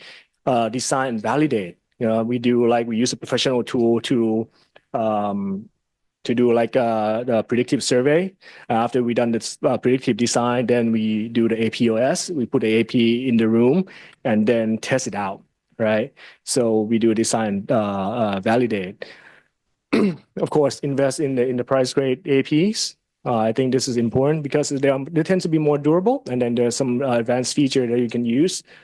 Especially some of the roaming features, right? And then some of the consumer grade, you don't have a roaming feature. So those 11K VR, those you may or may not need to use it, but it's good that you actually have it there. And also you have a professional support. All right, and this is also very important. You have to install the AP closer to clients. A lot of hotel now, they kind of mandates that AP has to be behind TV. It has to be in room. You cannot put a guest AP in the corridor. Has to be in room and put it behind the TV. The reason they want to put it behind TV is because some of this well-played AP, they will have the LAN outlet, so they can plug into the TV to the IPTVs, right? So, yeah, so that is a new trend. It's of course, is it ideal? Yeah, well, we put it behind the TV. Of course, there's some attenuation, but it's still better than putting it outside in the corridor, right? Bandwidth and redundancy, of course, you need to know how much bandwidth you need, and you also need to have the backup. So in case like the first link fails, it kind of switch over to the second link. Seek expert help. A lot of configuration issue. If you don't know, ask for expert help, because what I see a lot is they just turn on the auto, and just everyone uses auto. Right. So I think that is probably the recipe for disaster. I need to know when you turn on auto, you need to know what it does. You need to understand how it works before you turn on auto. Will you allow 80 megahertz? Do you allow what is maximum TX power you allow? All these things you have to take into consideration when you design, when you do the configurations. Audit it quarterly, right? Because you never know what's going to happen. Your neighbor maybe put up a new AP, like a blasting to your hotel, right? So you always need to kind of like, doing surveys, doing routine audits, and make sure that, your channel planning is optimal, right? And then lastly, use hospitality gateways, right? The one that you actually use it now, that when you connect to the AP, it kind of like, it prompts you with the login, and then in the back interface is to the PMS. It pulls your name from the PMS, and then we log in and would know who you are. Which means if you are diamond, if you are gold, the bandwidth allocation that you'll be getting automatically, right? So, yeah. So actually, instead of using like just a gateway, hospitality gateway is the way to go. All right, I think that's all I have. Any question you have?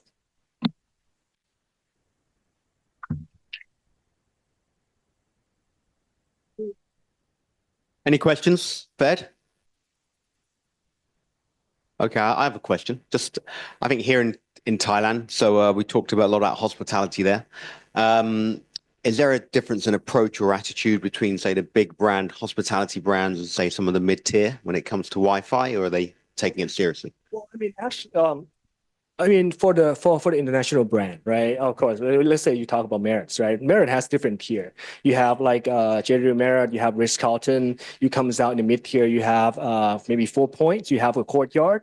You have a bunch of different tier, but the standard, they use the same standards, right? But whether what gets put into the standard is correct or not, I'm not going to comment. But yeah, everyone follows standards. I think it actually applies to all chain now. Same to Hyatt, same to Hilton's.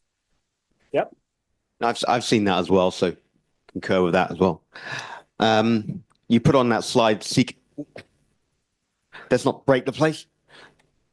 Seek expert help. Do you know any companies? Thank you. Okay. Okay, so I think we can bring our next speaker back to the stage. So welcome back, Mark. We're going to talk about key 2024 highlights for open roaming. So you want this or that? Should I take that? I can wander around, can't I? Yeah, so I'm here with my hat as the chair of Open Roaming. Got 15 minutes, 40 minutes, 50 seconds to try and synthesize what have we done during the last year from an Open Roaming perspective. Now, I hope most of you understand what Open Roaming is. It's a federation of access providers, identity providers, who get together and ensure that users can seamlessly and securely roam onto those access networks using credentials managed by identity providers. But what does that really mean from a WBA perspective? What does the Open Roaming Task Group do? It produces documents, and let's discuss those. And also we leverage documents from other work groups, and we'll talk about and call out to the roaming work group. See Erin here. So call out to some of the work that we leverage from roaming work group. But from a open roaming work group perspective, really the key is, yes, we talk a lot about the technology, but the key innovation, I think, in open roaming is the legal framework. And so there is a document, Open Roaming Legal Framework. This covers issues like the open roaming privacy policy, the open roaming end user terms and conditions, the database operations, and then we've got a series of templated agreements. So for settlement-free operations, we just require broker to provider, so that's broker to access provider or broker to identity provider. If you want to do settled, then we've got this thing called money that we're engaged with. So we need to do broker to broker, as well as new terms on broker to ANP, broker to IDP.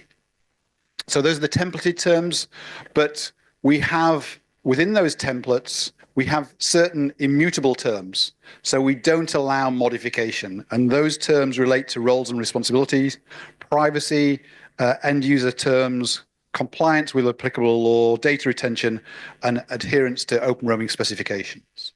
So that means that every single agreement with a provider says that that provider shall adhere to the open roaming specifications. In terms of recent updates, we've got updates clarifying secure credential storage, and the privacy policy has been updated to deal with location. Okay, so that's the legal framework. The second deliverable that we do is the technical framework. And so here we have the open roaming technical framework.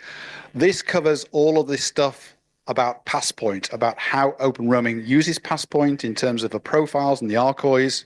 It talks about dynamic discovery using DNS, as well as special handling of 3GPP realms, which aren't necessarily publicly resolvable, and that's why we've got to mess about with those a little bit. It talks about PKI, about certificate chains, mutual TLS. It talks a lot about radius and service levels. And although this is available to open roaming to WBA members, we also publish it externally as an IETF internet draft, such that people interested in open roaming can get an appreciation of the technology without joining a WBA and getting access to that specification. So we publish it externally. Recent updates, quite a few recent updates. Clarification on radius handling, so that's radius ACK and session timeout. Introduction of IDP availability requirements, an update to the ARCOI policy for IoT, and some new requirements about how do we troubleshoot operations in the federation. And we do that by having a change where we now require email addresses to be included in certificates. So mutual TLS, you exchange certificates. As part of that exchange, you exchange email addresses that you can use to troubleshoot the operation. So that's the technical framework. And the final one is the open roaming, so-called open roaming agent API. Open roaming scales because WBA signs terms with brokers, and it's brokers that sign terms with providers. So brokers are there to scale operation of the federation, and WBA has various services that it offers brokers. And the agent API, you can see the Swagger definition of the agent API here. This is written in one API. There's a YAML, and you can use that to manage WBA IDs. You can do certificate lifecycle management, and in terms of recent updates, there are new capabilities to allow one WBA member to delegate assignment of WBA IDs to a second WBA member. We have recording of provider configuration. And when you'll see when it gets to PKIs, we're changing the PKI route. And so we got a new endpoint for the PKI route. So what does that look like? So, hey, if I'm using the one API, I'm posting an example here. I'm posting a certificate signing request. Hey, I'm a broker. My provider sent me a certificate signing request for them to be issued a certificate to operate as part of the federation. I can use the one API to post that certificate signing request to WBA systems. And so here we see the CSR PEM posted to the WBA systems. The WBA systems have gone out and checked that certificate signing request, and you get the response there saying it's not compliant. And it's not compliant, and it tells you it's not compliant because the subject alt name doesn't include an email address. And so you can then go as a broker back to your provider and saying, hey, please update your certificate signing request. And then once it's compliant, you can obviously then issue a certificate to that particular provider.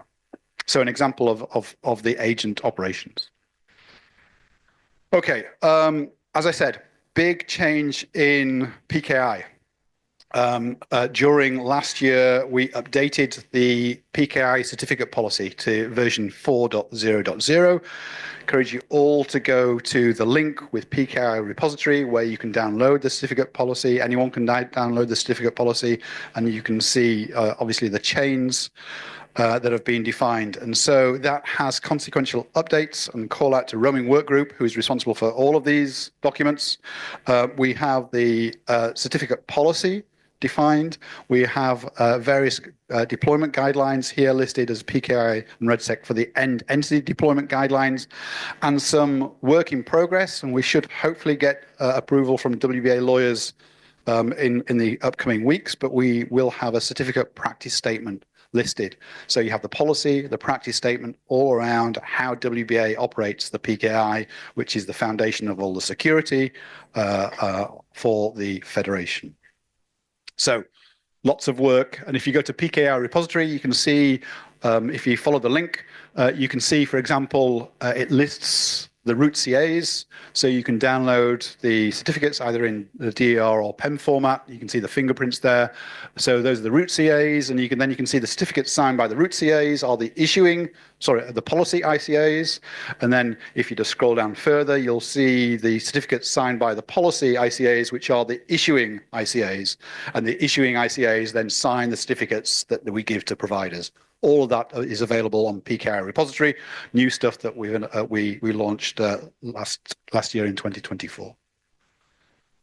The other significant deployment or update in 2024 was how we track deployment of open roaming networks, and we called out this in the Cisco keynote, but Cisco did the update to the Wiggle or Wiggle crowdsourcing app. So if you've got an Android phone, the recommendation is to download the Wiggle application, and that allows you to crowdsource Wi-Fi information back to the Wiggle backend. And the update to the application allows it to crowdsource RCOIs. So RCOIs, typically you can have up to three RCOIs in the beacon. And so if you put RCOIs in the beacon, now the Wiggle app will crowdsource that back to the Wiggle backend systems. If they're not in the beacon and they can only be queried, then the Android API doesn't record those. So please, I encourage everyone to put their RCOIs in the beacon so that they can be crowdsourced. So the application has been updated, and then obviously that then feeds the backend systems in terms of the maps to be able to then display the crowdsourced information on the WBA Open Roaming Portal or maps.orportal.org. Okay, so significant progress there, and we're continuing to get feedback from the maps perspective in terms of how we evolve that, add new features to the maps, and so taking feedback from you guys about what do you want to see from a mapping perspective, what tools do you want to see, and how do we evolve that moving forward. The other progress we made during 2024 was dealing with IoT. There was a project underneath Open Roaming, which was Open Roaming for FIDO and IoT, which was a loose cooperation, I would say, with FIDO Alliance. So FIDO Alliance define a specification for onboarding IoT devices and being able to change the ownership of IoT devices and provision new IoT devices with new credentials. And so part of that work that we did with FIDO Alliance was to address a use case when we're using the initial credential for a short-lived session that we're going to use to transfer the ownership and provision a long-lived credential into the device. And so our RCOI policy has a new bit which is on board, which means that you can establish an open roaming network, which its only purpose is to onboard IoT devices which have been shipped with short-term credentials. And so that's the new bit that we've defined in the RCOI, and you can see that's then obviously field in terms of whether it's a long-lived identity, which is the default, or a short-lived identity, which is obviously the exception. The other work that we did from an IoT perspective was how do we provision passpoint credentials in IoT devices? And this is once again work that we did as part of the Open Roaming for FIDO. And it was, can we use a manufactured installed certificate as a passpoint credential? And so WBA has a draft proposal, which is how do you embed the passpoint management object or attributes of the PPSMO into certificates. And so we use a WBA attribute on the WBA OID ARC 14122, which we then encode PPSMO attributes.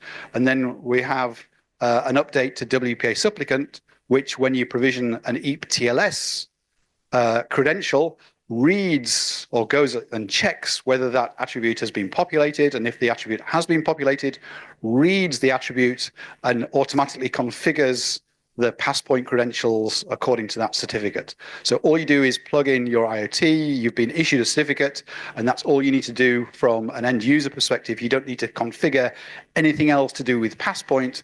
The WPA supplicant does all the heavy work for you. This is something we shared with Wi-Fi Alliance and obviously with the WPA committer wanting to understand how we move forward with agreeing as an industry how we solve this particular problem. So progress there in terms of IoT.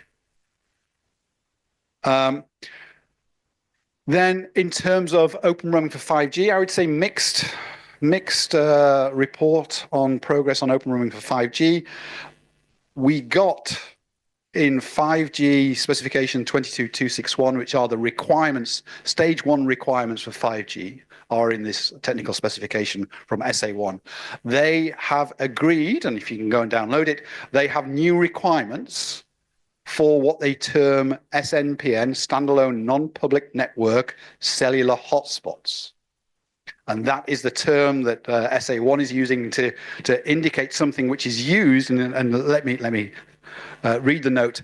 SNPN hotspots refers to a connectivity hotspot based on 5G network technology that provides services in a similar way as provided by wireless LAN hotspots. Charging requirements are considered out of scope for this functionality. So think open roaming settlement free, Wi-Fi use cases. This is the vehicle to bring those types of use cases within 3GPP. We were successful in getting into SA1. We haven't been successful in progressing in SA3. So the work is somewhat blocked in SA3. And so we need to understand how we address that moving forward. But so we have a mixed report from a 5G perspective as it relates to open roaming. 2 last slides and then a wrap up. So great progress driven by WBA PMO in terms of the WBA's testing and interoperability program. see all the logos here. So often at these face-to-face meetings, you see Jonah and Bruno going through sets of tests with individual vendors. So all of these vendors have gone through that particular process, and you can go on the openroaming.org portal to see all of the manufacturers which have gone through that. So you can see significant numbers here. Is that 21 different vendors who have gone through that particular program. So thanks very much to WBA for investing in that particular program. And then finally, I guess just in terms of deployments, when we first started with Wi-Fi roaming, I think we thought about, hospitality. Obviously, we just heard about sort of hotels. We thought about transportation. I don't think we ever really thought about healthcare. I don't think we ever thought about sort of local government, places of worship. And we're seeing now open roaming being deployed across all of those verticals. So I think it's a testament to the investment that WBA has done, that it's not just on those traditional verticals, it's now being deployed across those verticals. Final slide. I know I'm over the time, but really a call to action. Momentum is continuing to grow. I'd encourage all venues, vendors, service providers, identity providers to join WBA Open Roaming. And then, together, I think we are already revolutionizing global roaming adoption. And obviously, we want to pave the way to seamless and secure access onto private wireless networks. Promising prospects for 2025. So please get involved. Thanks very much.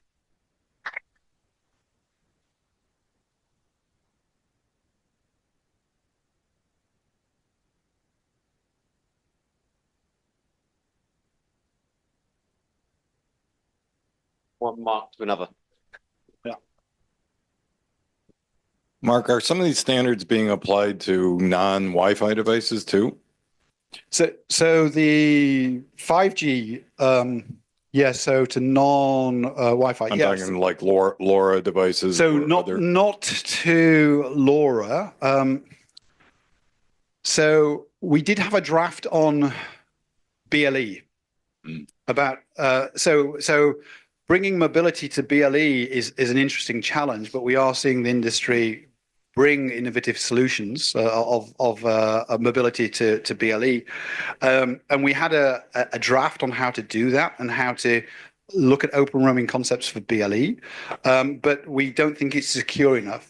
And so there's some discussions going on with the Bluetooth SIG about whether they need a new work proposal to cover these types of use cases. So we have looked at BLE, and obviously we've looked at 5G as well, but we haven't, I don't think, really looked at LoRaWAN. No thread matter, no. Oh, well, as it relates to thread and matter, it's interesting because I guess Matter is all about provisioning the NOC certificate, and so if you embed Passpoint in the NOC certificate, then you could imagine that you can automatically Passpoint enable all of those Matter devices. And so I think looking at the certificate use cases, there's obviously an overlap with CSA Matter and the work that went on within EAP-TLS. Thank you. I think Jonah probably knows more about the Halo team. Has also looked at open roaming as that for a use case as well. Oh, that's 802.11. Yeah. Oh. So how is the support from cellular operators? So are they more interested into open roaming? So the cellular, I guess the cellular operators as IDPs, and obviously we have examples here of cellular operators being IDPs. And so there are a number of cellular operators that have enabled open roaming for their SIM credentials to be seamlessly authenticated onto Wi-Fi networks. The open roaming for 5G was looking at a slightly different use case on standalone non-public networks. And I think the opportunity there was perhaps to look at those standalone networks, which are different from the cellular operator, has a different NPN flavor. And apologies, the acronym soup. So the NPI NPN, so which is the non-public network integrated version, which is, I think, where the carriers would push, because that's dealing with a carrier credential. I don't think they face the same issue because it's just a carrier credential and they roam with a carrier credential. On the standalone non-public network, it's clearly not a carrier credential. And so we face the challenge of how do we seamlessly roam with those non-carrier credentials. So I'd say I don't know if they face the same issue from an open roaming as it relates to their 5G. Thank you. Okay. Any more questions, Mark? Thank you. I see we make good progress with building up, ramping up infrastructure, but on the consumer perspective, I need to know what open roaming is, what hotspot is. I need to enable it on my phone. It's not automatically enabled by default. So how we can make consumer aware of that this technology exists and they can use it? Is there some way that we, for example, pre-enable those profiles with the big manufacturer like Samsung that they just push it and focusing on it, or is there other approaches? Well, clearly it can be pushed as part of your carrier bundle. So call out to AT&T that uses their carrier bundle to automatically, nothing an AT&T subscriber needs to do to enable that. We also have it embedded natively in Pixel. So Pixel, whenever it sees an open roaming network, will say, hey, do you want to join? And you need to click the accept on the terms and conditions, and then you need to do that once. And so we see that in Pixel and also in terms of Samsung. Obviously, the Cupertino Fruit Company hasn't done that, and therefore we have I guess a gap in the experience there. But yeah, I think we are seeing examples of people integrating this into devices, but also integrated into applications.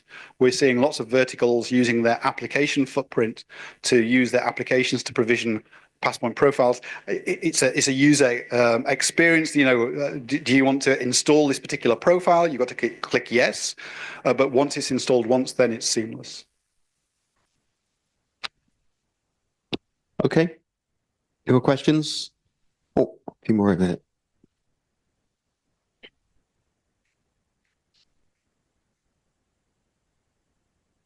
How the hospitality and MDU verticals are adopting the open roaming? Oh, so maybe we need to point to Jonah. So I'm the technical standards in terms of implementations. Yeah, maybe we'll take that offline in terms of hospitality and MDU. But yeah, this is just looking at the technical standards.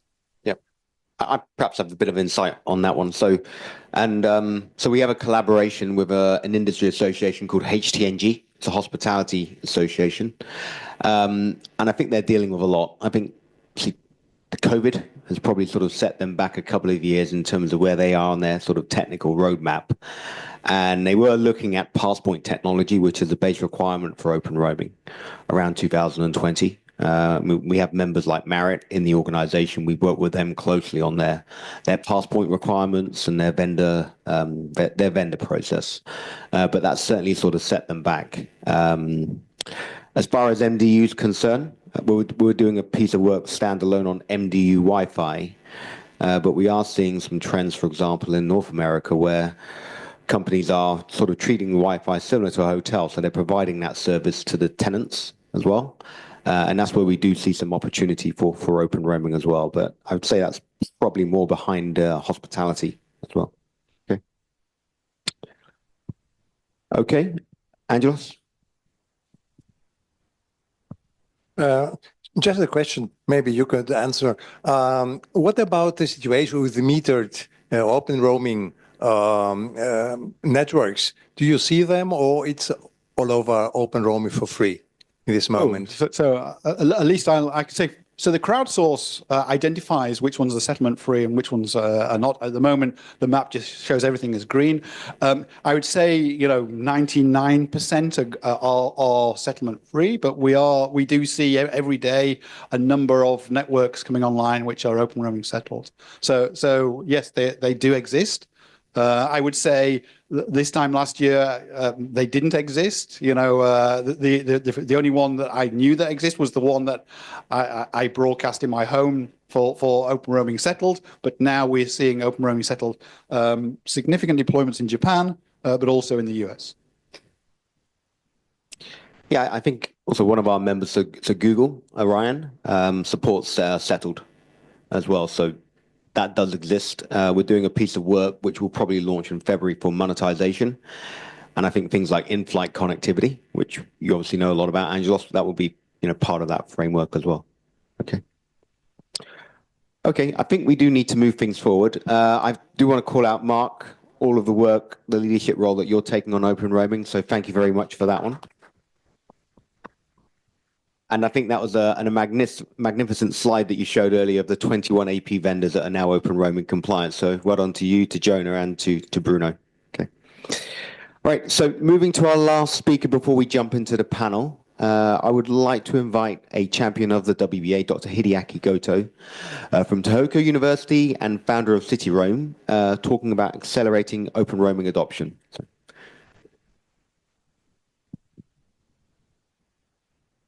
So good afternoon. I'm Hideaki, and I talked about City Roam two years ago. So, but the progress is so fast. So it's nice to be here, just to show off how. Oh, sorry, just to show. Yeah. So far, successful story. So sorry about the long title. So the map is now. Which one is? Oh, there's no beam. Okay. The map, as you can see, there are more and more access points now, and we've got about 1,000 spots. The number is not the number of access points, and we have a wide variety of sites. You can go to some tourist sites, so you can catch open roaming on limousine buses. So the open roaming, there's no need to talk about this, but open roaming is a seamless, the seamless connection experience for everyone. So we used to have EdgeRoam, and EdgeRoam has 20 years of history, but EdgeRoam is only for research and education. So we wanted to have a roaming system for everyone, and the open roaming is advanced and multi-purpose than EdgeRoam. And in our City Roam case, we chose settlement free, no roaming fee. This is much easier for adoption. And why do we have such a rapid growth? So we organized a roaming federation, and we provide community support. We provide some seminars, technical. We do some technical tests, discussions, and we launched an association, Wireless R&D Federation Association in Japan last year. And so now the City Roam is one of the services of this association. And we provide affordable roaming platform with a simple internet interconnection. So we have some, central hub, so even small operators can join our network quite easily, and the map on the left hand side shows this is from the WBA's open roaming map. And as you see, Japan has many access points. And 2 years ago, there weren't so many, but now we have many, more than 1,000 hotspots. And in early days, we deployed open roaming with EdgeRoam at many interesting sites, co-working spaces, and the conference centers, of course, and the hot spring facility, resort hotels and complex, and vending machines. Big impact came.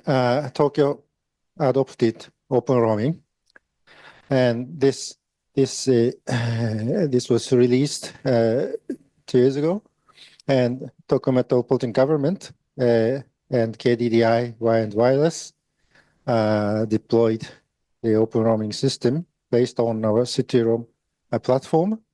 And so this study, this is the beginning of the huge giant leap.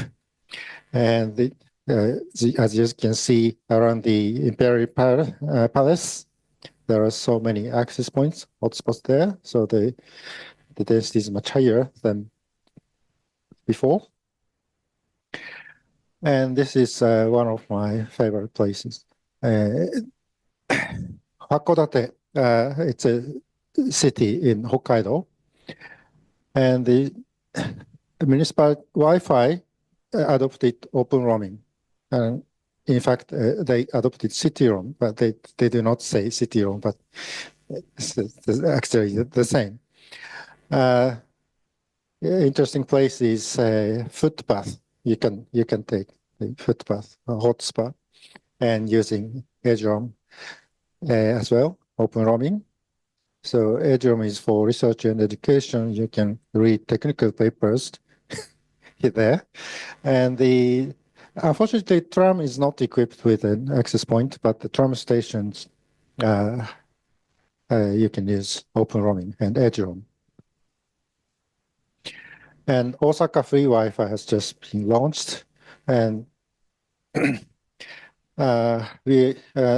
will be an expo this year, and so the deployment focuses on public transport at the moment. So the strategy is a bit different from Tokyo's case.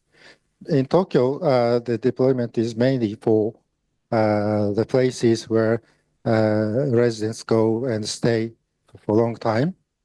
But in Osaka area, the transport is prioritized. And now the limousine bus of the Osaka Itami Airport and Osaka Kansai International Airport, limousine bus is equipped with open roaming and with EdgeRoam. So if you have a chance, please join us. So, sorry. The EdgeRoam and open roaming combination worked quite well. I talked about this 2 years ago, almost the same slide. And this EdgeRoam has a great advantage because many students and staff are carrying devices already configured with EdgeRoam. So if we add EdgeRoam SSID, many students and staff can easily get on the network without doing anything.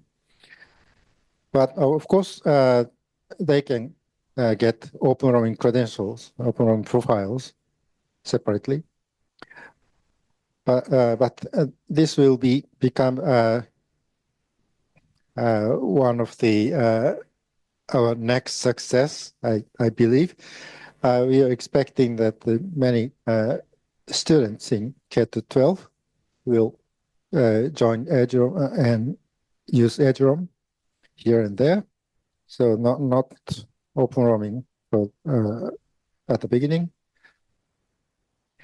And the backend architecture isn't that so complex. What we did is like this. On the left-hand side, we have an EdgeRoam world, EdgeRoam Identity Federation Network. So all universities are connected to the left-hand side, the hub. On the right-hand side, you see Open Roaming Network. And we have a city-roam hub. It's a centralized hub. And if a university decides to provide open roaming as well, they just change the IP address, the destination. And access points emit both SSIDs, open roaming and EdgeRoam. And the routing rule is very simple. If the call destination ID has an EdgeRoam SSID, then the routing access request is routed to the left-hand side. The opposite way is not possible because EdgeRoam, most universities are not ready for accepting open roaming users.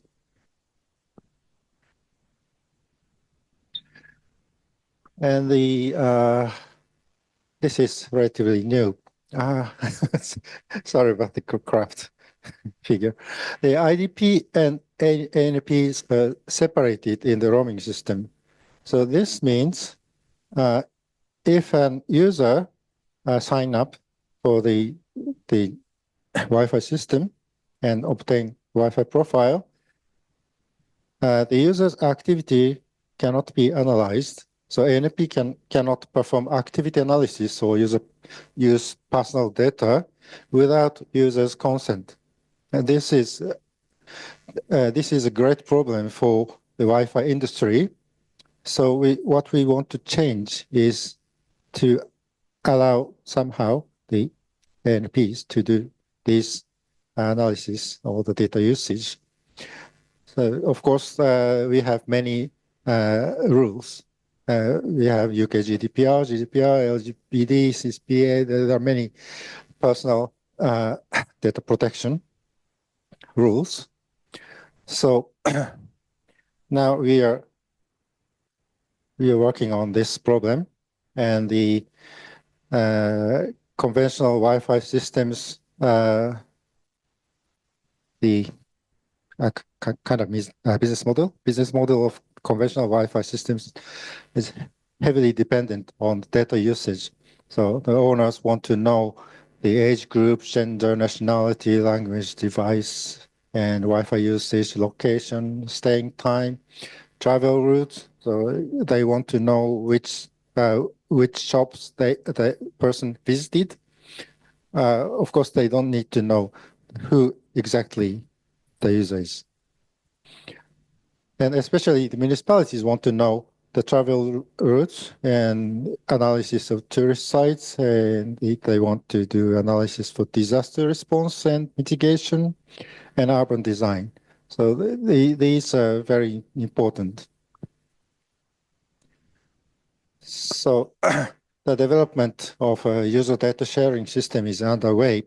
We have just started this project for doing this. So a straightforward way is to use a bilateral agreement, but this is not so scalable.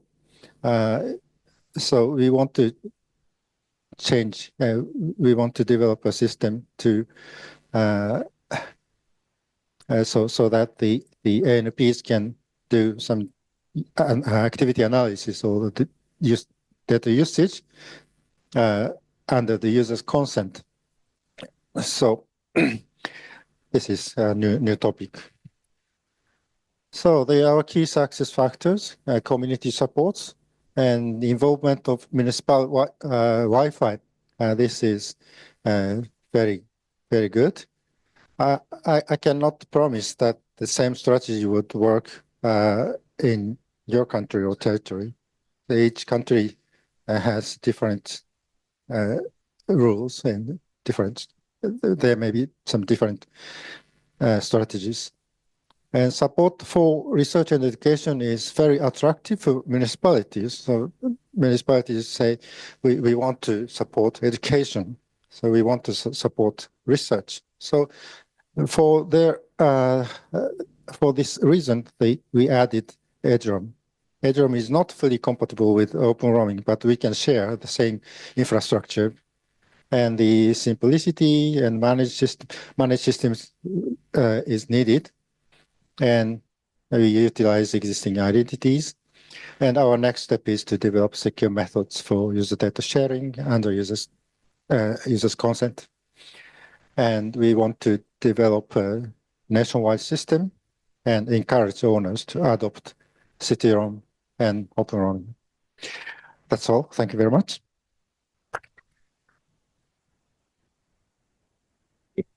Hideaki, I'll keep you there because we're going to have a panel session next, and I'd like to invite Mark and Ed to the stage. Okay. And maybe you can keep that mic. Can we? We'll take it during the panel, Subir. Okay. And I'll even let you ask the first question, Subir.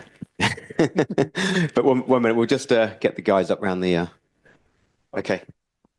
Thanks.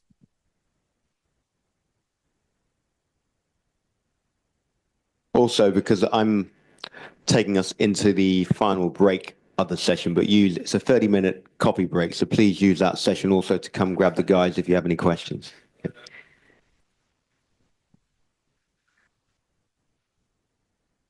Okay, so this panel, enhancing the user and guest experience with Wi-Fi. We're even having to ask for a question. We have a question from the audience, Sabir. Yes, thank you, Professor Hideki-san. The question was mainly for, is it JR or any Shinkansen did adopt any of this, your CD-ROM, or it's still on the work? Yeah, we want to have the open roaming on Shinkansen, but the railway companies are not so good at Okay. Yeah, because I think, I had some experience because last week I was in Kobe, Osaka area. I did see that, it was really attractive, right? And thanks for your work, because I think it was not easy to Japan in Rome Wi-Fi earlier, but with a lot of new things, I think, it would be great.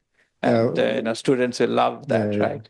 One of the difficulties on Shinkansen is that the backhaul connection is required. Okay. So using the access point on Shinkansen may be worse than the individual phone directly connected to the 5G or LTE. I see. So that's one of the reasons why the railway companies want to introduce a nice system. Yeah.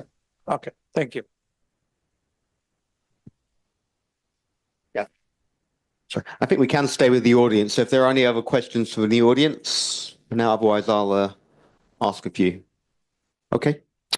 So my first question more pointed towards Ed. So we actually have a good representation from the ecosystem. We have a leading enterprise technology provider. We have a systems integrator that works closely with customers, and we have an end customer. So question to Ed. And we're looking at the Thai landscape for wireless connectivity here, but what do your customers and partners tell you when it comes to the sort of top Wi-Fi requirements as well? What are they grappling with the most? Well, for me, I get the opportunity to work with many different type of customers, right? And then one other thing that we did is auditing.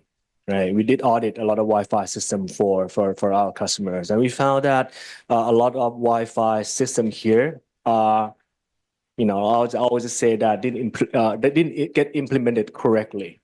Right, there's a lot of things that's missing. There's no design, there's no validations, there's no proper maintenance. Right, so there are a lot of the performance issue that we have. Right. And of course, the question that comes in now very often now is the authentication. Should we go with WPA2, WPA3, or should we go with .1x? There's a lot of that. So I suppose that the issue is really like it stems from a lot of people don't really understand how the Wi-Fi works. Right. And then they just, when they have the issue, all they did was put in more Wi-Fi, put in more APs, right? So yeah, those are the things that we get very frequently. Yeah. So Mark and Hideaki have talked a lot about open roaming today. So I think we sort of understand when it comes to at least the technology standards, what they support and what they're suggesting to the industry as well. Ed, you've just mentioned there WPA3, and so I want to pick up on privacy and security. And ask Mark first. Your opinion on whether you think privacy and security is being overlooked by enterprise? Oh, by enterprise, I thought I was ready to answer for open roaming. No, I think just from a private enterprise perspective, I think no. I guess everyone's aware of the regulation. I think in the EU. We're going to get the EU Data Act in September this year, which is going to relate to non-PII data, non-personal data. And so that's going to have an implication across all enterprises. But from an open roaming perspective, we've got the, I guess, the assumption that everyone is anonymous. but we have the tag which says, hey, if you want to be an immutable identity, then we have a policy that says, yes, check the immutable identity, and the user needs to have consented to share their immutable identity with the access provider. If not, then we have the chargeable user, which rotates between every 2 and every 48 hours. So we should have something sufficient to troubleshoot and to see maybe users trying to reattach if they've, I guess, not adhered to the terms and conditions. And so you want to see some troubleshooting and to be able to detect when people are trying to abuse the system. So I think we've got to try and balance privacy with the capability to troubleshoot and to be able to detect abuse. And hopefully with open roaming, we've got the mid-ground between those two requirements. Okay. Hideaki, can you give us a perspective from further education, again, just on in terms of where privacy and security is how seriously is it taken? Are there steps in place?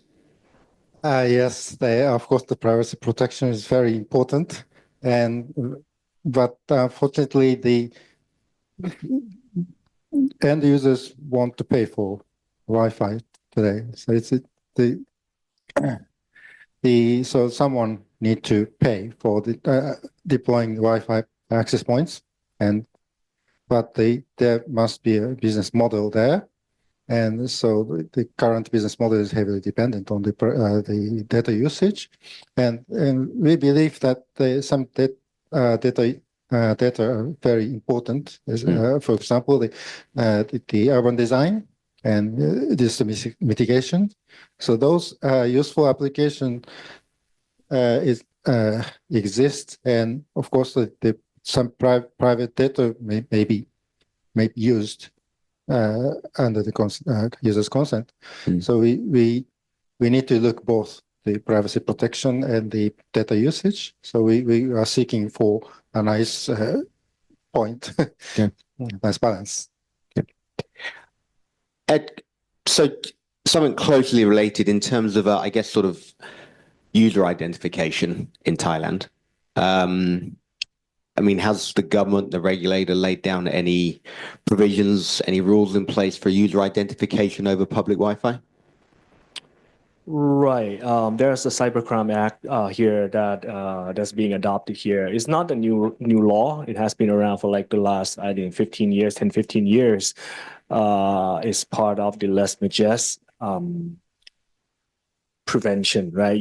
They want to know who is posting what, right? They need to be able to identify the end user, right? So especially like let's say for hotel, right? So we need to be able to identify the user who logs in. That's why when you log into hotel, they ask you to put in your last name and room number. So if you're doing something funny, they know who is doing what. Right, but again, that is the law. A lot of hotels kind of balance between convenience and security. Right, you don't really want really want the guests to come into your outlet and then you have to give you the ID and then you give you the code. No, right? Let's just say in this room, everyone logs in with the same username and password. There's no way we can track you who is doing what, right? So, but by right, you have to be able to, not you meaning the service provider must be able to identify who is logging in, who is sending what traffic. If the authority comes to you and requests for it, if you cannot produce it, you are in big trouble. A heavy fine. Yeah. Okay. Mark, you touched on it earlier when you're talking about open roaming, but in terms of, I guess, sort of compliance with laws like GDPR, anything you can add to that? Yeah, I mean, so at least from a Cisco solution, we're built on Cisco Spaces, and Cisco Spaces has those interfaces for law enforcement agencies to interface to that cloud service, and so yeah, absolutely that you need to put those interfaces, those procedures in place.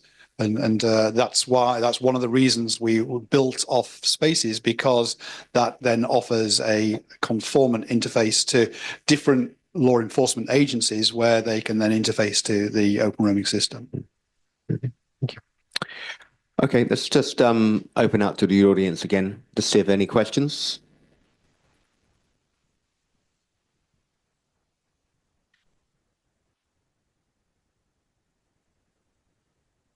Yeah, so my question is to Mr. Ed. So you mentioned about that you do a lot of auditing.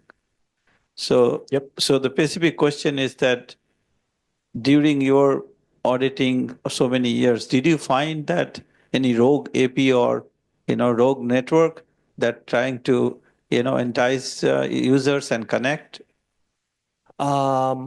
In Thailand, of course. Right? Well, I mean, let's say when the customer asks us to come in and audit, all we know is that the SSID that they want us to capture, right? Okay. So when we have the SSID, we don't really know which SSID is authorized or not authorized because all our surveys it is a passive survey. So yeah, if there's someone put up like the AP with the same name, then we would know. All we know is that this AP may be from different vendor. Let's say everyone was using Aruba, and then there's this I don't know, TP Link, I don't know, for example. Yeah. Then we can say, hey, I see something funny there, but I didn't go in there and check if that AP is a rogue AP or not. Okay, thank you. So I mean, we touched on it this morning in terms of the additional sort of diagnostics. When we get the beacon table from devices, then we use that to automatically detect rogues as well. So it's not just the AP to AP detecting rogues. We can use the actual client reports to report rogues into the system. So we have that capability. Yeah. So some of the devices, like, when iOS and all these things, they can generate the warning and other things, right? If it does not authenticate that way, right? Or at least say that, so this is not a secure network, right? That I also get in the aircraft also, right? Because it says that this network is not secure, right? But for a common user, I think it is very difficult because they're just looking for a connection to send us message, right? Or a video. Right, I think it depends, right? If you actually come in as the client, right? So when we do a survey, we do as a client, right? But of course, a vendor will have the way to identify which one is the rogue, whether what are the containment strategy that they can use. So it actually depends on the vendor itself now, yeah. And each vendor does it differently. I think containment is actually illegal. In a way, I don't think you can actually shoot someone's down and say, okay, this is you do the odd. I don't think it's allowed. Yeah. So my question: we had a fantastic technical progress update, and how open roaming is evolving. But often when we are talking with new companies, the question comes, how can my company make money with open roaming? And I just want to double click Hideaki-san, because Japan now made this a commercial service. So just to reinforce maybe the process and this long journey where now the service is sustainable and more companies are investing on it. Any recommendations to other regions on how you manage to make open roaming successful and monetize it? That's a difficult question, and actually we are seeking for several solutions and the strategies. And one of the prospective strategies is a kind of point system. And if you get an app and sign up for an open roaming, and you go to some other places, and the app will receive notification asking the user whether this personal data may be used or not. Then if the user provides some data, the owners would be happy, and owner would give the end user some points. And this is one of the examples, but actually we want to know more about more nice ideas. Thank you. So I'm going to bring proceedings to an end. So a big round of applause for our panel there. Thank you. Okay. So my takeaway from that is that Tokyo is the sort of rock star of open roaming, and we need to make Southeast Asia. We're working with AIS, True, Telkom Malaysia, Telkom Indonesia, Siam Wireless, all of these guys. We want to work with you to basically spread open roaming across this region. Okay. And SIM authentication. Okay. Okay. So we're going to break now. It's the final copy break. And can I ask you to come back by 5 minutes past 4, please? Thank you. All right, guys. Good afternoon, everyone. I hope you're having an excellent day. And welcome to join us here on this final part of today's number one day to as we really begin this World Scope Congress in APAC, right? Once again, apologies for my voice. It's not very clear today, as you can notice, but let's move forward. So we have a very interesting set of speakers here. So I'll just run firstly a brief presentation in terms of the technological roadmap in WGA, the work that the members are developing, their innovation, right, that they're bringing to the industry as well. Then we'll go towards Josh Wedmore from Cable Labs in terms of KOE, right, data-driven network selection. Gino Corleto from Cisco in terms of winning the race against cyber attacks. And then we'll have my colleague Bruno Thomas as well, looking in terms of the vision for 6G and this ubiquitous connectivity with Wi-Fi. And we'll finalize with closing remarks, okay? So that's the plan for today. Here are the speakers, okay, that we'll see right after. And let's start very briefly looking in terms of what are the new programs of WGA that have been approved for the 2025 roadmap. So many of you guys already know this, but let's focus specifically on the new programs and have a first global perspective in terms of the roadmap, okay? Technical roadmap for WGA in this year. So important to mention that this roadmap, it evolves every year, right? You guys know that some programs, they are still ongoing. New programs are being proposed and voted every year. And the light blue boxes, in fact, the light blue boxes are the new programs for this next year's roadmap. Let's also address a very important point. So when you guys see these dark blue boxes here on top, the 5G, 6G work group, the IoT work group, the next gen, and so on and so forth, these are the work groups in WGA. They are persistent over time. They are not finite. They have an umbrella vision that they carry forward. While the projects underneath, they have a specific mission and objective that they're trying to accomplish. And once that mission is complete, typically the project is over and a new work phase needs to be submitted to the members for voting and approval, okay? Now, the roadmap of WGA for this year, you guys can see, is traditionally organizing these pillars. You can find it now with the 5G work group and adding the 6G dimension, so the 5G and 6G work group, with mission-critical emergency services, private 5G and Wi-Fi conversions, 6G and Wi-Fi conversions as well, coming forward with this next year. The IoT work group traditionally looking in terms of interoperability between the nicest technologies. This year as well, enterprise security for private 5G networks is a program that falls very well within the 5G and 6G work group as well, bringing this convergence in terms of cybersecurity from the private 5G space to the IoT. So Gino Corleto will also talk a little bit about this topic going forward. Wi-Fi Halo for IoT applications coming into the IoT, Wi-Fi sensing, MDU centralized connectivity management. MDU is also a new program that we'll be addressing very shortly.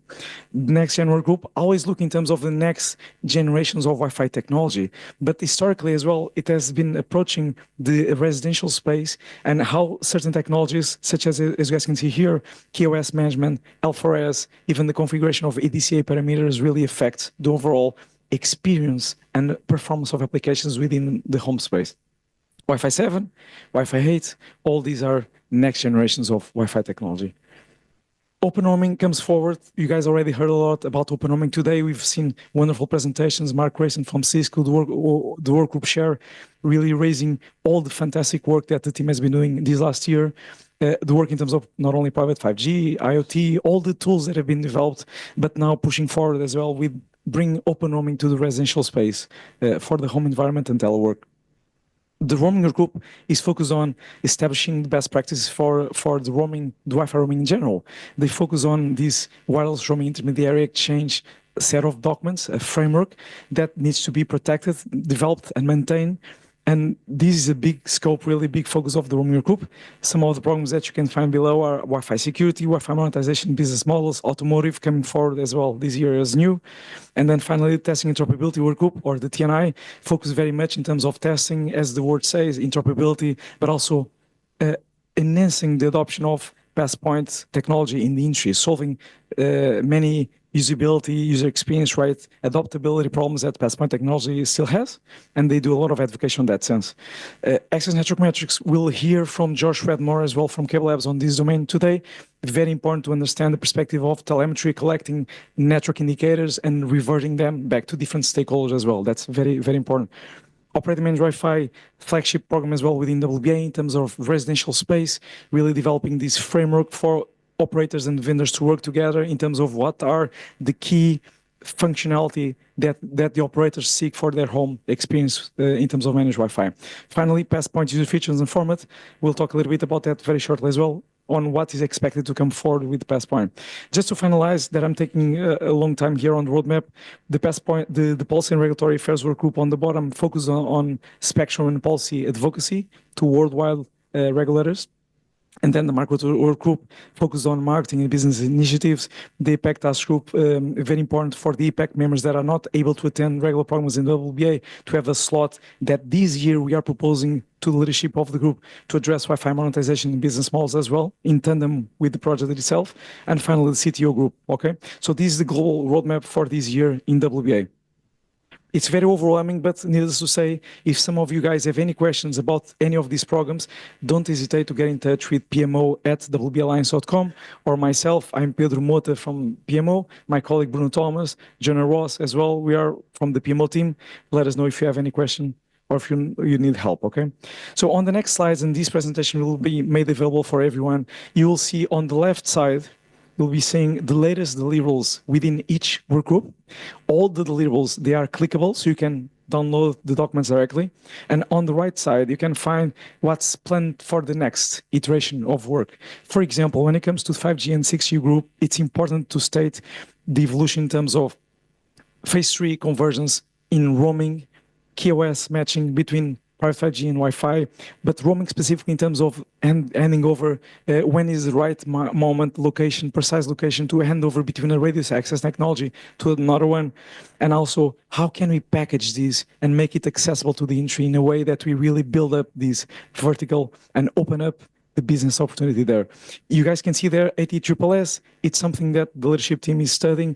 Of course, the members will be also called out to raise their voice here in this topic if it's worthwhile to explore or not. It's something that will be discussed with the team. 6G and Wi-Fi requirements look in terms of technical considerations, converged network deployment, and complementary solutions as well, that we'll hear later today by my colleague Bruno Thomas as well, coming forward, okay? Now, IoT work group, important to mention here, the MDU work. Very briefly, guys, the MDU work is built on top of this important trend in the industry where we see these multi-dwelling units coming strongly in certain regions of the world. And we would like to explore the integration of operator managed Wi-Fi reference architecture, okay, assembling a series of components from the Wi-Fi equipment to the CPE components, the easy mesh, standardized and multi-vendor solutions that can be picked up by the operators, negotiated independently, of course, with their vendors, and we would like to adopt this framework and explore it within the multi-dwelling units. And then, of course, incorporating with our approaches. For example, we'd like to study as well open roaming within this environment. Does it make sense or not? We would like to find a way to standardize an MDU implementation as best as possible. Very exciting program coming forward as well this year. Moving forward with the next general group, you guys can find the QoS management topics, very important as well. So the QoS management team has been doing an outstanding work in terms of studying QoS management through their trials, developing a test plan, developing a white paper. Now they are going as well to launch deployment guidelines to the industry. But needless to say, there's this upcoming concept that you guys might have heard already, L4S, the low latency, low loss, and highly scalable throughput technology that enables less congestion, better scheduling of the network, and is also quite important to guarantee something that we've been talking a lot today as well, which is making sure that the experience of the applications is fantastic. So as we've been hearing lately, is not so much anymore about the throughput is much more these days about latency, making sure that critical applications that really require low latency are able to perform accordingly. Okay, so this QoS management topic is all about that. Fantastic topic, fantastic work, in fact, that leadership team is doing there. And finally, Wi-Fi 8 decoding. We've heard from our colleague Nejati Jampolat this morning as well on the plans for Wi-Fi 8. So let's move forward. The work to be started as well this year in WBA.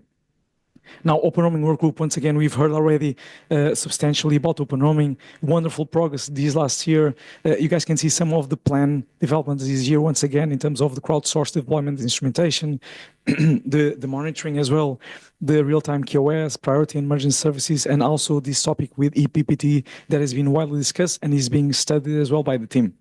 In terms of open roaming for home environment, as mentioned, right, is the idea of exploring how can we meet the conditions to bring it to the home space? It should be, as you guys can see here, standalone positioning paper for open roaming in this new environment, and particularly, if possible, to contribute to the phase 3 of operator managed Wi-Fi. Operator managed Wi-Fi, as we've mentioned, had multiple phases as well. On the phase 3, we had planned to incorporate Passpoint and open roaming, so this is a good opportunity as well to develop cross collaboration within WBA, something that we, of course, are very keen to foster. Okay, almost there. So the roaming group, once again, looking in terms of the new Wi-Fi roaming business opportunities that can be created in the industry. For example, automotive here coming specifically focused on the data roaming and offload is seen as one of those market verticals that are still to be opened, very much such as the in-flight sector, right? The mobility sector, everything that is related with mobility is a wide market, appears to be a wide market still to be opened up and explored. So that's why there's a big traction as well around this program and interest to push it forward. On the bottom, you guys can find Wi-Fi monetization and business models.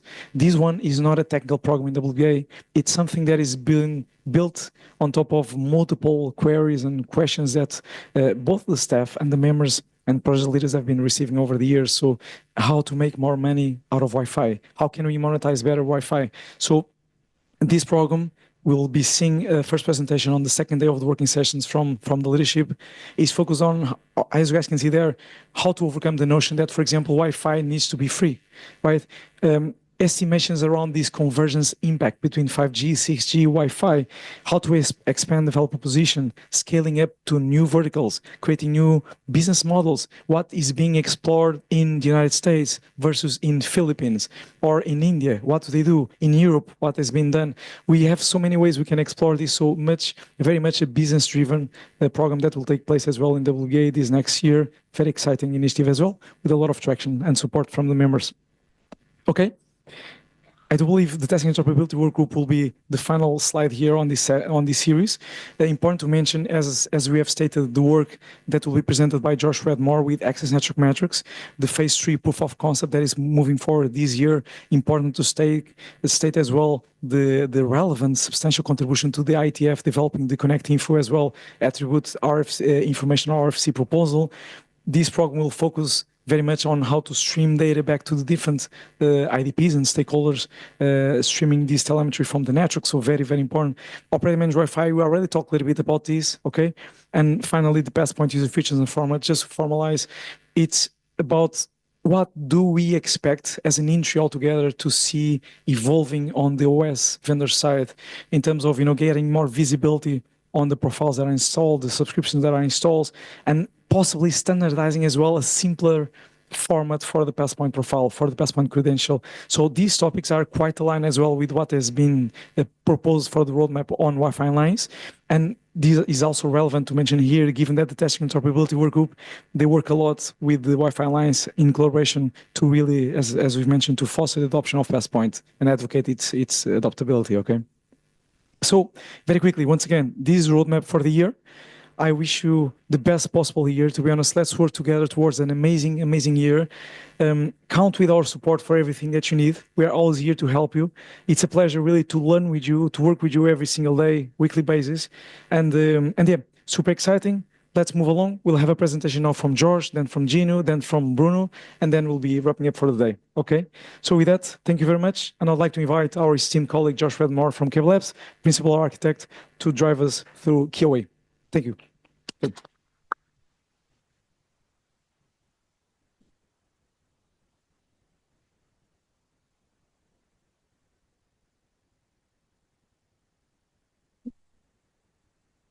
Hello, everyone.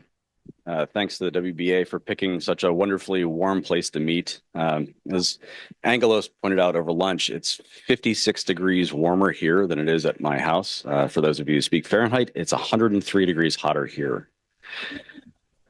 So speaking of hot topics, we've had a diverse array of subjects that our presenters have shown today, but every single one of them have brought up the same concept. I don't know if you noticed, it's not AI, much to my surprise. It's experience. And I will be no different. See that E there, that big E for experience. I think we all appreciate that the speed era of Wi-Fi is over. You know, if you can't just sell faster, we're now in the experience era. So we have to make sure Wi-Fi works perfectly for everybody everywhere. Simple task, right? So to that end, we have the Access Network Metrics group, which is focused on a very specific failure point, if you will, and that is network selection. So this is an excerpt from one of our papers, but the short of it is devices are selecting networks with an insufficient amount of data. So let's walk through what that looks like. So I am a internet service customer, and I'm being deliberately vague here, and I've entered a venue, airport, train station, this conference room, and I have multiple networks that I can see. Just looking right now, I can see 10 different networks that I could connect to. And I only have slightly more information than what's on the screen. I've got the blue network, and that should have been green, but now it's gray. I've got these two networks, and imagine throwing signal strength on top of that. Okay, which one's the better one? We have no idea. So in this scenario, both of these networks I have credentials to. They are potentially provided from the same provider. Maybe I've got my provider on one side, the other one's open roaming, as they should be. Maybe one of them's Wi-Fi and one of them's cellular. The point is my device has many options and no way to choose which one.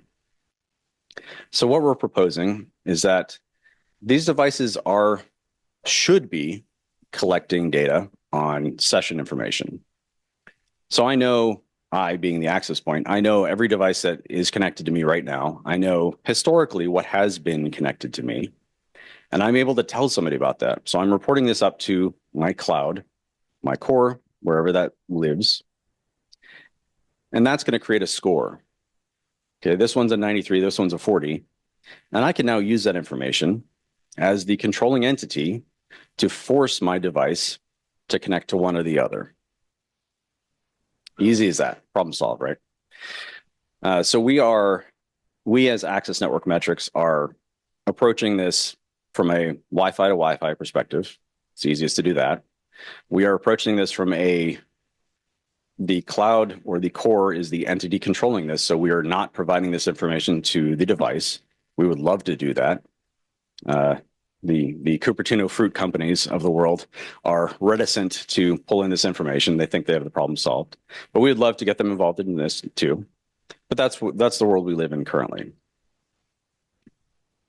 So now that we've had this score, we can blacklist them from one AP. We can do whatever network mechanisms we got to shove them over to the right device.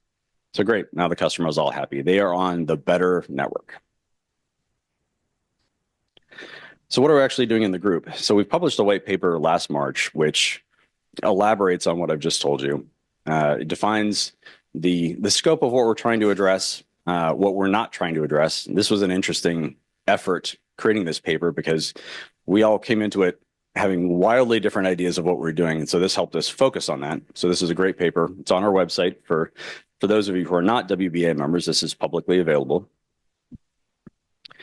We published our phase 2 white paper yesterday. Thanks, Pedro. This goes into the nuts and bolts of how we think this data should be captured. We talk about out-of-band methods, such as using something like the Wi-Fi Alliance data elements. There are proprietary methods. There's a Cisco protocol that we describe in there. There are in-band methods. Pedro did mention the contribution that Mark had led to the creation of an RFC to modify connect info for radius to provide performance information in that message. If you're not a member, hey, join up, you get this paper. If you're not, 3 months from now, it should be available publicly. So where are we going from here? So we have this idea that we think is going to work, and now we're going to prove that it works. So partnering with Helium Networks, we are collecting data from millions of their access points, which will be anonymized and sanitized and then provided to the WBA for analysis so that we can show qualitatively, I can compare 2 access points and say, this one is currently better than this other one. They have implemented the Radius Connect Info stuff. And that data collection also started yesterday, so kind of a big week for access network metrics. We expect the data collection to go for probably a month or 2, and then we can start processing it. So our goal is that by the Dallas meeting, we will have a report to say, yes, it worked. No, it's awful. We shouldn't do this ever again. So that's access network metrics in a nutshell. Please participate. The more inputs we can get, especially from network providers, the better. We will have this massive resource of data if you would like to analyze it. So huge motivation there, hopefully. We do meet every Wednesday. Unfortunately, if you are local, that's 11 p.m. Not exactly the best time. But if you happen to be on the other side of the planet, it's a little more convenient. And Pedro can absolutely help with that contact information. Questions? Yes, sir. Any questions, George? Yep. Aaron's got a question. This better be an easy question. Oh, okay. I think this will be easy. No, you mentioned at first when you did the first slide, you said, hey, this could be the cellular network or it could be a Wi-Fi network. When you guys are focusing on what you're sending to the cloud and making that decision, you're just collecting the radius information, correct? For this very specific proof of concept, yes, that's correct. Yeah. Great. Thank you. Easy. Yeah, that was easy. But that it's, you know, that brings up something that I probably wasn't super clear on. We aren't advocating a specific way to collect the data. We are just saying that you should be collecting the data and you should be comparing the data and using that to influence roaming decisions. Yeah. Yes. So just thank you. I wish I could join that in that session. But my specific question, you mentioned that you want to know that and advise the client that which network is better to connect to, right? We would like to, yeah. Right. But so towards that, if a device does not connect or even attempt to send the radius auth message, how do you collect that? So does that mean the client has to try every AP and BSS and then the network will have that information? Sure. That information would have to be exposed somehow. Yeah.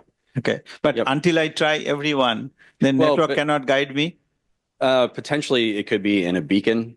Okay. I believe there are some pass pointy ways to expose that information as well that broadcast what's going on behind the network. So there are ways to solve that, but right now, yeah, you would have to try to connect. I see. Especially if the device is not part of that decision. Okay. Thank you. Other questions? Any other question? Josh, in terms of, just a quick one, in terms of these phase 3 proof of concept, what type of takeaways would you assume we can expect, right? So, for example, you're talking about the scoring, and we've talked about this multiple times. Yes. Do you believe that such a score can be achievable somehow, or are you skeptical about this? What do you think, if I may ask, of course? Yeah, so a score as in an easily distilled yes or no, this network is better. Yeah. A score of a relative value, I don't know if we'll get there. Our goal is not necessarily to have the math framework in place where I can just plug this in and say, this is a good network, this is a bad network. It is rather to say, here's all the data that I've got for sessions on that access point. And yes, I can manually show that it is better or worse than this other access point. Already quite so it'll be a lot of human processing for this phase. Very well. Will still be necessary. Yep. Okay. Any other question? Yep. Mark. Okay. Fantastic. Wonderful, Josh. Thank you very much. We'd like to call now our colleague as well, Gino Corleto from Cisco, that will drive us as well through cybersecurity convergence. Gino, welcome once again. Thank you, Pedro. Hi, everyone. My name is Gino Corleto. I'm working for Cisco, Industry Solutions Architect. And today I want to walk you through a bit about what we can do about cybersecurity attacks. What are we talking about? What are the numbers? And what can we do together? Okay, we've seen many slides already. So I thought maybe a quick video in a moment would be fantastic to relieve your minds. And what we're going to do and try is to give our bad actors a face. I'm going to show you some numbers. And it's also a short quiz, and I need your help with. We're going to talk about why is cybersecurity important and what can we do today? What is a holistic approach, a strategy of cybersecurity convergence? This is quickly what we're going to talk about it. A hacker doesn't always look like a hacker.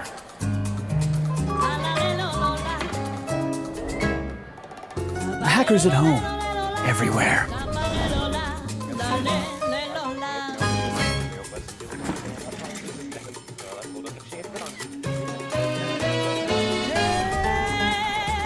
A hacker comes in many forms.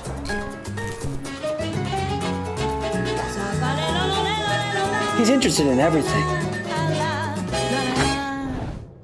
He can work alone. But with a crew, so much better.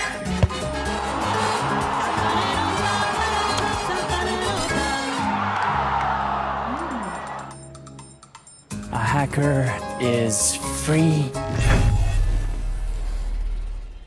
With Cisco, protecting your business from cyber attackers is simple.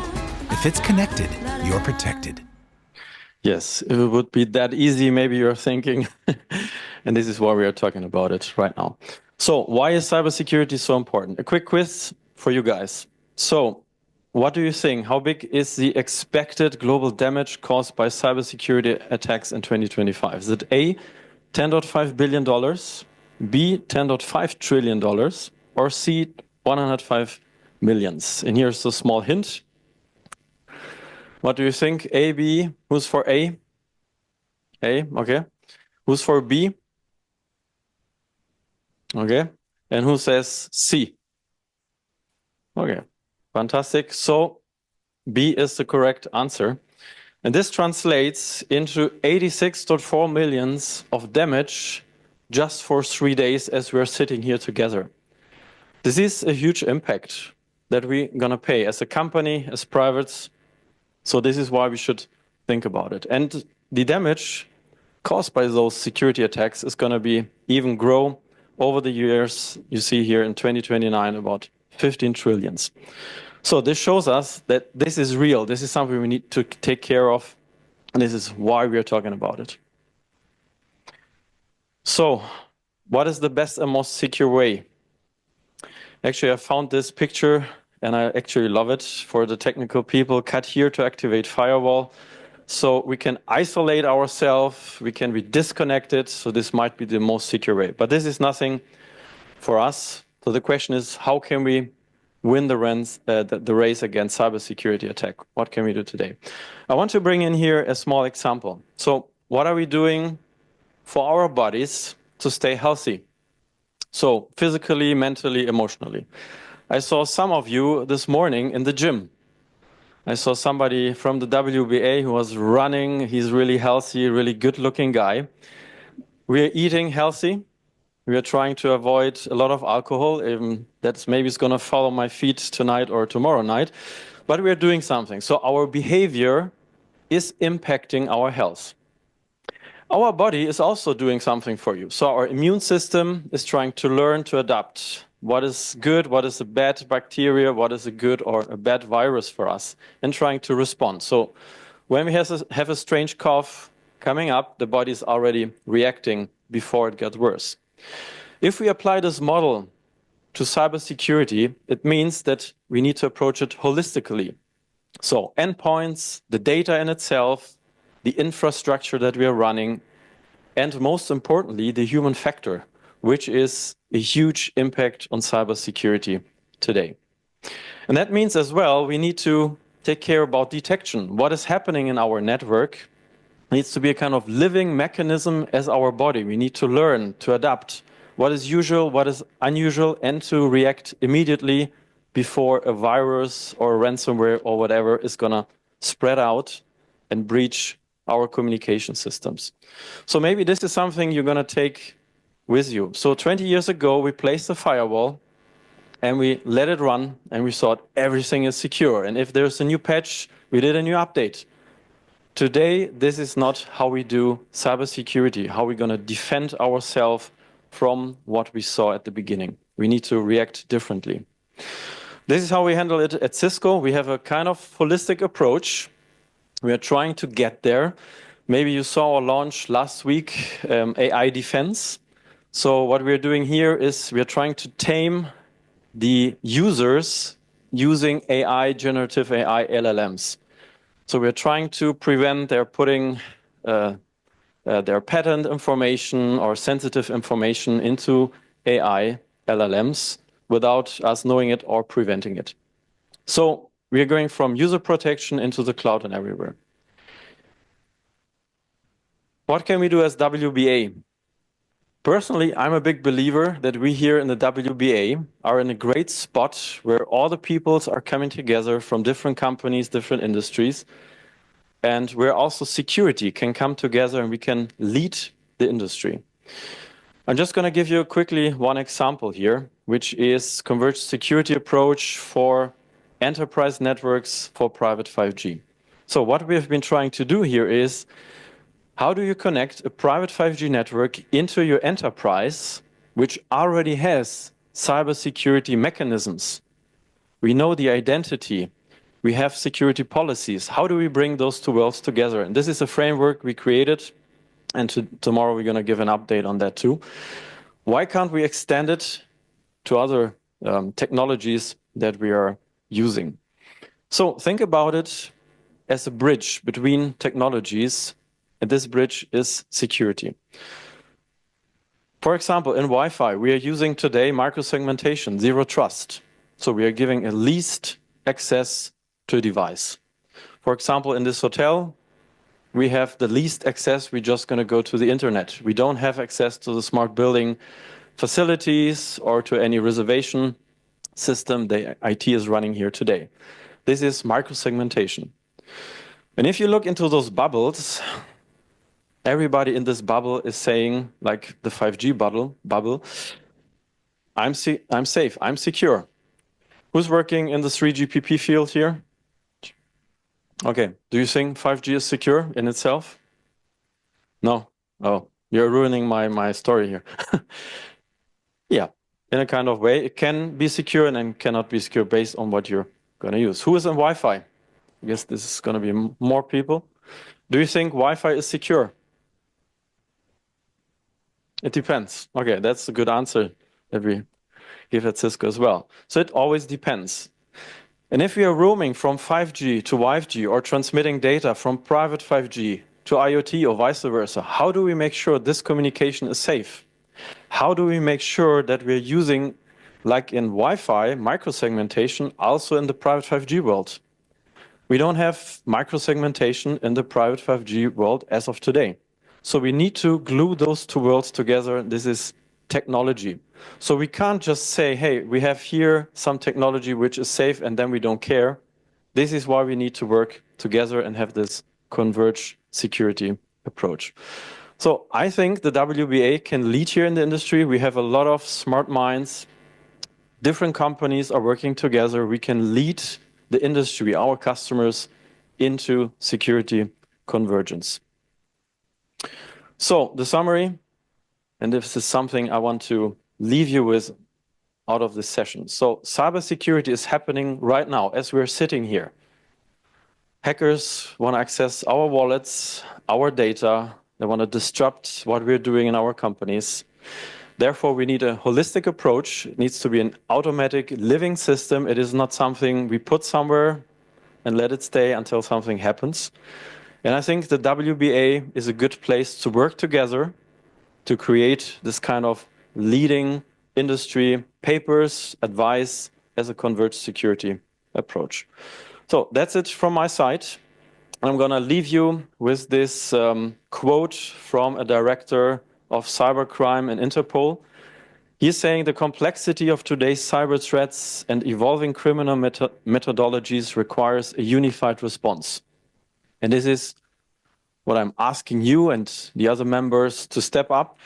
Let's work together and build convergence, security convergence for the industry. If you have any questions, feel free to ask now or also later. Thanks so much, Gino. Fantastic. Yeah. Any questions to Gino? Yep, Swear. So thanks, Gino. This is very good. So I thought that your end of the video says, if I'm connected to Cisco, everything is secured. Yeah, this is the marketing story. We are getting there. So, but certainly we don't own it all. So it's a bigger connectivity. We have the service providers in the middle. We have customers. We have what we said. It depends how you configure the network, how the users are behaving, how do you train people. So this is a bigger approach. It is not just I give you technology and you're secure. So it's a kind of cultural approach in the end as well, how you handle security. So that was a joke. So yeah, joking aside. So my question is that I think you touched base upon, but like to hear your thoughts about continuous monitoring.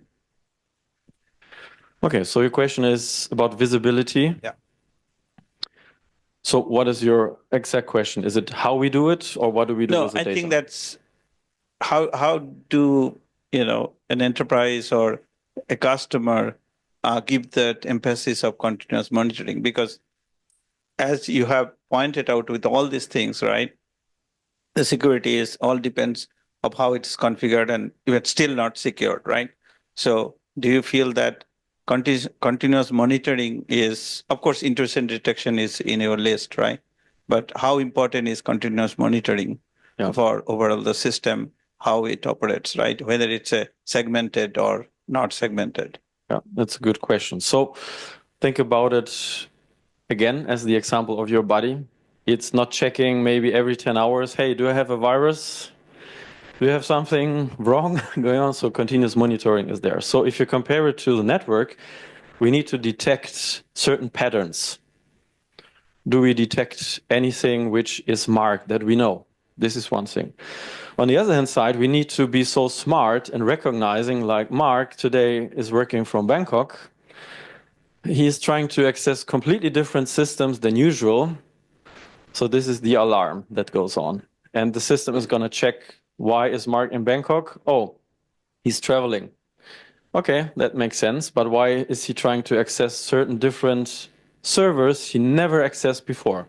This is the alarm. So this is the unusual behavior which Mark is in. So this is in a nutshell where we are looking at and trying to filter the traffic, the behavior, or the misalignment in behavior. Yeah. Oh, an easy one, Mark, please. No, it's rather a comment or an observation, in particular on your cut here image, and posing the question that what we are seeing some use cases for let's quote air-gapped solutions. So we're seeing some particular verticals have a requirement for air gaps. And maybe it's a question for WBA, because on WBA, there's always the assumption that I have a roaming connection, I have an outbound connection to some credential provider or some other systems. And maybe it's just an observation that should we be, from a WBA perspective, looking at those use cases that drive air-gapped type capabilities, and how do we address that, and how does that change how we architect networks if we have use cases which require air gaps for various reasons? So just an observation. I ask you for an easy question. Huh? Thanks, Mark. Yeah, I mean, air-gapped, everybody's aware what air-gapped means. So air-gapped is, for example, in the military. So they don't want to be connected to the outside world. They have a private 5G or Wi-Fi system which is completely detached from any other activity. So this is air-gapped. The question is, should we doing more onboard those. Yeah, the question is what's the use case, what's the business value, certainly. So we're working with those companies as well. And the hurdle sometimes is we have a lot of cloud mechanisms that we need to bring into an air-gapped system. So the challenge is there, and yeah, the technology is there. The question is, what's the benefit of doing that, and how much is the WBA also willing to invest in terms of brain power to make this happen? Yeah. Oh, fantastic! It's something that definitely can be discussed right within the group. Can be discussed as a possible even future phase, and can be as well promoted to the members for voting later on as well to be expanded. Absolutely. Thank you very much, Mark. Any other question to Gino before we move forward? Maybe a quick one, Gino, if you allow me as well. What would you say do we need really to overcome in terms of driving the adoption of the enterprise sector? What are some of the potential barriers that you say is critical to be overcome? Yeah, so this is the one image I showed. It's basically working together. So I'm speaking to a lot of automotive industrial customers. And for example, the automotive world doesn't adopt private 5G or any other wireless technology because it's fancy. They see, is this business relevant, and it is secure. So if we come with a system with a wireless technology which is not secure, or we can't integrate it into their existing policies, identity, engines, nothing is going to happen, because they're not going to build an extra security system because we bring a new technology, a new frequency band. So the adoption is driven or by the vendors or by institutions like the WBA, trying to give the recipe. How can we bring those two worlds together? What are we advising to do, and why you should care about it? So in the end, it's the adoption of those networks. Are they secure, and how easy can we integrate them? Yeah, thank you for this nice presentation. The question that you just brought up, that the WBA should come together and work on this thing now, and defining the end-to-end, whatever the system behavior and all that stuff. But at the end of the day, the question is this: what is there going to be binding for the industry to basically, go along with this thing, so that you can just benefit from this at large within the ecosystem, unless really we take on a journey that is going to have some kind of requirement, some kind of binding, condition. I don't see this thing, going too far. So we need to have a clear path and a direction in terms of what is the end goal. If it is going to be only recommendation, yet another white paper, I don't think it is going to cut through. So do you see that there should be some kind of mandate that we just develop, for the industry to adhere, and then whatever the outcome of that thing, that could be either specification development, and then the operators over there can say that here's the RFP, here's the requirement that I want you to meet, and this is coming from WBA kind of entity, perhaps. Then that would be a little bit more impactful, and catching the interest of the many players in the industry. So what is your next step thoughts? Yeah, Nichadi, thanks for that, and you thought it through already. So the next step would be us sitting together and defining what do we want to achieve. Just one example, the ACIA is working on the industrial side and defining security on the industrial side. They do understand the industrial side. Do we understand it? Some of us, maybe. Do they understand what we are doing? I don't know. And there are many other organizations. So my personal thinking is this: I don't understand what the others are doing, but we need to sit together and at least define how can we build common policies, common security practices, and making this convergence smarter than just throwing, hey, this is what I need, this is how I do it, and I don't care about anything else. So this is my answer in short, as we are out of time, but I'm glad to hear also your thoughts maybe later on, and the WBA members.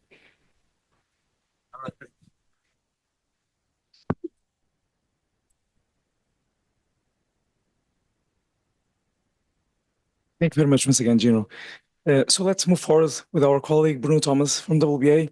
let's hear as well in terms of the convergence with 6G and Wi-Fi. Thank you, Bruno. Yeah, thanks, Pedro. Thanks, everyone. I think maybe this is a good way to wrap up, which is, 6G and why 6G in the WBA. So typically, we like to call the work we do around convergence, and WBA stood as the sole organization working on convergence for so many years, making the bridge between 3GPP, IEEE, IETF, among others. And for us, 6G is arising as the next generation of access, not just another G, as typically is positioned, but really try and make a difference. So you saw the roadmap and the working groups of WBA. And firstly, what we believe is changing is the focus. Most of the requirements going into 3GPP come from vertical industries. So there are multiple industrial, IoT, automotive, emergency critical, services organizations that just focusing on going there and providing those requirements. The reality and conclusion is that for some of the prime verticals, Mark started today talking about in building, we have very high density use cases, even some AR, VR, XR that was 5G killer type application. Reality, if you attended 3GPP 5G workshop, the promise is not being kept. So we need to do differently. And that's why amongst our working groups, definitely there have been discussions on how Wi-Fi can tackle some of these, not to say IoT, also keeping an eye on NTN, non-terrestrial networks and satellite. At the same time, in terms of fact-checking, we saw data also this morning that Mark shared coming from the reports. Maybe we can go a bit deeper on ITU global broadband figures, accounting for 83% of the traffic, and analysis mentioned even goes to 85% of all the traffic. Interestingly enough, it's also on the right-hand side. Today, 10 gigabits is a reality going to the home, fiber to the room. So you have a fiber going into every room, and the amount of capacity that can be delivered is unbelievable. And also curious that today, when we think about throughput, that's what the common, I would say, population believe and expect from the next G. How's my speed going to evolve? But the official regulator in the UK, Ofcom, says that 97% of the country has holistic, super fast broadband. So we are not going there using the speed concept. Finally, there have been challenges over the years. So this is a coalition of some of the findings from multiple WBA working groups, from testing interoperability, moving networks, and some of these things can be solved easily with some standards update and some technology evolution. But the reality is, if we look individually, in terms of onboarding, backhaul without connectivity, Gino just talked about cybersecurity. We have the roaming policies inbound, outbound, the handover, when you have moving assets for connectivity, the use cases when you change regions, right? Container ships, Navy and all that, right? And finally, some of the need for emergency and global services. So all these challenges somehow have been addressed, and collaboration and convergence can help us build a stronger value prop. So this is to say that the verticals and some of the motivation we are seeing, again, based on WBA history, there were indications of things that low latency could achieve. I think we had several working groups that tried to justify, TSN on the Wi-Fi. There are some trials, some pilots, but a very prominent finding, again, from this 3GPP 5G workshop is that there's no multi-latency yet available to the verticals, either because it's too expensive or the products are not there. And we are already many years into the development. So once again, this will be, relevant, and there's ways we can address it. More broadly, I think this is quite common, but we are seeing requests from some of our trials for live 8K video feeds, broadcasting platforms for education, immersive experiences like we saw even from the hospital. We already talked about indoor and some identity. So just to say that in all this vision, the focus will be much more on the emerging use cases that were there for some time, but not enabled because of business case and real needs from the industry. So something we would like to announce: last week, we launched the WBA 6G vision statement. This was something that was worked through some innovation cycle with the CTO Innovation Forum, with the board of the WBA.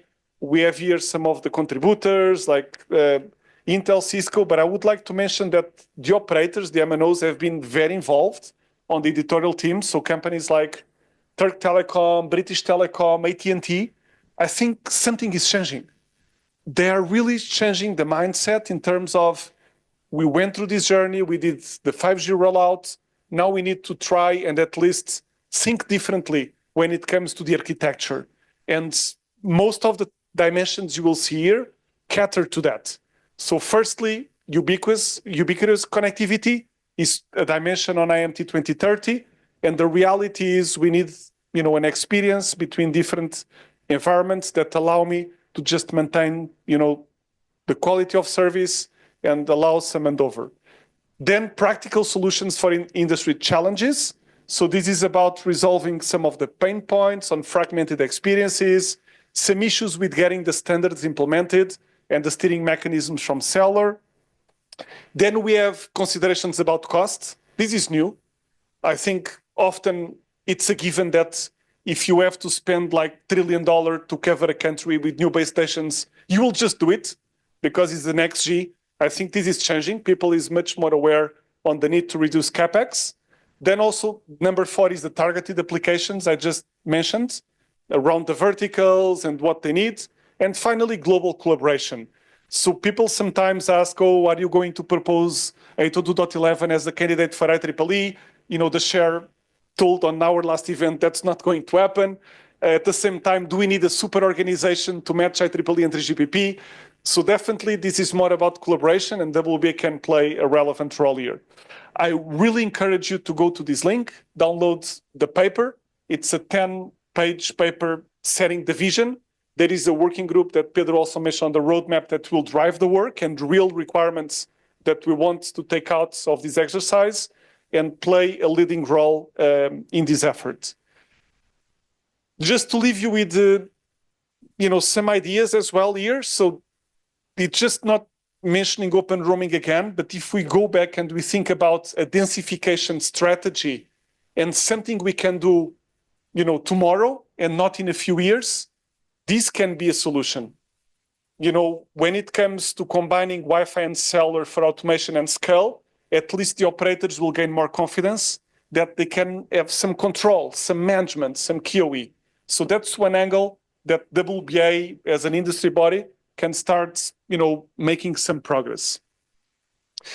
But in conclusion, in terms of actionable work areas, there is something here that I will just say, we have here around 14 between enhanced capabilities and new capabilities. And some of our working groups are tackling at least 13 of those ITU capabilities. So I would say that definitely we need to work on this densification through the convergence of access and interoperability. We need to find a way to just push the federated approach to streamline policy control and facilitate service delivery. We need, to find ways that an AI engine, and even cutting the AI word, we have real-time metrics for operators to make better decisions. Some of them still tell us, look, I'm all in for this convergence if I know real-time my user is going to get a better experience if I switch him over. Number 4, we talked about emergency service as well. This is, very important when it comes to confidence and reliability and working with regulators globally to endorse this proposal. And finally, location and sensing algorithms, and utilizing aggregated data as a value added to the industry is something that is also rising as one of the priorities. So all in all, it's fantastic to have this opportunity to work on Wi-Fi 8, 6G convergence in the WBA. For us as an alliance is something that we hope that this time, as we are starting from the beginning, we can really influence with your help. We need some, leaders, folks that want basically to liaise then with these organizations if you are going there, right? If you are attending, if your companies are aligning on the roadmaps, the standards, priorities, let's try to join forces and see if we can drive it with this, exercise. With this, I will just pause here and just check, by this time of the day, if there is still some energy to talk about 6G and what that means to some of you.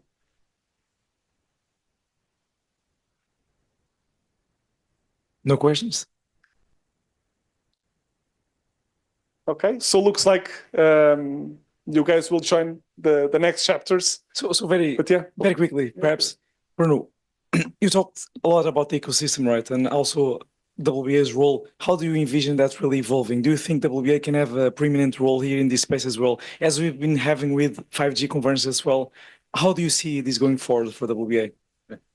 No, in fact, Pedro, that's very important. I didn't mention, but our perspective is also very practical. So on this vision paper, definitely we'll have a working group. We want to come up with relevant requirements and just deliver that to some of the organizations that can work with us. But the concept of labs, I think this time round, when we do private 5G work and others, they come to us, to the staff and ask, let's do a trial. I want some ATSSS products. And we go around the table and there is no product. So there was no way for a vendor that could have it on the roadmap to just come, have a simple test plan, and maybe raise the confidence that a few members in the WBA would test it, because through the normal sales channels, they were not getting the requirements, either device vendors or infrastructure vendors. So maybe to your point, I think this time, if we are able to just come up with some high-level convergence ready, 6G ready test plans, and have the 6G labs that people can come and play around with some of these, steering mechanisms, that can really make a difference and raise the confidence for early prototype equipment to be available. So we have very good, Angelos. Thanks so much, Bruno. Yeah, to materialize that real experience, right? I'm sure who was first, maybe Mark, then I'll go to Angelos. Oh, sorry, Angelos. Yeah, so I guess just as it relates to that, just on, you mentioned ATSSS, and I guess the feedback, I think, from one WBA board member is obviously they were promoting ATSSS for a long time, and then, in fact, they did the business case analysis on how much ATSSS would cost them, and I think they said it would be a tenfold increase in their costs for ATSSS.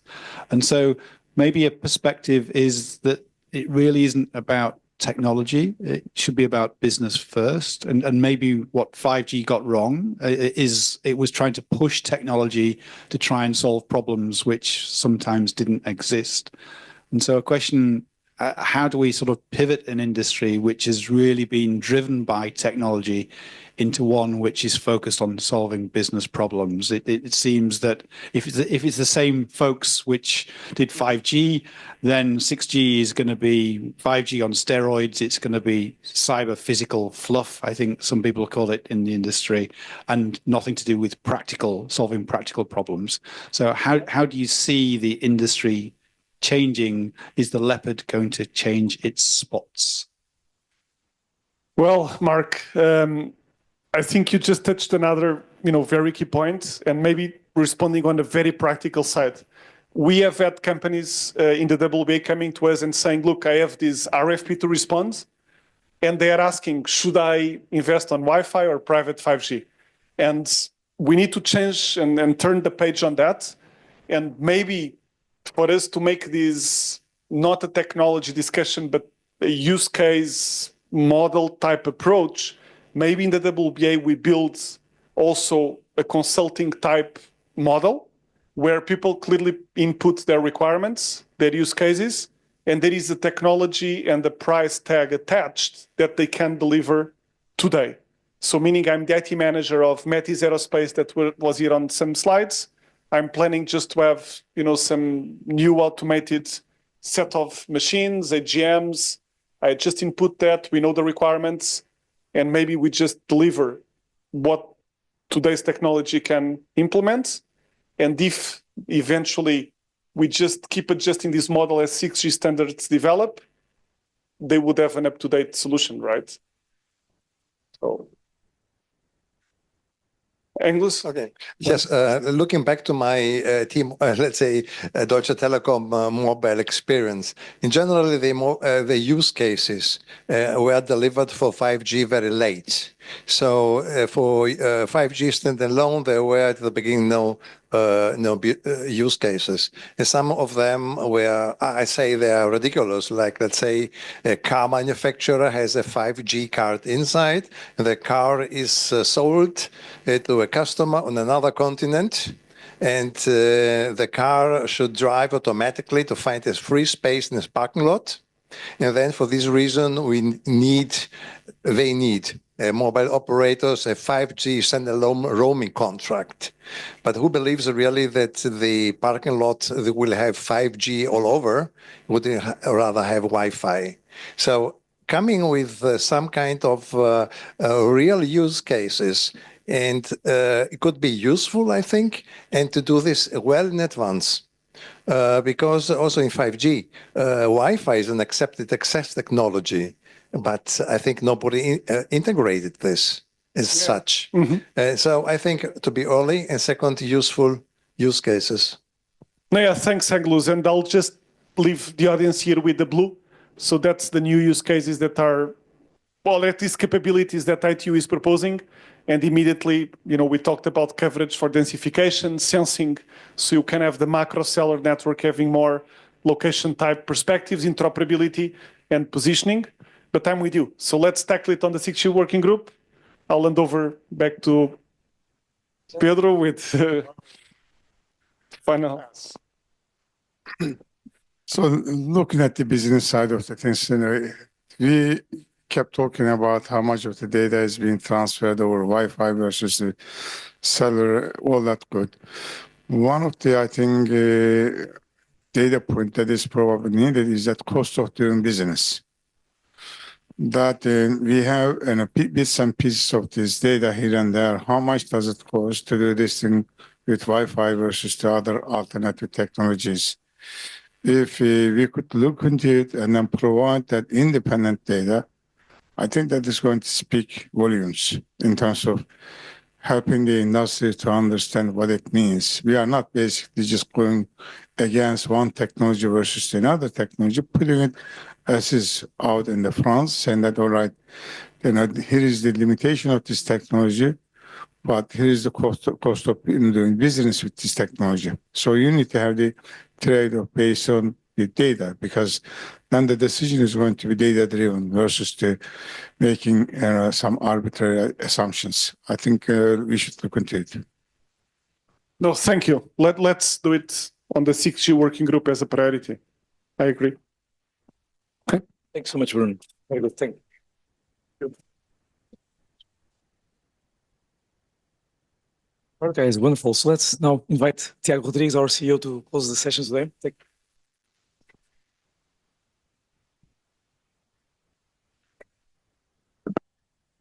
Okay. Hi, everyone. So we are at the end of the event. Thank you, Pedro, for moderating this last session.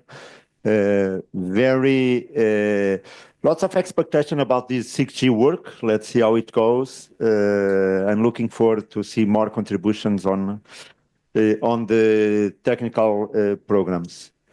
I just want to once more thank you in particular to our sponsors by supporting the event, allow us to have this type of shows and have this opportunity to share different case studies, developments on the alliances as well, how technology is evolving throughout the industry. I want as well just to leave a message for the next events. So if you are considering to attend one of our events in North America or Europe, we are going to be in May in Dallas. We are going to collocate with Network X Americas. In between 19 and 20 of May for the working sessions, and then 21st, 22nd, collocated with Network X in Dallas. And then in October, we'll go back to Paris. We'll collocate once more with Network X. So for those of you that attended in 2024 and 2023, so we are part of a bigger show, and we run our event inside Network X Convention Center.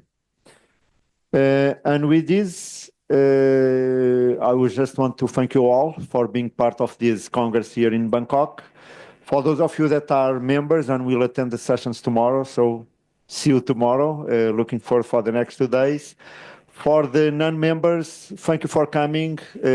Hope you have, you know more about the WBA, the work that we do. You enjoy the sessions.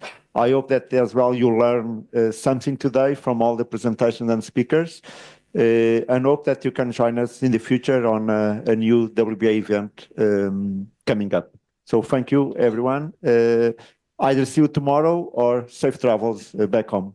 Thank you, everyone.